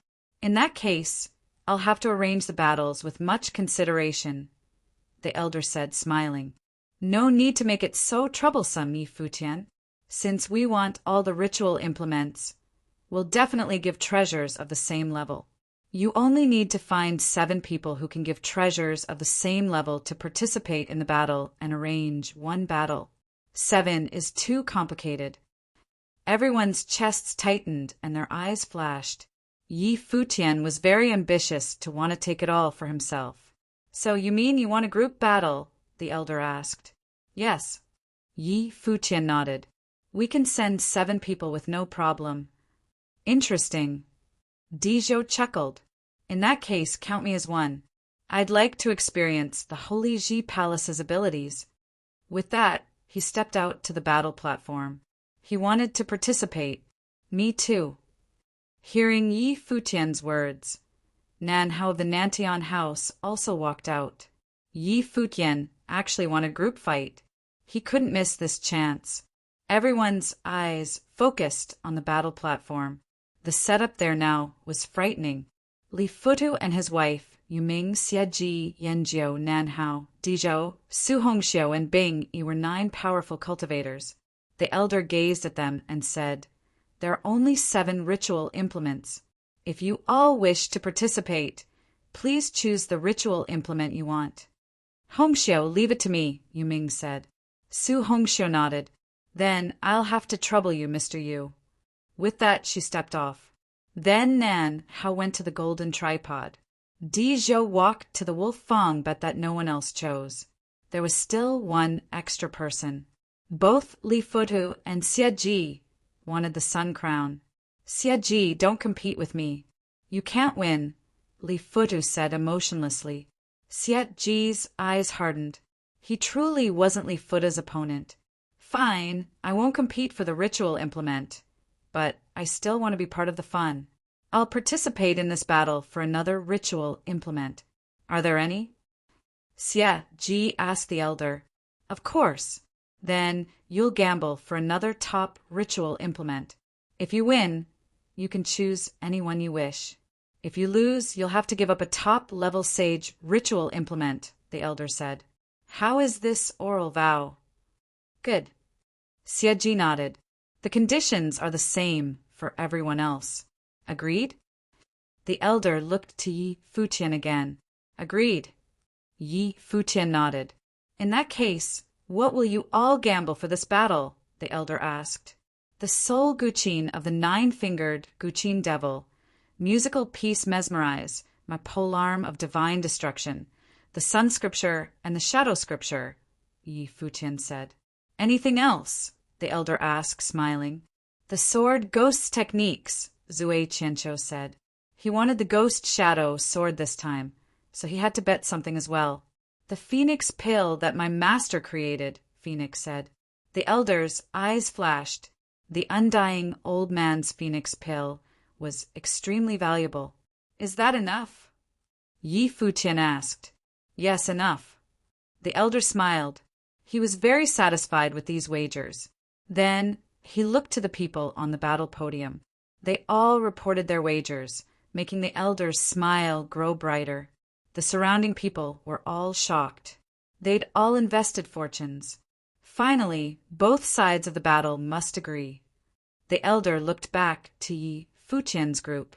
Chapter 6:17. Yi Futian looked at the gamble fight arena and said, I want to know the cultivation levels of all the people here. Yi Futian looked at the gamble fight arena and said, I want to know the cultivation levels of all the people here. All right. The elder commanded them, You all say your cultivation levels. Immediately, the 8 experts on the gamble fight arena reported their cultivation levels. Of the Li Futu couple, one of them was a grade 1 noble, the other was a grade 2 noble. Yu Ming, grade 1 noble. Di Zhou, grade 3 noble. Xie Ji, Yan Jiu, Nan Hao and Bing Yi.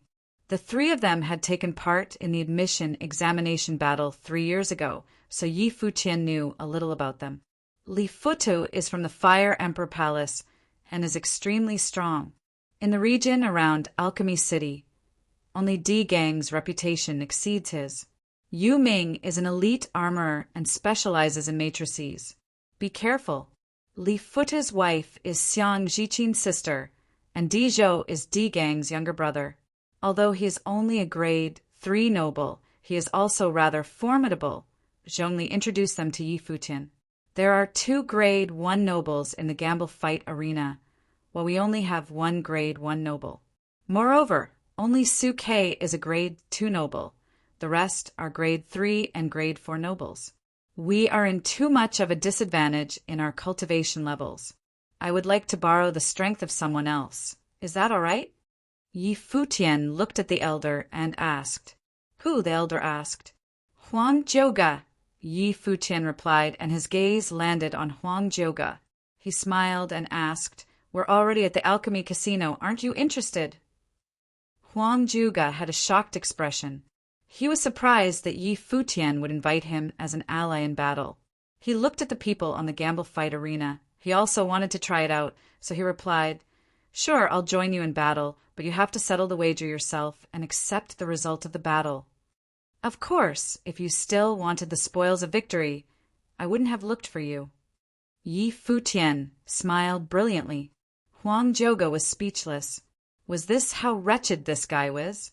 What about the other people participating? The elder asked again. Me? Yu Sheng, Su Ke, Huang Zhouge, Yun Shuisheng, Yuan Zhan, Yi Shaoshi and Phoenix, Yi Futian replied. 1 grade, 1 noble. 2 grade, 2 nobles. 3 grade, 3 nobles, and 2 grade for nobles. Do you have any objections? The elder asked the people on the gamble fight arena. None, Li Futu replied nonchalantly. Sure. Yu Ming also nodded his head. The others had no complaints as well. They had 2 grade 1 nobles, Li Futu and Yu Ming, giving them a huge advantage. Li Futu's battle ability was undisputed and Yu Ming was an expert in matrices. Xiang Jian was also very strong. Coupled with the other 5, they felt that their lineup was extremely strong. Then it is settled. I will give all of you 2 hours to plan your tactics. The battle will begin in 2 hours, and the victor will be able to take all the ritual implements with them. The elder smiled and said. Many people snorted at his words.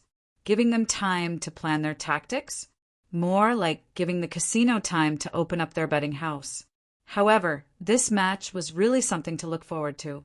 Out of these 16 people, half of them were geniuses from elite factions, while the other half had 7 Holy Ji Palace disciples and Huang Zhuge. A battle of such grandeur got the crowd really excited. Who would win this battle? The elder walked to one side and had a quiet discussion with some people. This battle was a group battle and was extremely complicated, so they needed to seriously consider the odds. On the surface, Li Futu's group had a stronger lineup with higher cultivation levels. The most prodigious duo from the Holy Ji Palace, Yi Futian and Yu Sheng, were only grade 4 nobles, but their battle strength could definitely not be considered the same as a normal grade 4 noble. Huang Zhouge, Su Ke, Yuan Zhan, Yi Shaoshi and Phoenix could be compared with Dizhou, Yanjiu, Xieji, Nanhao and Bingyi. The former 5 should be slightly stronger, but the difference would not be that big. If Xiangjian was added to the latter 5, it would be enough to make up the difference. What would be left was Li Futu, Yu Ming, Yi Futian, Yu Sheng, and Yun Shuisheng. Li Futu's battle ability should be higher than Yun Shuisheng. After all, Yun Shuisheng was not that famous in the Holy Ji Palace. Yu Ming was a matrix sorcerer. Apart from his own battle ability, he could set up matrices to boost the battle ability of his entire team. If his whole team's strength went up a notch, it would immediately resolve Dizhou, Yanjiu, and the other 3's weakness and turn it into an advantage.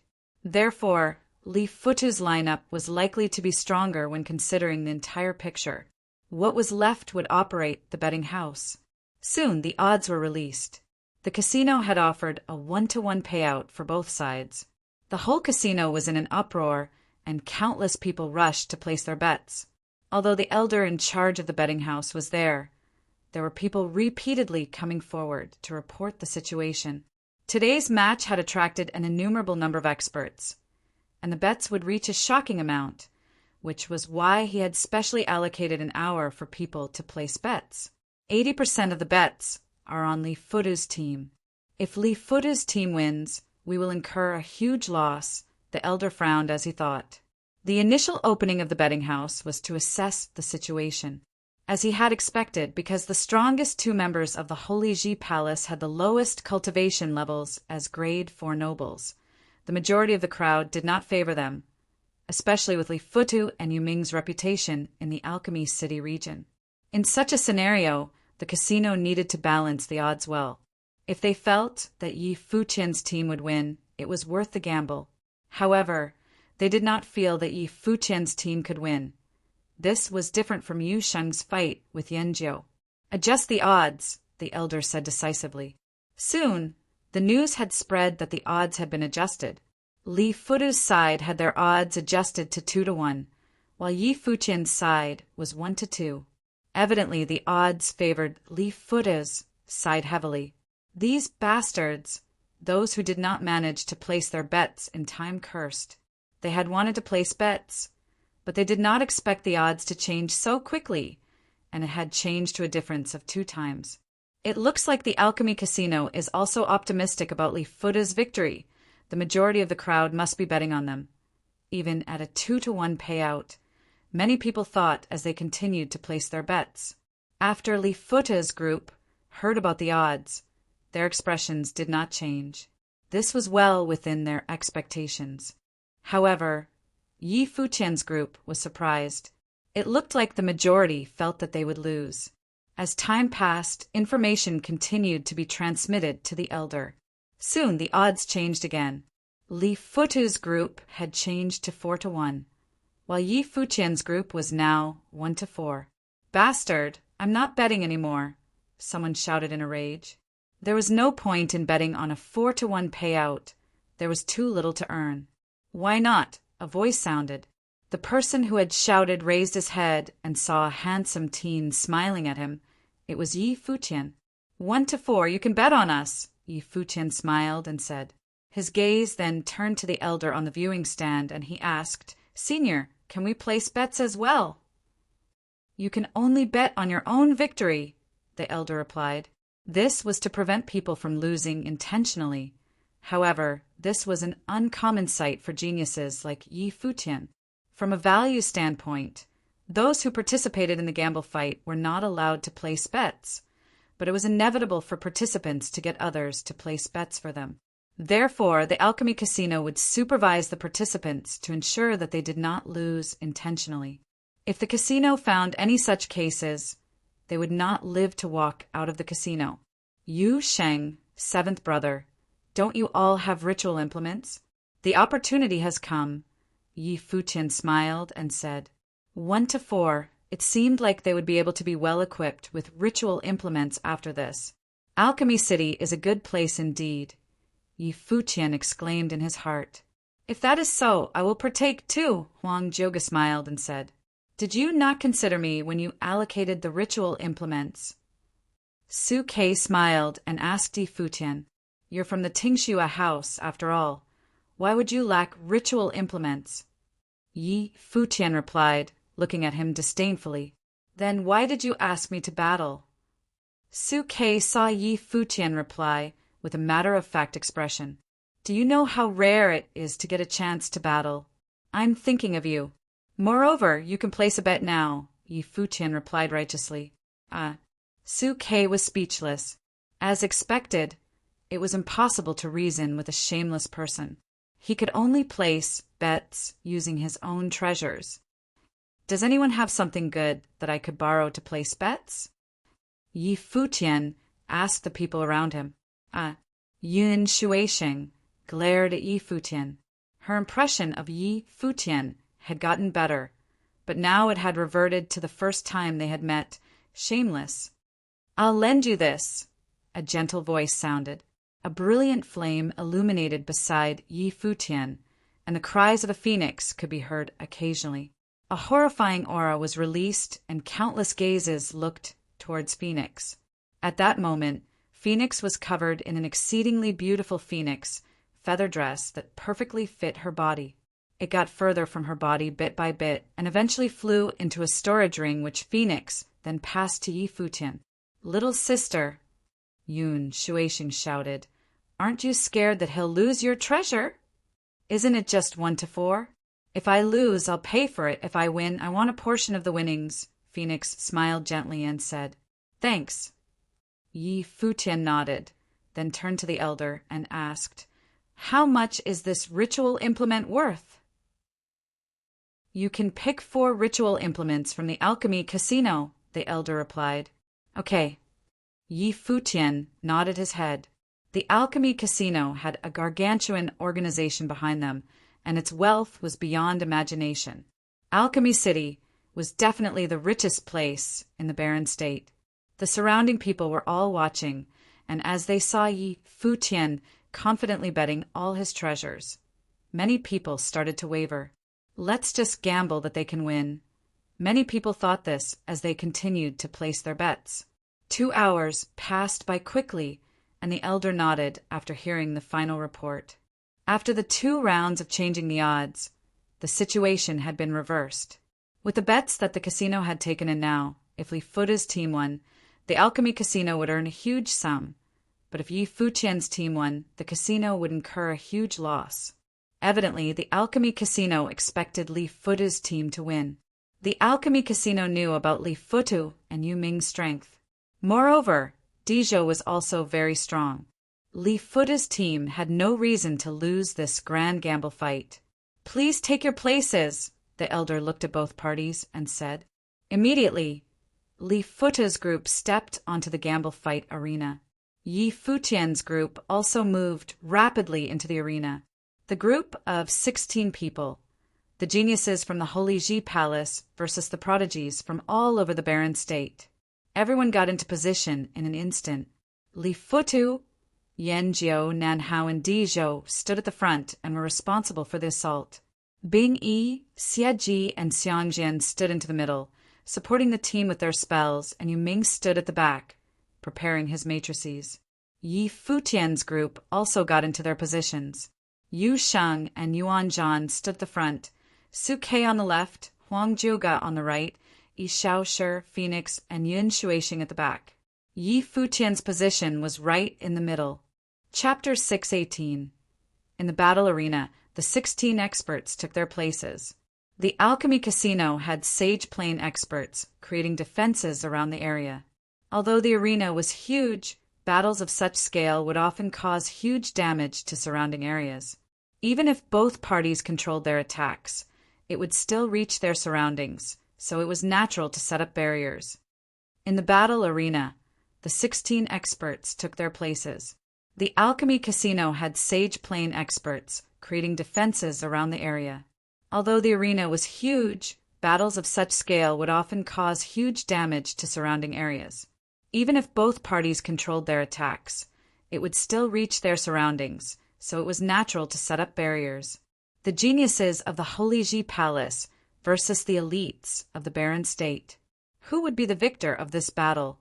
Countless people held their breaths and stared at the battle arena. This battle would definitely cause a commotion in Alchemy City. It was extremely rare for a battle of such a scale to take place before the Alchemy Conference.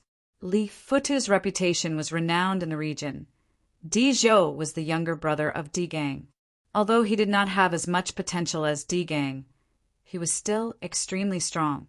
Yu Ming was one of the favorites for this time's Alchemy Conference, and the others were also experts who had taken part in the Holy Ji Palace's admission examination.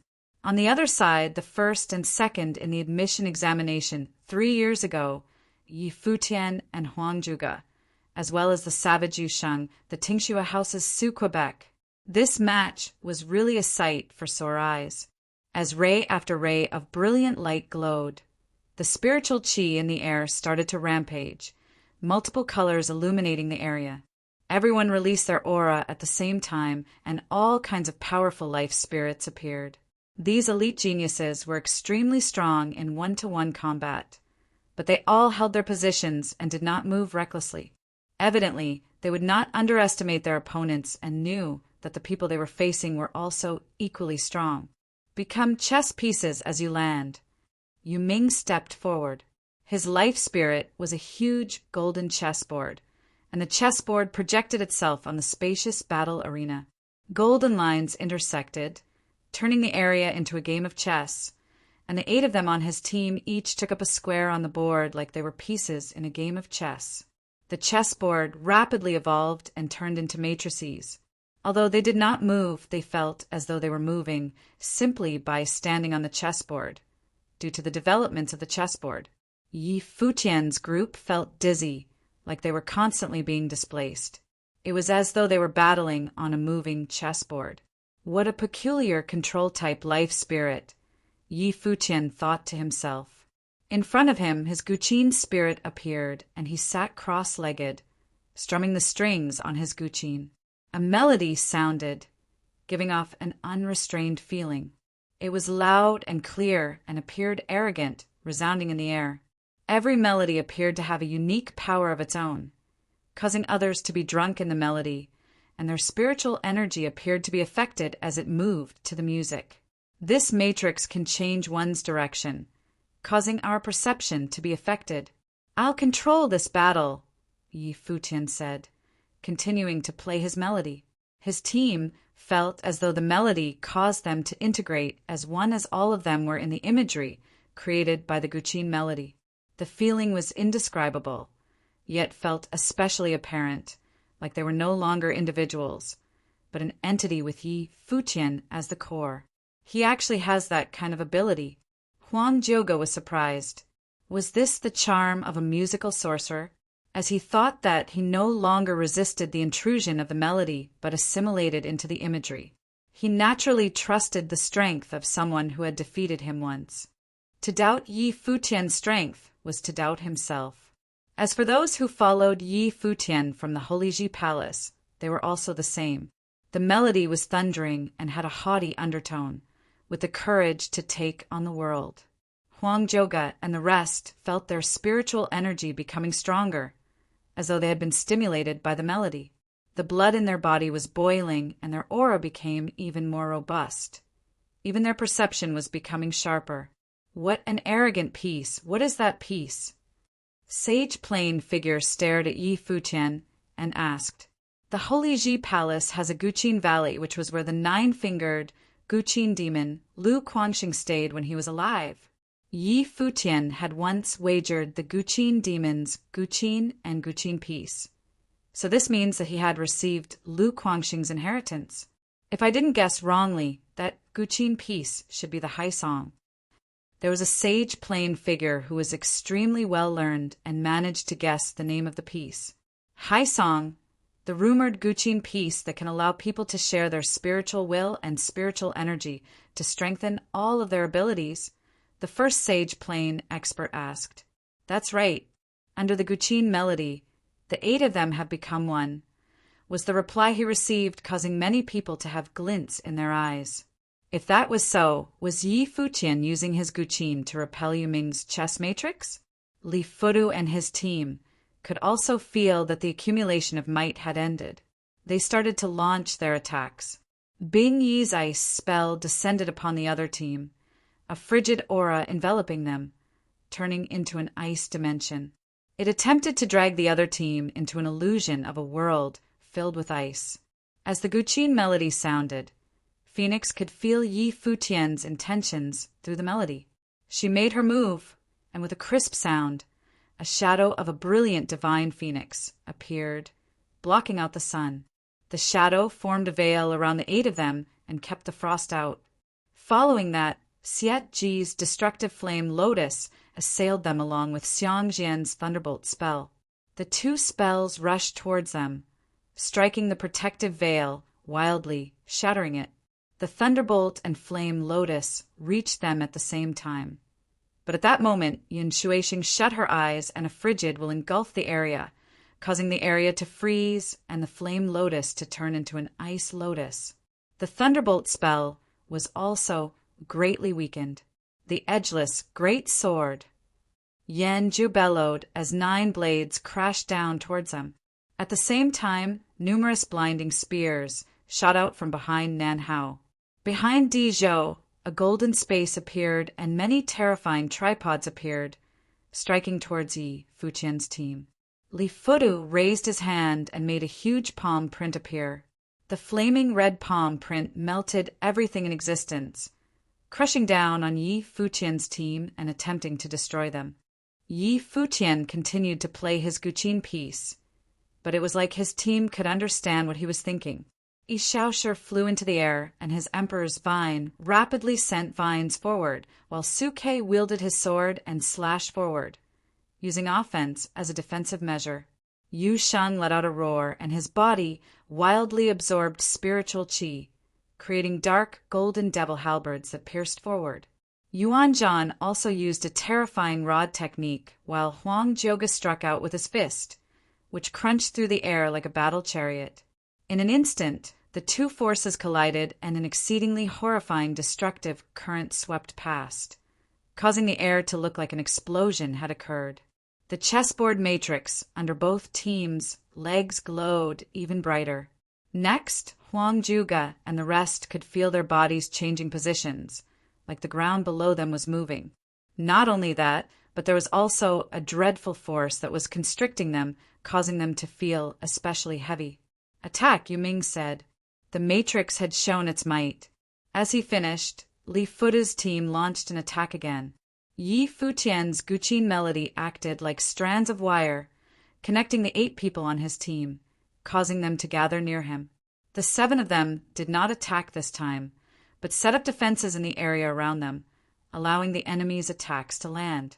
"Open a path," Yi Futian said as he played the Guqin. As his voice landed, Huang Zhuge's Renhuang, Bao life spirit emerged, and 9 arrows shot forth with blazing light, as though they had Yi Futian's spell enhancement on them. They flew with the wind, tearing through the air like 9 bolts of lightning. Li Fudu raised his arm and caught 2 of the arrows. Yan Jiu slashed out with a stroke of his sword. Nan Hao pierced forward with his spear and blocked the remaining arrows. However, at that moment, Su Kei's body rushed towards them like the wind at breakneck speed. At the same time, Yu Sheng and Yuan Zhan also stepped forward, causing the earth to quake.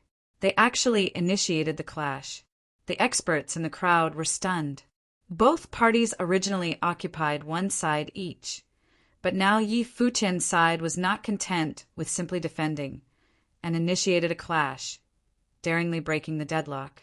"Matrix change," Yu Ming said. In an instant, a gold veil surrounded the people on his team. "Rise," Yi Futian said. As his voice landed, his body flew into the air. In front of him, Su Kei, Yu Sheng, and Yuan Zhan stepped into the air above the other party.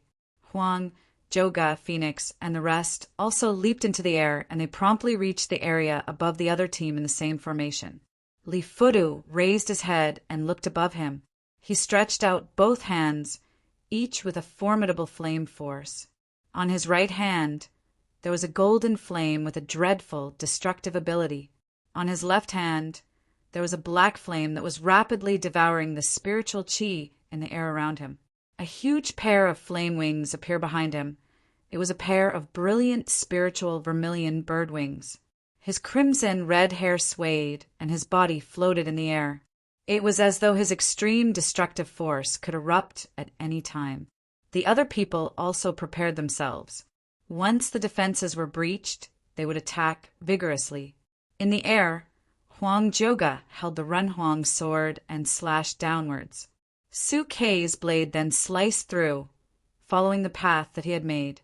In an instant, a crack appeared in the veil, then blasted open the next second. A figure flew upwards, then towards Yi Futian at lightning speed. That lone individual rushed towards them with no fear. This arrogant feat could only have been made possible by Li Futu. Behind Yi Futian, a figure stepped forward, and the area was immediately covered in frost. The surrounding people felt as though time had stopped still. The flow of air, blood, and the burning flames all seemed to have slowed down in that instant. Yi Futian was shocked. He had not given Yun Shuixing any orders, but she had already stepped forward. Yi Futian had no choice but to assist her with his Guqin melody. A robust spiritual energy rushed towards Yun Shuixing, causing a fearsome snowstorm to appear around her. Her palms headed straight for Li Fuda's flame palm prince, no intention of avoiding him. Asking for trouble, a thought appeared in Li Fuda's head as their palms collided. The 2 of them were then knocked back. Li Fuda looked at his palms. The flames had been extinguished. On Yun Shuixing's end, the horrendous flames had not burned her and had only torn her sleeves apart, revealing her fair skin. "Descend," Yi Futian said. They descended amidst their opponents' forceful attacks. The location they chose to land at was where Yu Ming was. Chapter 619. They want to take down Yu Ming first. The crowd saw the actions of Yi Futian's team and immediately understood what they wanted to do. Yu Ming used the chessboard as a matrix and would affect their battle. As long as they took down Yu Ming, the rest of Li Fuda's team would be split up and unable to act as a whole. They want to take down Yu Ming first. The crowd saw the actions of Yi Futian's team and immediately understood what they wanted to do. Yu Ming used the chessboard as a matrix and would affect their battle.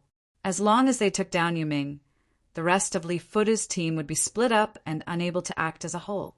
Yu Ming looked at the air with a cold expression. The brilliant chessboard on the ground flew into the air, turning into a defensive ability that spread out across the air. In the air, Yi Futian continued to play his guqin piece. The high song became even more thundering, and the aura on the 7 people beside him became stronger, as though they had all entered a state of rampage under the influence of the guqin piece. Behind Huang Jioge, the Renhuang body life spirit appeared. He was like a descendant of the Renhuang with the Renhuang sword in his hand, slashing down towards the ground. A blade of light that penetrated the heavens appeared and struck the chessboard. The chessboard slowly split, and Su Ke moved as well. With a graceful arc, the blade in his hand sliced down, splitting the chessboard in two. With a blinding glow, the chessboard disappeared. At the same moment, the attacks from the experts on the ground landed again. Yun Shuisheng looked down, and a frost surrounded her body with extreme coldness. Frost surrounded the air, and the icy intent permeated every expert on the ground. They could feel their movements becoming slower, and their blood felt as though it was about to stop flowing. Their spells were all being delayed and frozen. Only Li Futa's body was bathed in endless flames, and he flew into the air, the terrifying flames burning in the air, expelling the frost intent. Yi Xiaoshi's vines rushed wildly towards the people on the ground with rustling sounds.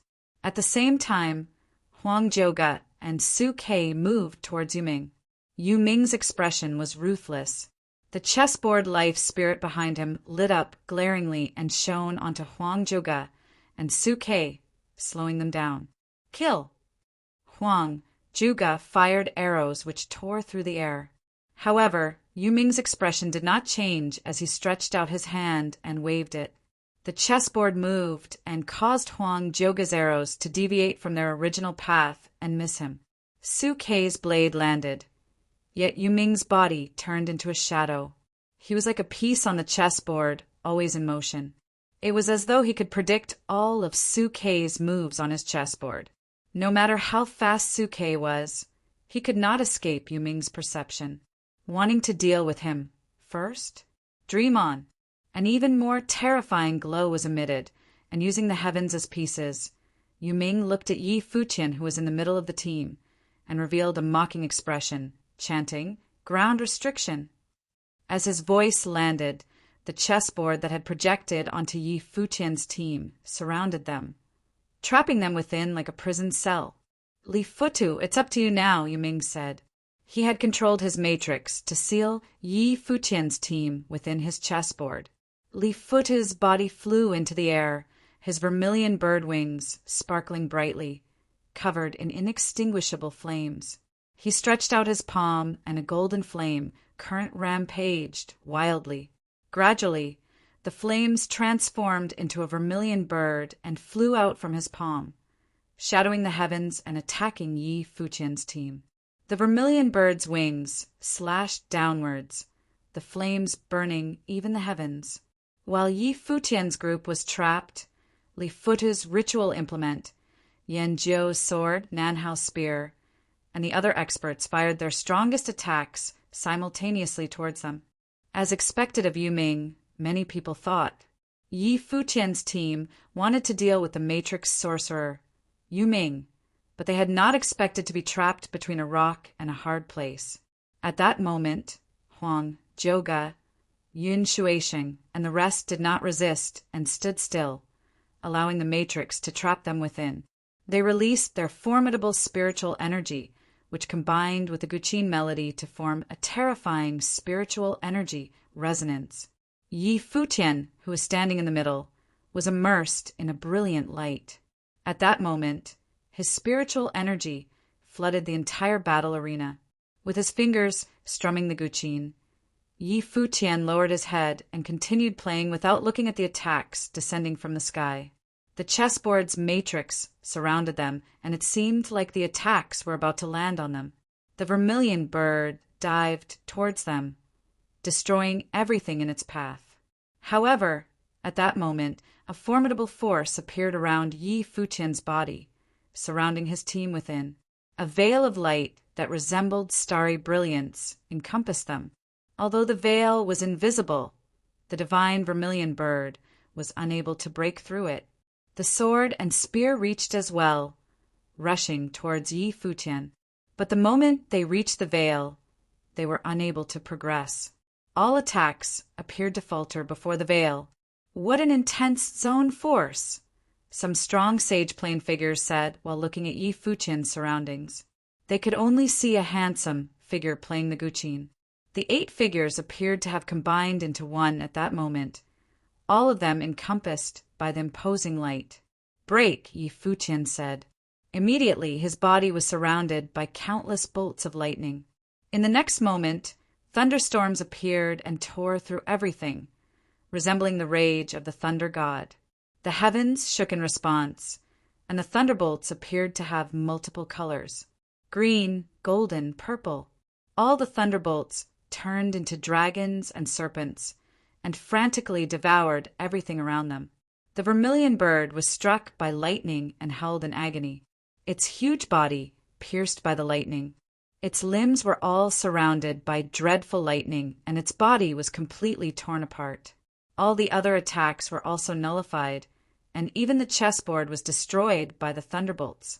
Spiritual energy resonance, using the guqin melody as a medium for spiritual energy to cast spells. "Is this Lu Kuangxing's guqin piece?" Many people commented as they watched. At that moment, the resonance was still active and Yun Shuixing had a glint in her eyes. The frost in the heavens descended onto the battle platform, and she stretched out her palm, and the snowstorm landed on the other team. Yan Jiu, Nan Hao, and the rest of the other team were all buried within the snowstorm, and their consciousness started fading as their thoughts came to a halt. "Go," Yi Futian said. As his voice landed, the people surrounding him flew forward, and Huang Zhuge headed directly for Yuming. Yu Sheng launched off the ground, pouncing towards Yanjiu, a terrifying golden glow surrounding his feet as he stomped down. Yanjiu growled in anger and broke out of the ice. His sword slashed forward, tearing through the air. Bang! The footprint crushed the sword strike that had yet to reach its maximum power. Yu Sheng then stepped on Yanjiu's chest, pummeling him into the ground, crushing numerous rib bones in the process. In another direction, Su Ke headed for Nan Hao, his figure like a sword, dripping with a thirst for blood. Nan Hao was already affected by the frost spell and was unable to deflect Su Ke's sword. Blood trickled from his arm and his spear fell to the ground. There was even a trace of blood on his throat. He fell to the ground, unable to continue battling. Phoenix flew toward Xie Ji instead. The divine phoenix shadowed the heavens and devoured the opponent's destructive flame lotus and sent Xie Ji flying. Yuan Zhan assaulted Di Zhou, the two of them trading blows crazily. Di Zhou repeatedly fought back, and under the guqin melody, Yuan Zhan attacked bravely in a flurry of strikes. Yi Xiaoshi flew toward Xiangjian, his vines rushing madly at her. The sudden reversal caused many people to be stunned, especially the crowd who had bet on Li Futu's team. They were flustered that they were going to lose. However, those who had bet on Yi Futian's team in the last round of betting had sparkling gazes. A 4-to-1 payout if Yi Futian's team won, they would be the biggest winners. Bing Yi looked at the battle arena, saw that her team had been dominated, and was at a loss. She fired her spells and flew forward, but saw Yu Sheng, who had just dealt with Yanjiu, walking towards her like a demon. Total annihilation. Li Futu also had a grim expression when he saw the situation in the arena. He released his life spirit, a vermilion bird spirit, and an immensely huge flame figure. The golden flame figure looked like a god. Following that, a golden flame armor appeared on Li Futu's body, making him look as though he had been possessed by a god. His body contained a huge amount of destructive force. Bam! He stepped forward, his body flying into the air, heading in his wife's direction. When Yi Xiaoshi's emperor's vine engulfed them, Li Futu stretched out his palm, golden flames spewing from it, burning the vines to ashes. Li Futu's eyes turned golden, and the giant vermilion bird behind him swayed, causing the flames to burn even brighter. The vines were all incinerated, and Li Futu's body flew towards Ishaoshur like a ray of light. Retreat! Ishaoshur heard a voice in his head, and he backed off immediately. Li Futu continued to charge forward, even when he saw Su Kei's sword slashing towards him. He grabbed the sword with his bare hands. Although the sword sliced towards him, his golden palm appeared to have hardened beyond belief and burned Su Kei's sword. Li Futu continued stepping forward and delivered punch. Su Kei's body turned into a flash of lightning and retreated. Li Futu's offensive ability was terrifying after he flared up. Countless gazes stared at Li Futu. Could the Fire Emperor Palace's elite genius reverse the situation with his own ability? An imposing frost current descended and prevented Li Futu from continuing forward. Yuan Shuisheng landed in front of him, covered in a frost armor. Her slender arm stretched forward, colliding with Li Futu's seemingly godly flame arm. When their palms clashed, the image that most people expected did not appear. Yuan Shuisheng was not burnt. Although her body was weak, she stood firmly without moving an inch. Around the two of them, a terrifying storm brewed. A storm of ice and fire, each trying to erode the other. The storm continued to expand in the air, the flames burning through space and the snow permeating the skies. The crowd could see the flames invading Yuan Shuisheng's arm. The golden flame was extremely overbearing and attempted to melt the ice on her body.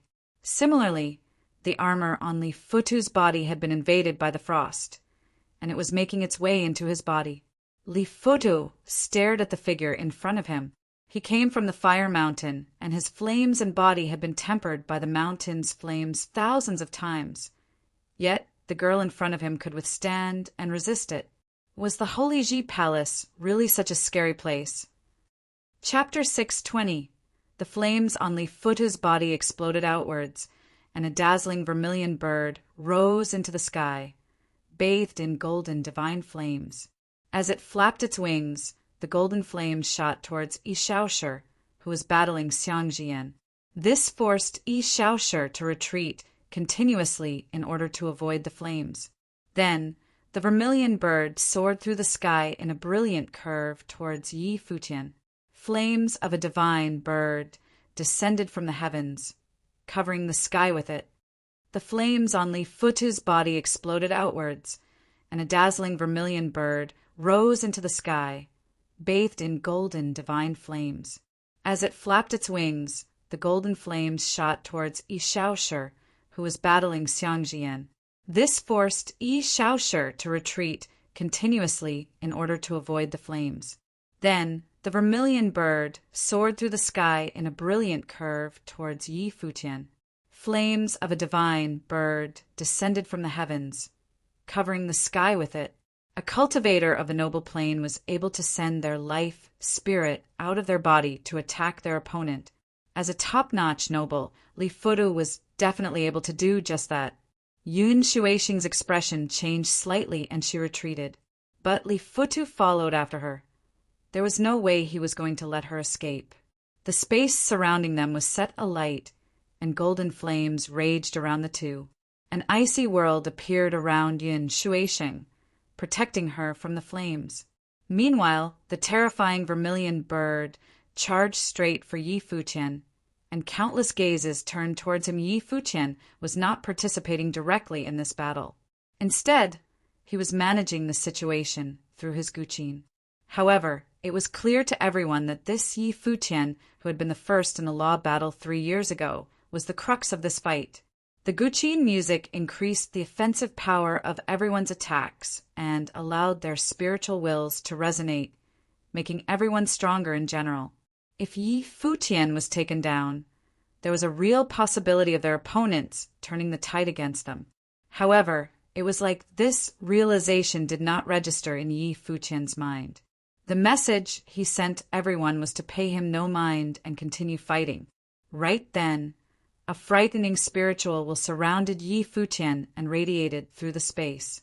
The entire sky seemed to be filled with the terrifying energy of that spiritual energy. When the vermilion bird rushed down towards Yi Futian in all its fiery might. Yi Futian's fingers began to dance even more intensely across the guqin strings, and the spiritual will in the air activated at the same time as the spell he cast. In the next moment, the space around him seemed to freeze, and the vermilion bird was slowed down in the sky as if it was being pushed back by invisible energy. Frightening golden flames shot out from its eyes towards Yi Futian, but the energy controlling the surroundings grew stronger as well. Powerful spiritual qi accumulated in the space, and as it was let loose, the space seemed to freeze even further. The vermilion bird's large body seemed to slowly become immobilized as it started to slow down even more. This was a spell that Yi Futian had created. Through combining multi-elemental sorcery and martial arts will, he had manifested a unique new spell, the sky freezing technique. With a roar of thunder, purple and golden lightning appeared in the space. The violent lightning energy turned into the wrath of the thunder god spell, which shot straight for the vermilion bird. This was also a spell he had created. By improving on the original spell, punishment of the thunder god, Yi Futian had created wrath of the thunder god. As the wrath of the thunder god descended upon it, the vermilion bird shook violently, and it let out a mournful cry as it seemed on the verge of being destroyed. Right then, Li Futu, who was battling Yin Shuisheng, spat out a mouthful of blood. His breathing turned weaker, and his face was pale. With his life spirit under attack, Li Futu would naturally be greatly affected as well. After all, the life spirit was at the heart of a mandate sorcerer's abilities. If it was badly damaged, the sorcerer's spiritual energy would take a terrifyingly immense hit as well. "This battle is about to end," someone commented. At the sight of Li Futu's condition, many people who had placed large bets on him turned pale. They had originally banked on Li Futu being able to use his life spirit to shift the battle in his favor. It came as a shock to them that Yi Futian would use guqin music to borrow the spiritual energy of others, resonate with it, and cast an incredibly strong spell that trapped Li Futu's life spirit, allowing Yi Futian to launch an attack that caused him great damage. Many people looked over to the other side of the battlefield where Huang Jiuge and Yu Ming were. Other than Li Futu, Yu Ming was a grade 1 noble as well, possessing incredible power. Now that Li Futu was being held down in battle, it was anyone's guess whether or not Yu Ming would be able to break through in this fight. However, Huang Jiuge then began to launch a particularly savage attack on Yu Ming. His spiritual will turned into a frightening, illusory world, seeming to summon into being countless warriors and chariots, turning the surroundings into the setting of a terrible battle. Even while facing Yu Ming, who was of a higher plane, Huang Jiuge continued to attack fiercely, refusing to back down. Is Huang Jiuge that strong as well? Many people wondered, surprised by the sight. Sovereign light emanated from Huang Jiuge, taking on the Renhuang body. Huang Jiuge looked like Renhuang himself, wielding the Renhuang sword and commanding the battlefield. The martial will illusion in the space became scarier still, with a hulking presence appearing in the battlefield, tearing through the sky in a chariot. Yu Ming's expression was tense. He had not known that the man who had come second in the law battle 3 years ago would be so scarily powerful. The violent attack plowed through Yu Ming's defenses, and he was sent flying, sustaining severe injuries in the process. He had been defeated. At the sight of Yu Ming being taken down, many onlookers understood that the conclusion to this battle had already been set. There would be no doubt as to how things would turn out from here. As expected, while the seriously injured Li Futu was still a strong force to reckon with, Yin Shuisheng was no weakling. With the support of Yi Futian's guqin music, she launched a series of rapid attacks on Li Futu. Li Futu intended to continue fighting, but was called by his wife Xiangjian to admit defeat. She did not want to see the man she loved under attack again. When the fighting stopped, the vermilion bird flew back into Li Futu's body. Yi Futian and the rest remained in their previous formation, while the other 8 people opposite them were injured to various degrees. The party from the Holy Ji Palace had won this battle against the alliance of various powers with an absolute advantage. Those from the Holy Ji Palace may have been lower in plane as a whole, but they had displayed the glorious might befitting disciples of the Barren States' holy grounds in this battle. Of course, other than the 7 disciples of the Holy Ji Palace, Huang Zhouge had shown in the battle as well. Coming in second in the law battle 3 years ago, he was second only to Yi Futian. "You've gone easy on us," Yi Futian smiled and said politely, taking back the Guqin spirit. On the opposing side, everyone's expressions were tense. Li Futu, who had come from the Fire Emperor Palace on Fire Mountain, had finally witnessed the power of the Holy Ji Palace's disciples for himself. His wife, Xiangjian, was considerably shocked as well, especially when she thought of how her younger sister Xiangjiqin was training with such a group of people. It was as if Yanjia, Nanhao, Xieji, and Bing didn't even exist. Back then, they had lost during the law battle. And now, as they faced those who had entered the Holy Ji Palace to train, they still faced the inevitability of losing. Yu Ming looked somewhat disappointed. Walking off the battle platform, he walked towards Su Hongxiu from the Goddess Pavilion and said, "Hongxiu, looks like I've lost this time. You did your best. There's no need to blame yourself." Su Hongxiu's gentle smile belied a great tenderness that could melt one's heart. The people around her did not dare to look at her. Women from the Goddess Pavilion may be beautiful, but it was still better to restrain oneself when interacting with them. There was the risk of finding oneself trapped in love, as proven by many before. Even a brilliant cultivator like Yu Ming had been deeply attracted by Su Hongxiu's charms. These women were naturally attractive, and with the special skills they trained in, they were bewitching figures. Li Futu and the rest began to walk off the battle platform as well, but Dizhou remained. He glanced at Yi Futian and his party before chuckling. "Interesting. However, your advantage came only from the fact that you had the Guqin music to increase everyone's powers in a group battle. If you ever come by the Emperor family residence, I'll have you meet my older brother." As Dizhou spoke, he turned and left the battle platform. Everyone's eyes glinted at his words. Perhaps only D-Gang would be able to suppress these Holy Ji Palace disciples in battle. Walking off the battle platform, Xiangjian came face to face with her younger sister. Xiangjiqin smiled and shook her head. "Older sister, this doesn't indicate an issue with you and brother-in-law's capabilities." "Looks like I won't be able to give you the ritual implement I promised you," Li Futu said. "It's all right. I feel bad that you'll have to pay for losing this bet," Xiangjiqin replied. "If you're going to gamble, you have to be prepared to lose," Li Futu spoke calmly. On the other hand, Xiangjian asked, "Jiqin, are Yi Futian and the rest considered outstanding in the palace?" Xiangjiqin looked towards the battle platform and thought of the things that had happened 3 years ago. Back then, when Yi Futian had first entered the palace, his lack of inhibition had irked her to no end. But looking at Yi Futian again after 3 years, she realized that he had long surpassed her.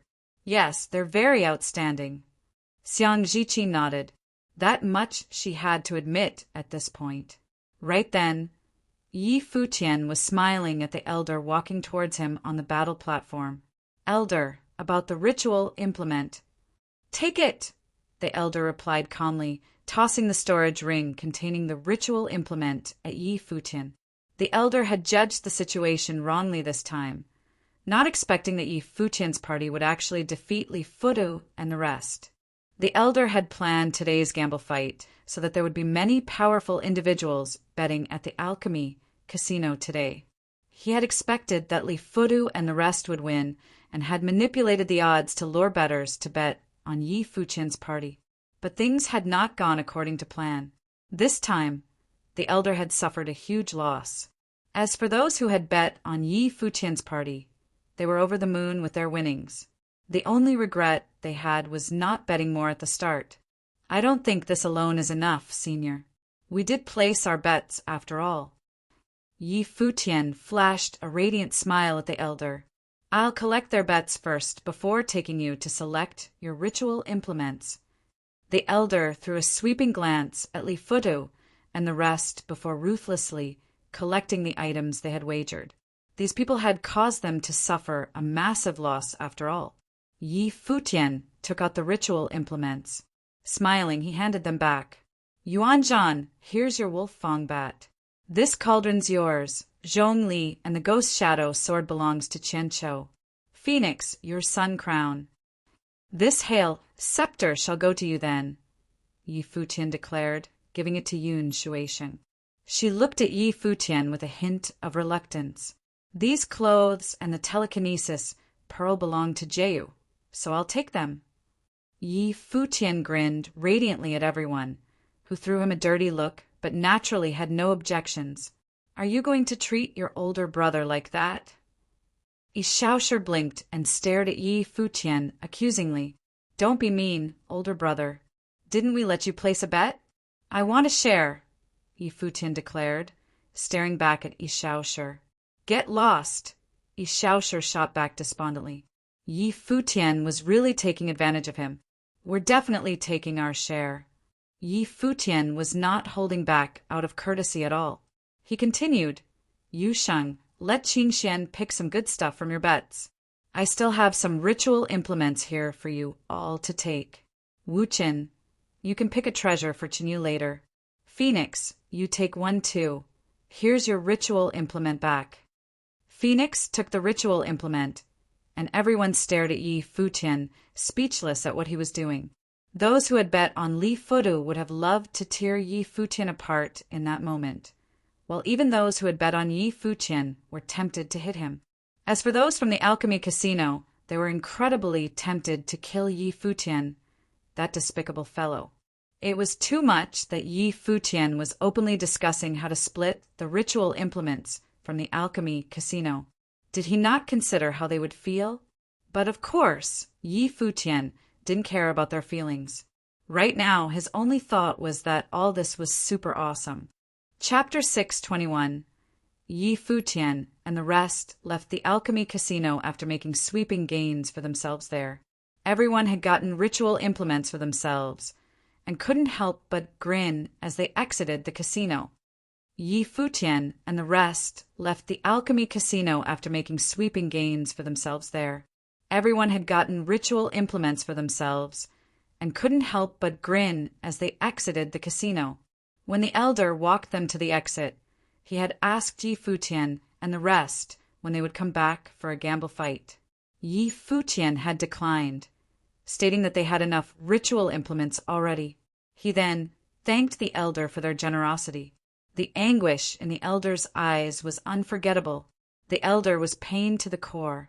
He had thought highly of the disciples from the Holy Ji Palace, but with Li Futu's party as the opposing side, the elder had underestimated the abilities of Yi Futian and the rest, causing him to make an erroneous judgment. If he had been able to judge that Yi Futian and the rest would win, they would have followed the odds of 1-to-1. If the elder had done that, they would have made a windfall. It was regrettable. News of this battle spread through Alchemy City very quickly and attracted much discussion. Li Futu from the Fire Emperor Palace had allied with people like Yu Ming. Yet his party had still lost to the group of disciples who entered the Holy Ji Palace 3 years ago. The Holy Ji Palace indeed deserved its reputation as the top sacred grounds for training in the barren state. Many people wanted to catch a glimpse of these people. Some of the powerful individuals who had arrived at Alchemy City were also interested to see for themselves these disciples' abilities in a fight. Of course, discussion over this battle was soon overshadowed by far more important news. It would soon be the day when the Alchemy Conference would begin. Today, the atmosphere in Alchemy City was electrifying. A sea of people moved along the streets, headed in the direction of the city Lord Office. Divine arms whistled through the sky, and the roars of demonic beasts could be heard. Many were discussing the Alchemy Conference.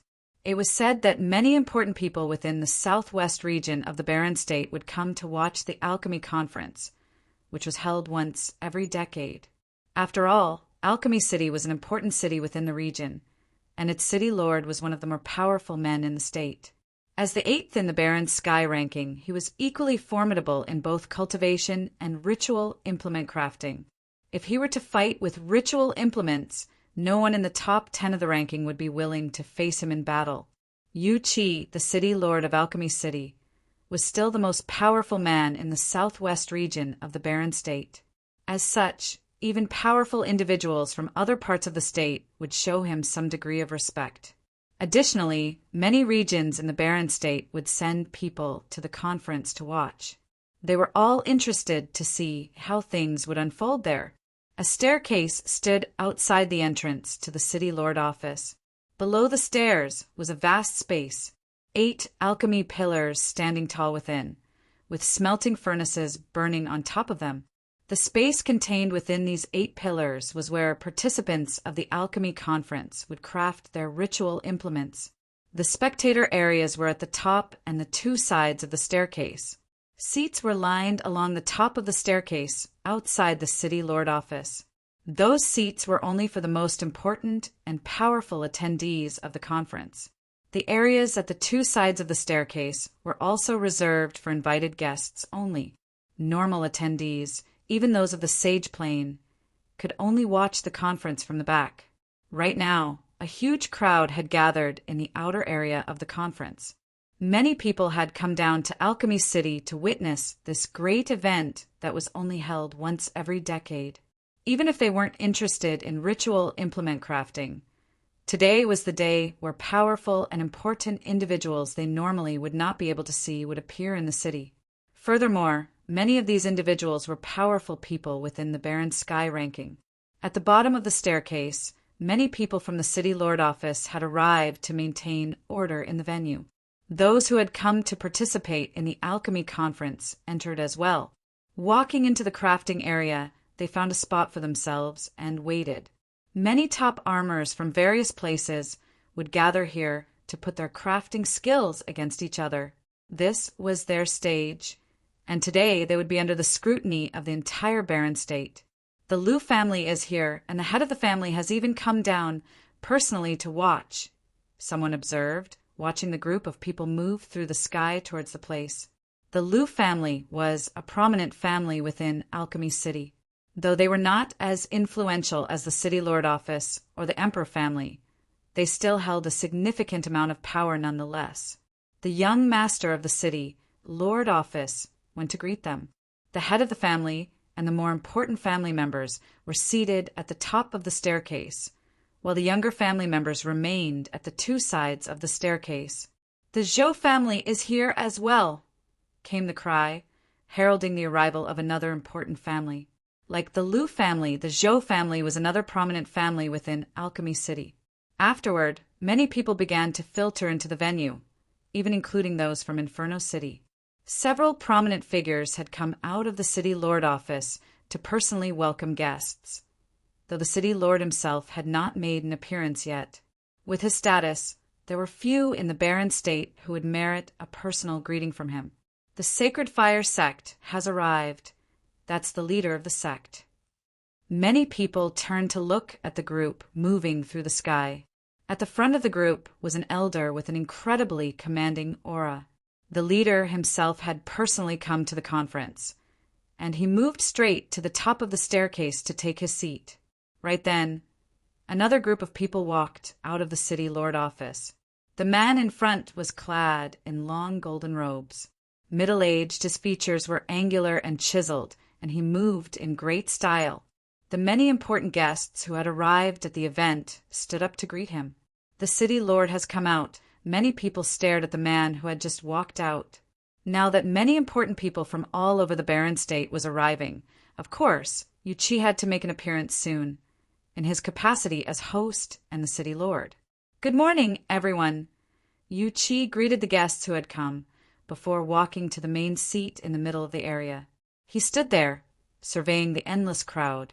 Everyone in the sea of people clasped their hands and greeted him in a sonorous roar. Yu Qi waved a hand and spoke. "Today is the day of the Alchemy Conference, and I'm definitely not the star of this event. Those who intend to participate in the conference, you can enter now." At his words, more people entered the venue. "City Lord Yu, I hope you've been well," a voice called out.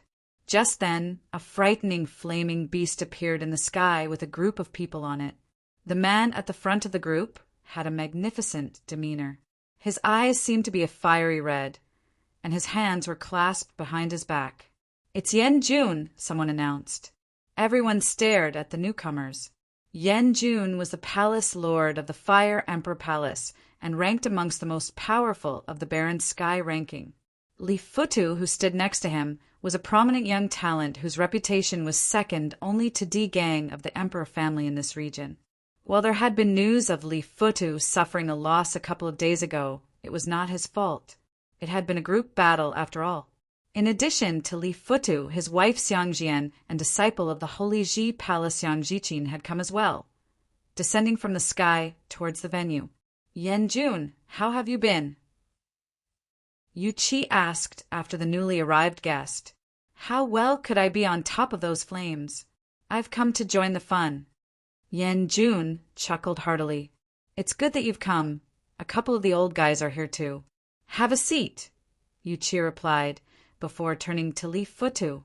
"I've heard that the son of Yen Jun is overpoweringly talented. Seeing you now, indeed, you're just like your father. You don't have to go to the side of the staircase. Stay and watch the conference from here." "Thank you, Senior." Li Futu joined his hands and thanked Yu Qi. "It's embarrassing to mention, but this fellow has been a good-for-nothing guy, suffering a loss a few days back at Alchemy City and all," Yen Jun commented. Li Futu and Xiang Jian stood behind him, while the others went down to the two sides of the staircase. There were limited seats, so not every one of the younger guests could stay up here to watch.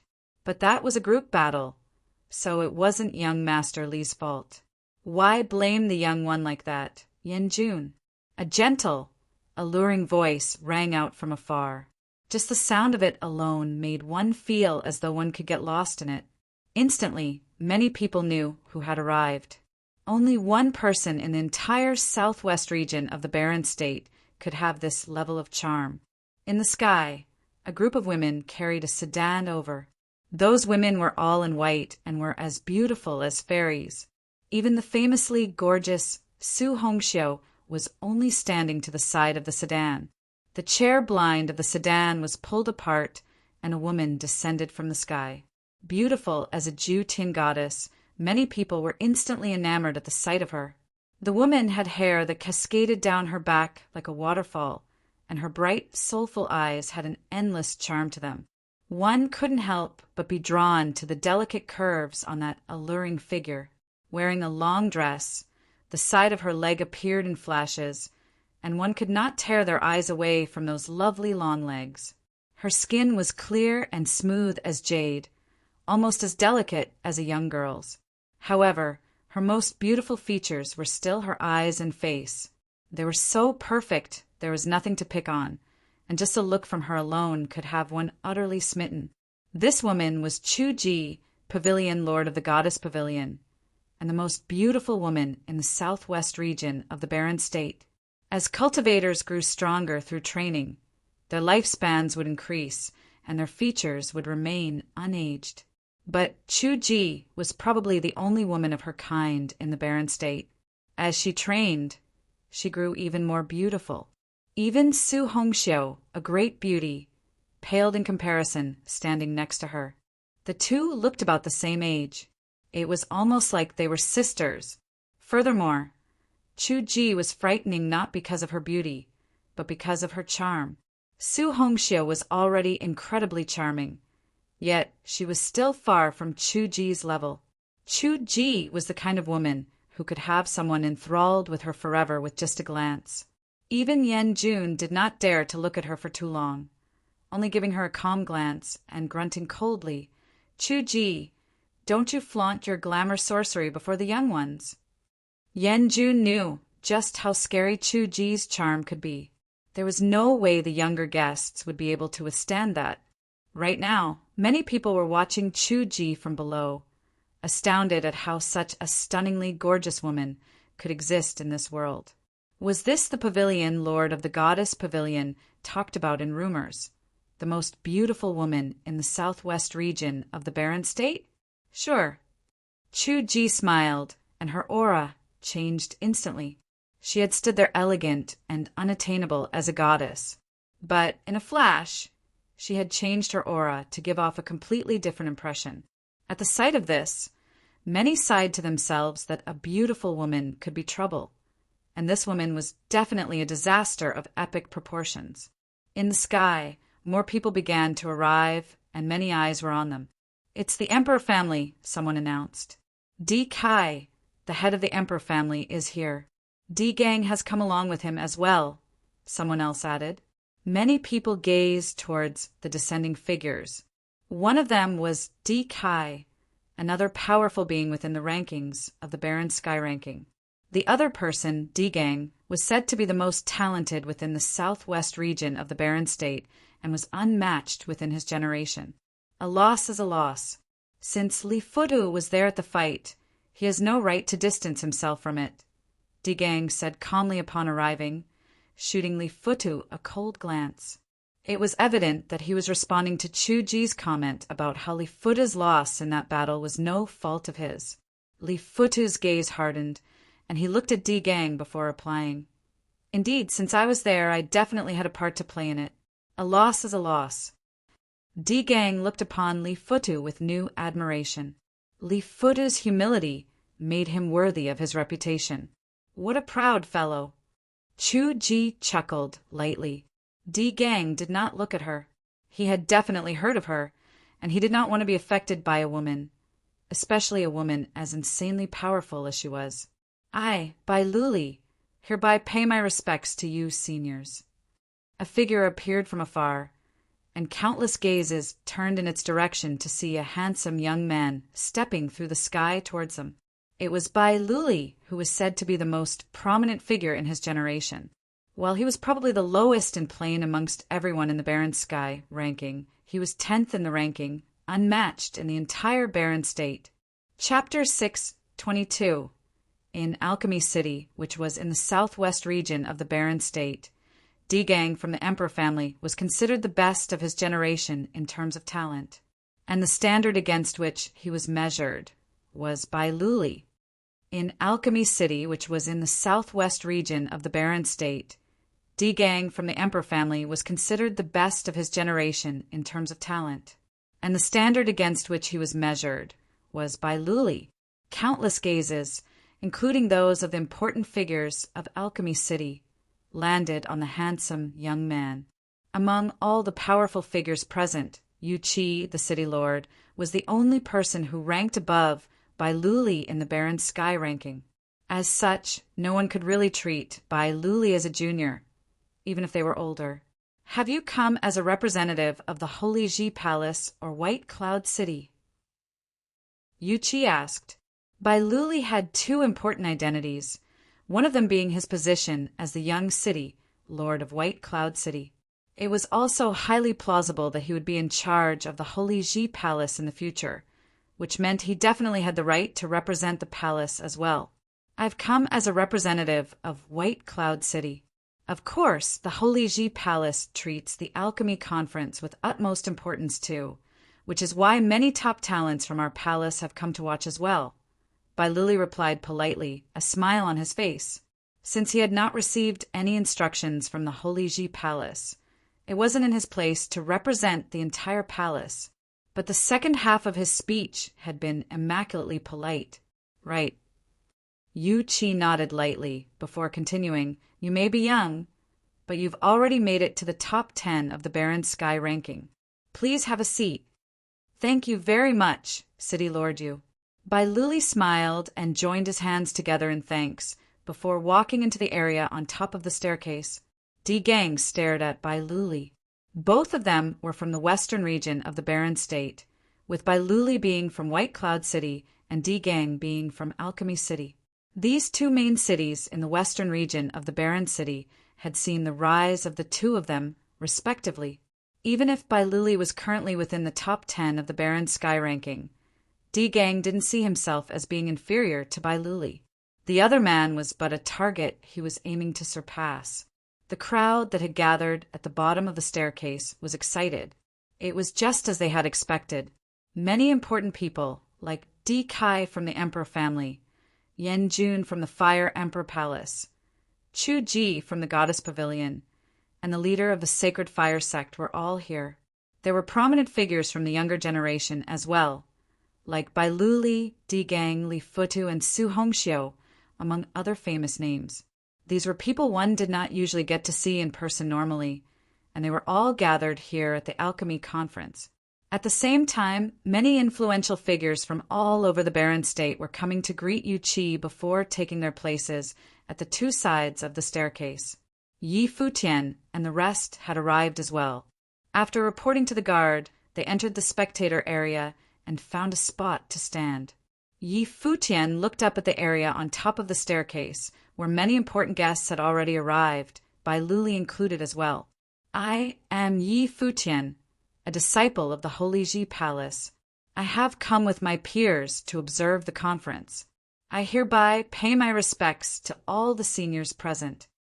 Yi Futian joined his hands in greeting, his gaze directed towards the top of the stairs. He had come to this conference as a disciple of the palace. As such, he definitely had to display the appropriate manners. I am Huang Joga from the Sovereign family. I have come with my family members to watch the conference. I hereby pay my respects. Huang Joga greeted the seniors present as well. In an instant, everyone turned to look at Yi Futian. Just a few days before, Yi Futian and his friends had defeated Li Futa's party at the Alchemy Casino and made sweeping gains for themselves. That was an incident that had been hotly discussed by many, and now the main character of that story had appeared in person. Yu Qi, Yen Jun, and the rest looked towards Yi Futian's party. Yi Futian had been training in the Holy Ji Palace ever since he enrolled. While Yu Qi and the rest would not know much about incidents that occurred as the younger people trained within the palace, they would have at least heard about how Yi Futian had emerged first in the law battle 3 years ago. In the Holy Ji Palace, Yi Futian was an iconic figure within the generation that came after Bai Luli and was definitely positioned to one day reach the top in the Barren State. These people were definitely a cut above the rest. Even in the face of such a large-scale event, their expressions were calm, and they handled themselves with grace. Are the boys from the Holy Ji Palace all this handsome? A coquettish voice chuckled. Bai Luli was a handsome young man, with his good looks backed up by substantial talent.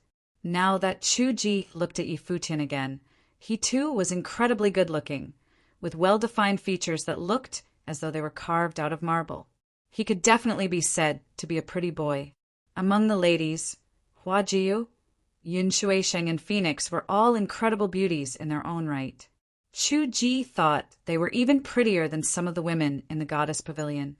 Yi Futian looked towards Chu Ji, the pavilion lord of the Goddess Pavilion, and felt as though he was about to drown in those gorgeous eyes that were as clear as water. Her gaze was mysteriously attractive in a way that made one lose themselves in it. That, in addition to Chu Ji's features and figure, made Yi Futian catch himself with great determination and avoid looking directly at her.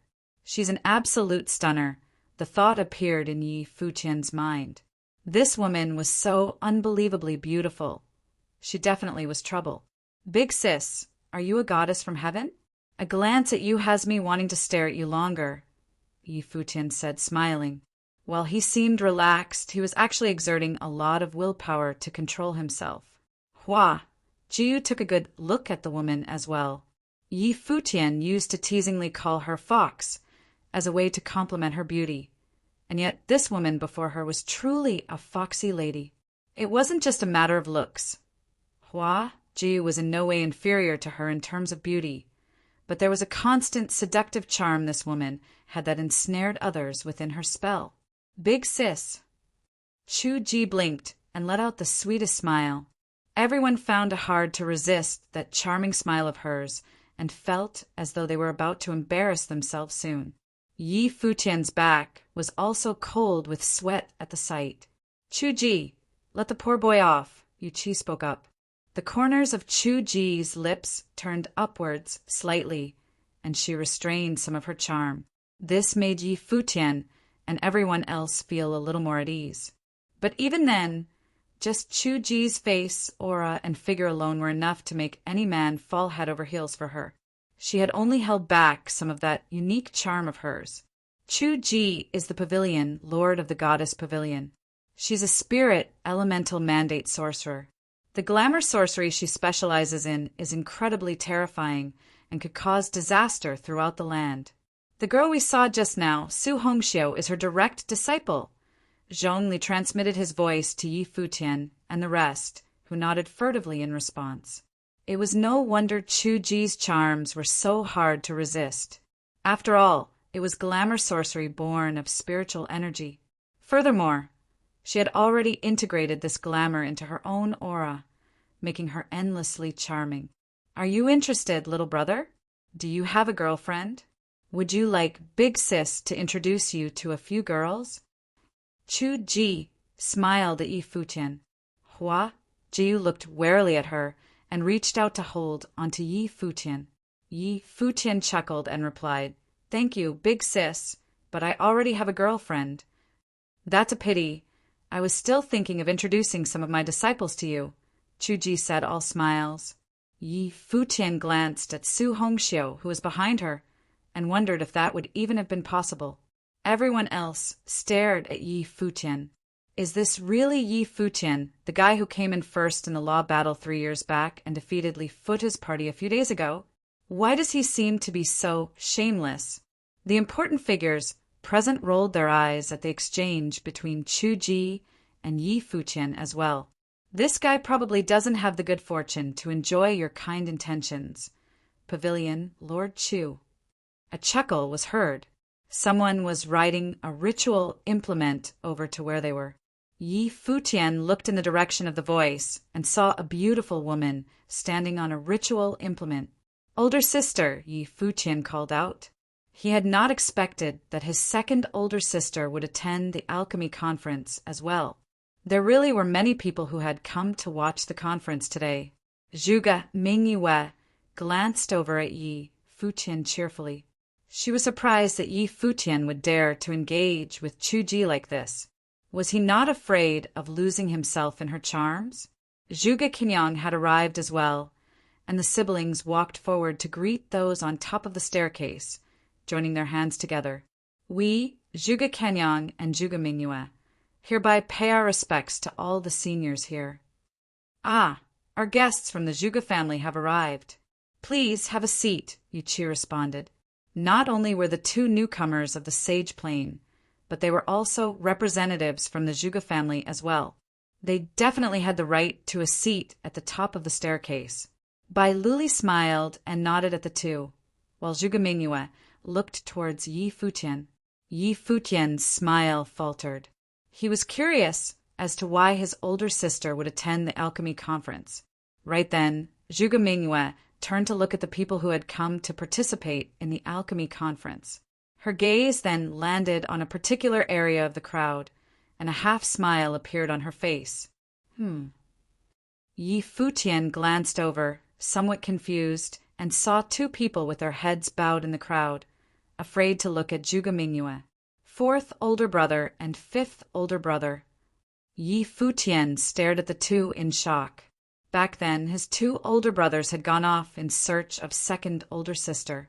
He had asked about them not long ago, and his older sister had told him not to mention them. So why was fourth older brother and fifth older brother here? Furthermore, were they going to participate in the alchemy conference? Since when did my two older brothers learn to craft ritual implements? This was all news to him. Could it be that they had been hiding their talents back at the cottage? "Older brother, you see, older sister still cares about us.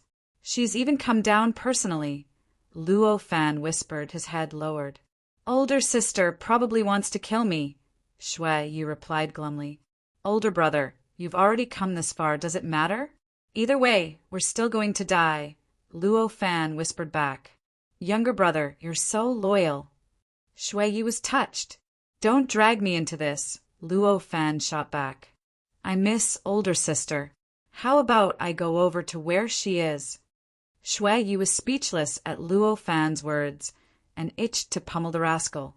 Younger brother, I remember you saying something about second older sister not being the romantic type and third older brother being a block of wood. Shui Yi sighed quietly. Older brother, I was in the wrong. Luo Fan was anguished at his misfortune of having such an older brother. Younger brother, now that youngest brother has a bit of fame and is training at the Holy Ji Palace, do you think he'll be able to help us? Shui Yi spoke up again. He had not missed Ji Futian's appearance at the alchemy conference. Don't even think about it. With what you're asking for, even the palace lord of the Holy Ji Palace himself won't be able to save you from City Lord Yu. Either way, you're going to die. Why don't you just accept your fate? Luo Fan sighed, bemoaning his own tragic circumstances. Shui Yi sighed too. If it wasn't for you, I wouldn't have gone to Fire Mountain to train. Then I wouldn't have met her there. Are you blaming me? Luo Fan hissed back, scandalized. What did I even make you do? Didn't you encourage me to chase the girl? Shui Yi glared at Luo Fan. Did I tell you to cause this trouble? Luo Fan shot back, unwilling to back down. Who can control love between two people? Who knew she did it on purpose? Who knew her identity? This life of mine is in her hands now. Shui Yi lamented, sighing over how it was rare for a great guy such as himself to even like a girl. At the beginning of this romance, he had felt so lucky as to have met an absolute beauty like her. Who would have thought that this would turn into a tragedy? It is one's greatest fortune to die for a beautiful woman, Luo Fan commented gloomily. He had made a bad judgment. He thought he was going to help his older brother win back his woman, but he had not expected to be trapped in this situation. It was tragic,